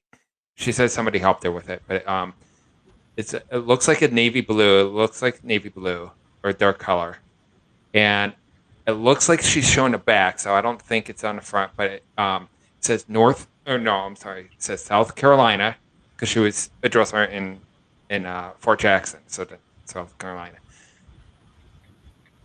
And camouflage letters, it says South Carolina, so South and then Carolina on the bottom underneath that. And then around, I don't know if you guys know what the drill sergeant logo looks like. I mean, I could Google it and show you a picture of what it looks like, but that's what it legitimately like around those letters. Very and cool. Like a different style of camo. So it's like 2 different blends of camo, of Army camo, which is really cool. And the reason why it has to do with the Instagram is because she's like, she posted on Instagram and was like, well, let me know if you want one. I'm like, yeah. And I'm like, it's one of those things where it's like limited edition. She only has so many of them. And she's posting it because she has like some 35,000 some odd followers or something, or at least on YouTube she does. So I'm like, okay, well, I better be first to the party if I want one. So I'm like, all right, well, how the hell do I order this? I order it from you, or do you have a website or something that or link in your YouTube or something? Uh-oh. We're back. Okay. Yeah. That's a little wonky. And she's like, okay, well, it's $40. I'm like, well, how the hell do I pay you?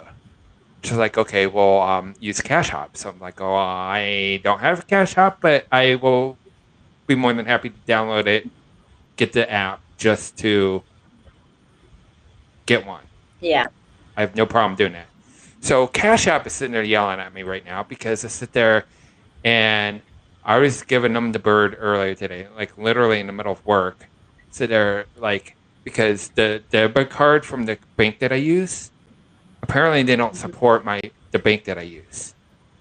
So I can't link my damn credit card or my debit card rather. Mm-hmm. So at least they have an option where you can get their own debit card from the app itself. So now I have to wait in the mail. So I'm sitting there apologizing to her. So I'm like, I'm sitting there now. I'm making everybody freaking wait. And I'm like, you know how that was in the army? Sit there and it's like, no, hurry up and wait, like, because she wants to send all of them on Monday, like everybody on Monday, because she has shipping including. So to sit there and their whatever shipping company she's using that's all I have to do is just divvy it up to everybody's individual address, and no big deal, and a flat fee, regardless of where we are. Right. And so now mine has to be no big deal. She said it was absolutely no big deal, no fret, or whatever. So I said, well, the only workaround that sit there and wait for this damn card to get in the mail. It's not even digital. You'd think it's digital. Yeah. Being a digital thing, right? I mean, I could go to the app right now and have the damn numbers, but she's sitting there giving me her Cash App link, her barcode thing this morning. And I'm like, well, I can't even scan that because it would sit there in my app on my end, won't even let me do it because I have to have my thing linked. So if I have their card to sit there, I could go to a freaking store, download money, like at like Walmart or CVS, Walgreens, places like that, I guess. Yeah. And then I'll have money in the app and I could pay her no problem. So I told her, I said, I'll let her know when the card comes. I'm like, oh, I hope it comes this weekend, but I don't think it'll be that quick, especially in a weekend. But you never know. I don't know. Sometimes you never know. Like, card. I just have a plain card with the numbers on it. That's all I wanted. I don't care about fancy stuff. So hopefully it's that's so special of you to support your friends' endeavors and art and that type of thing, because we need to do that, right? Like when our friends do something good like that, we need to support them. Yeah. And speaking of friends, I have some friends asking me to Periscope. So I'm going to run over to Periscope and play around for a little bit before I go to bed. But I've had such a good time hanging out with you guys. Thank you for it's being here. You. Nice to have you on board. Thanks for having me. All right. I can't wait to see you guys Likewise. around. Love you. Have a great weekend. Yeah, you too. All right. Bye, guys. Bye. Bye. So BJ's asking you, Eric, if now you're doing all right. We always like to check on you, Eric. You know that. So I'd like you to be so quiet. I'm multitasking. I'm on Twitter. I'm looking on Twitter and listening at the same time, huh? Good for you. Good. I was texting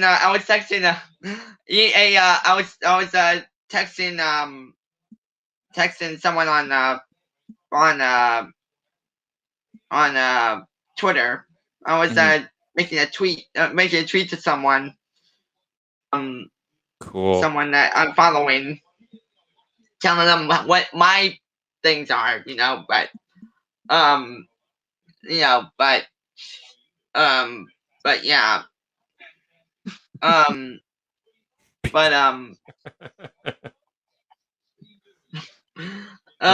yeah, that's how I am.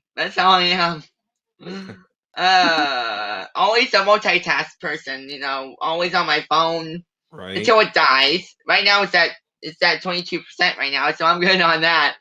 Once my phone dies, and you know, I'll have to be on my laptop for the rest of the night. So, but I can still Well, be you know on what's Facebook easy? I and can't do it Instagram right and now, Twitter but and I'm stuff. gonna use my my refund to get a better phone, and I'm gonna. Some say it's the hard way or whatever, but it's to me it's actually easier.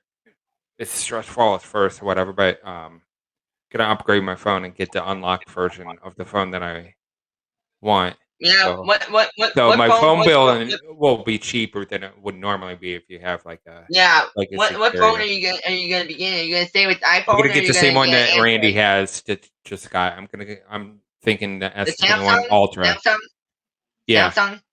Yeah, I don't Like know if this, Randy has the my S phone, Pen or right? not, Like but my I'm phone, definitely right? gonna get the Something case like with the this. S Pen on it. Something Yeah. like this, like my phone, right? Something like So mine. what model? Something. What phone This is is yours? the S9 Plus, but the ones they have now, the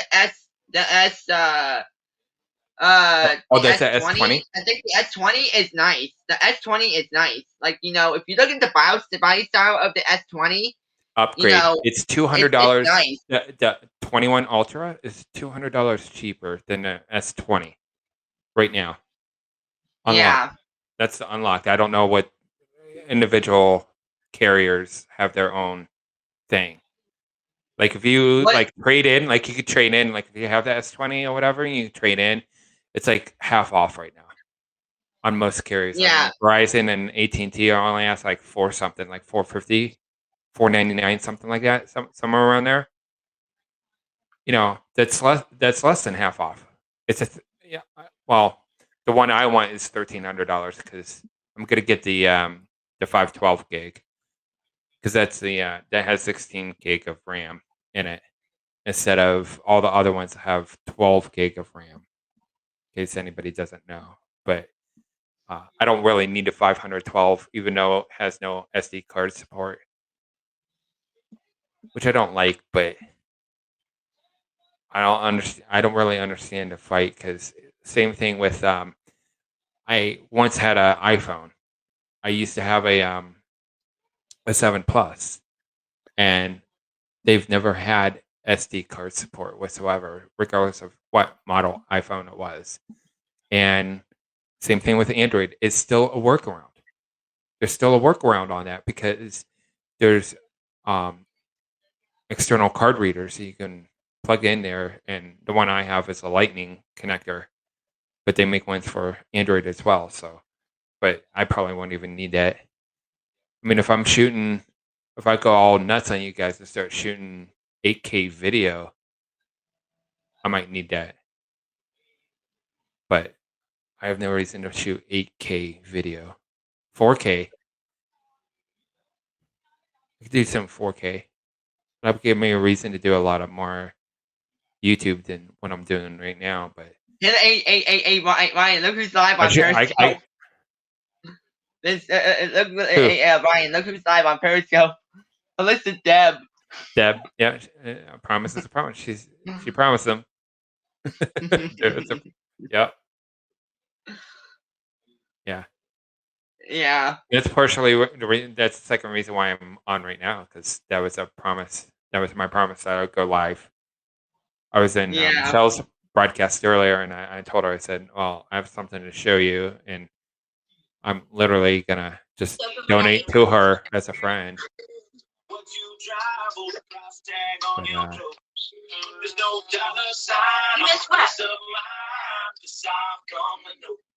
what is that? Oh, is that yours? Is that from you? Not me. I think that's on BT's end. I'm hearing music or something. I'm hearing music or something. He's playfully trolling us. He's being quiet, but he's doing all kinds of things in the background.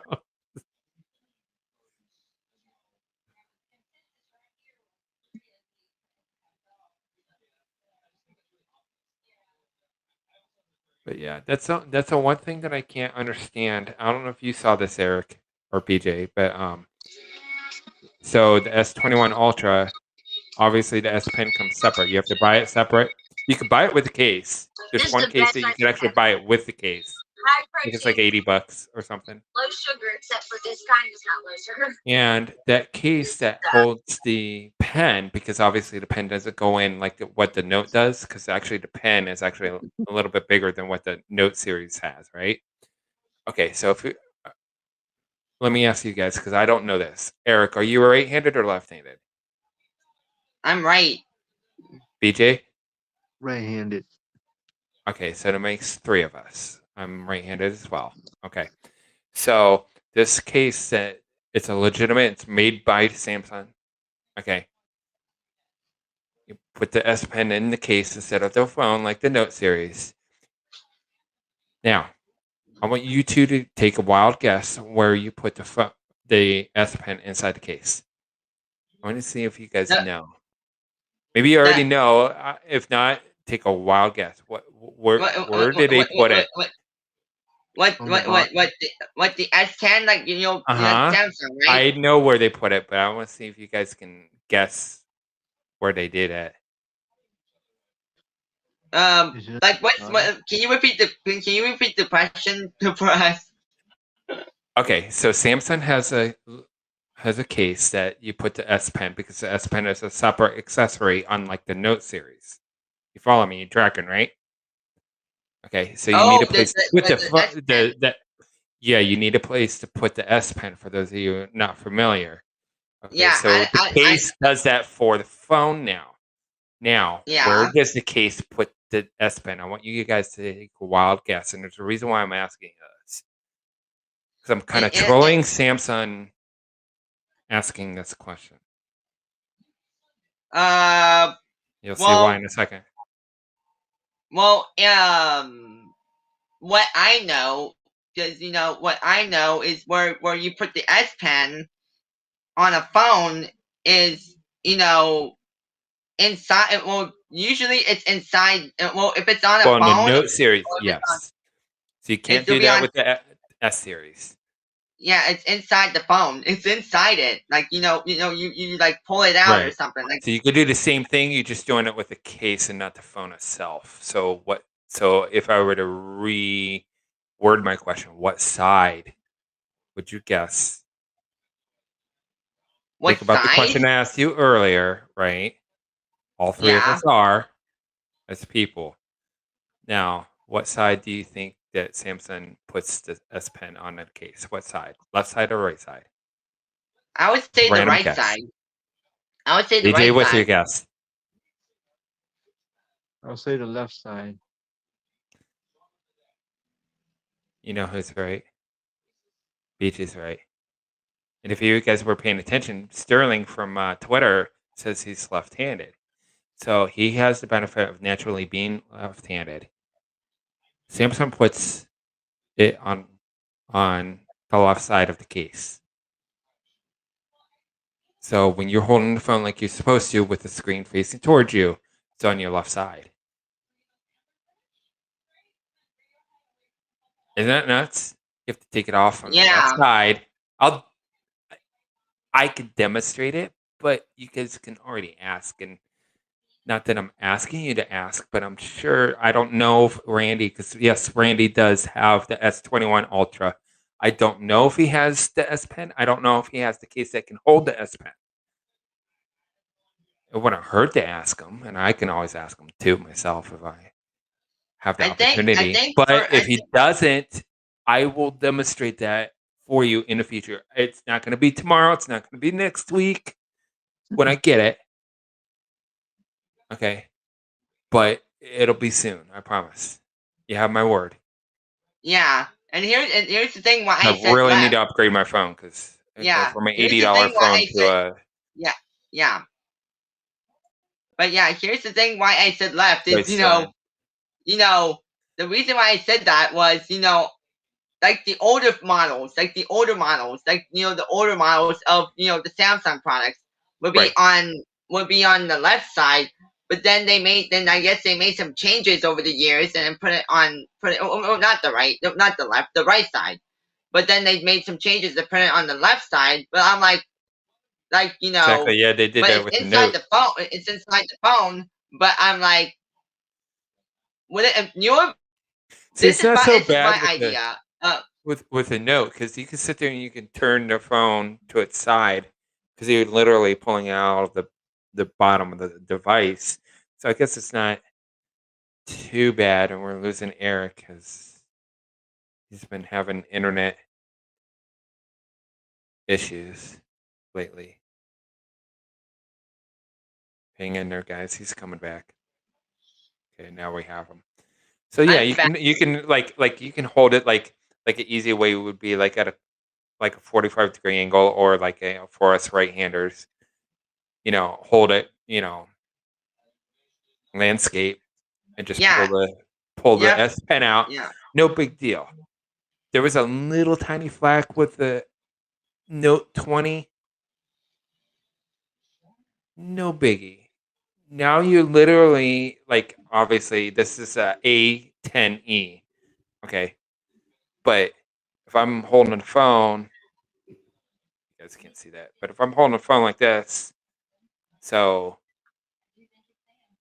it looks like it's right, but I'm pointing to the left side of my phone to mean it's my left, and to your right, what you're seeing. But you have to pull it out to the side. You don't pull it down or pull it up. You can only pull it out off the side like that. What I'm gonna do, hold it with my right hand, pull it off, and sit there and end up dropping an S Pen and sit there and losing it, and sit there because I'm switching hands all the time now. Samson, Sammy-son, Samson, listening? Probably not. I'm not that popular, am I? Ice Universe, you out there? Yeah, Ryan. You know what's funny is since I'm a right-handed person, right? Because I for my phone I don't use one of those stylus pens. You know those stylus pens that you use for your phone or something like that.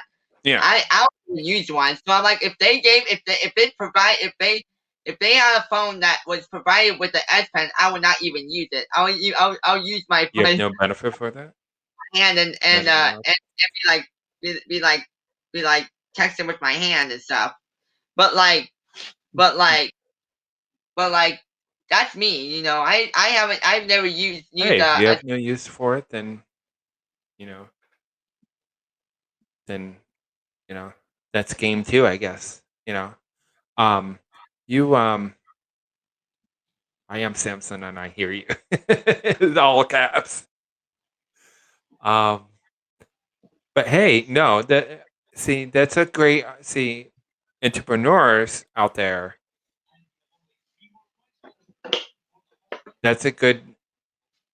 Maybe they're waiting. I don't know. I'll describe that in a second, or tell you what I mean by that in a second. But that's a great opportunity to make a case where it is on the right-hand side. Or maybe you can pull it out from, even if it is on the left side, maybe you can pull it out from the bottom. No different than you can with the Note 20. I would accept that too.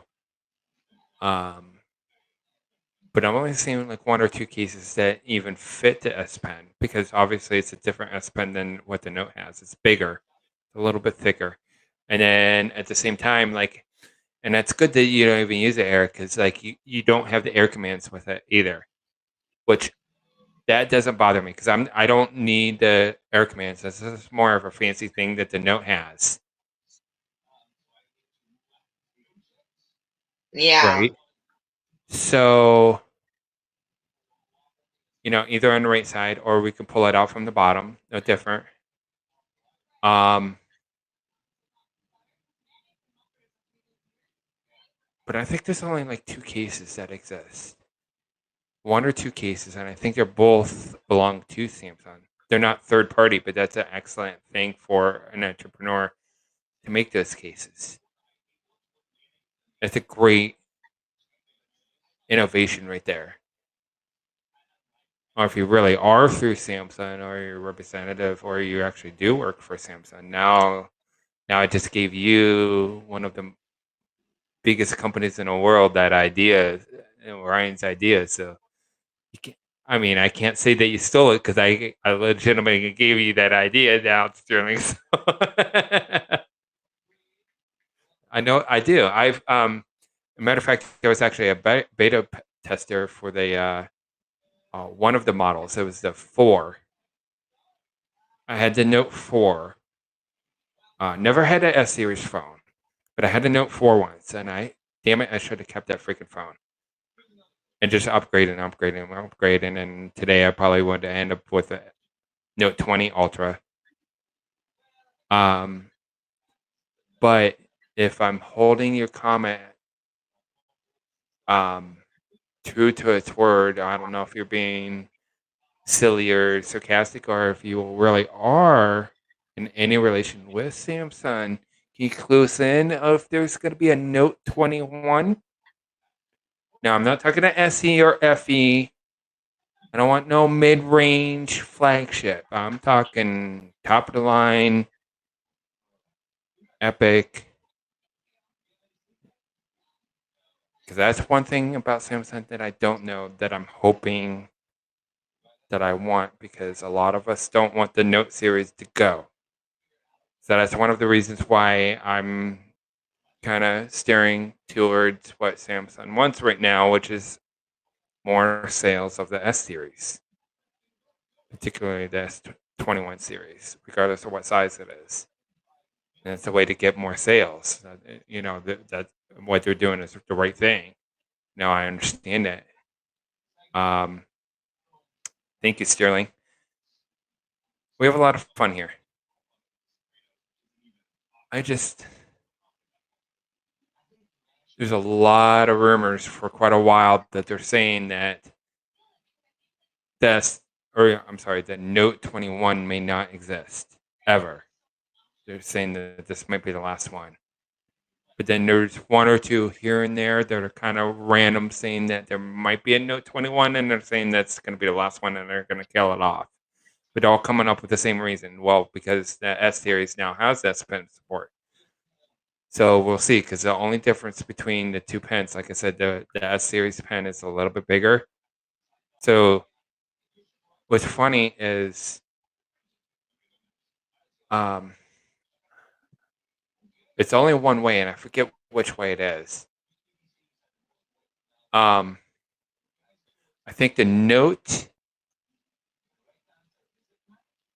20's S Pen works with the S21 Ultra, just like the new S Pen does. Okay. But the new S Pen for the S21 does not work with the Note. I have people that authenticated that. All right, BJ, you take care, bud. Nice having you on board.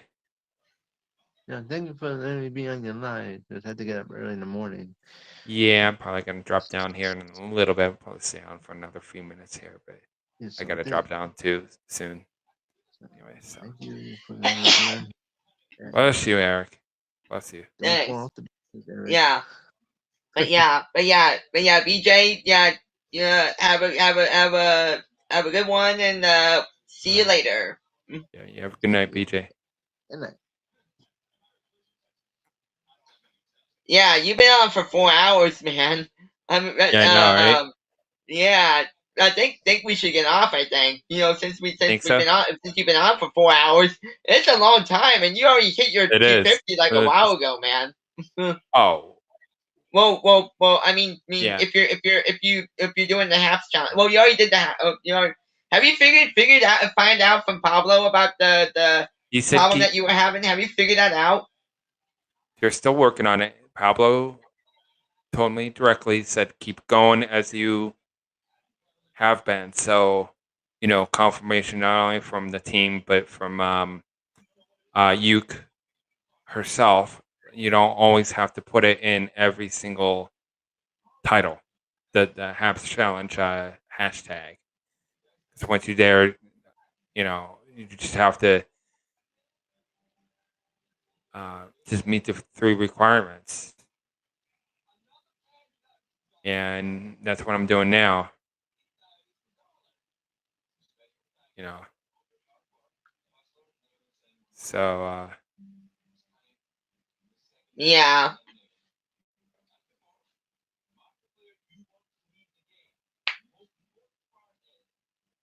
So, matter of fact, I'm Yeah, gonna drop I don't those think down because I was told. I don't know if you know this, Eric, but one thing that I was taught is what we're gonna do is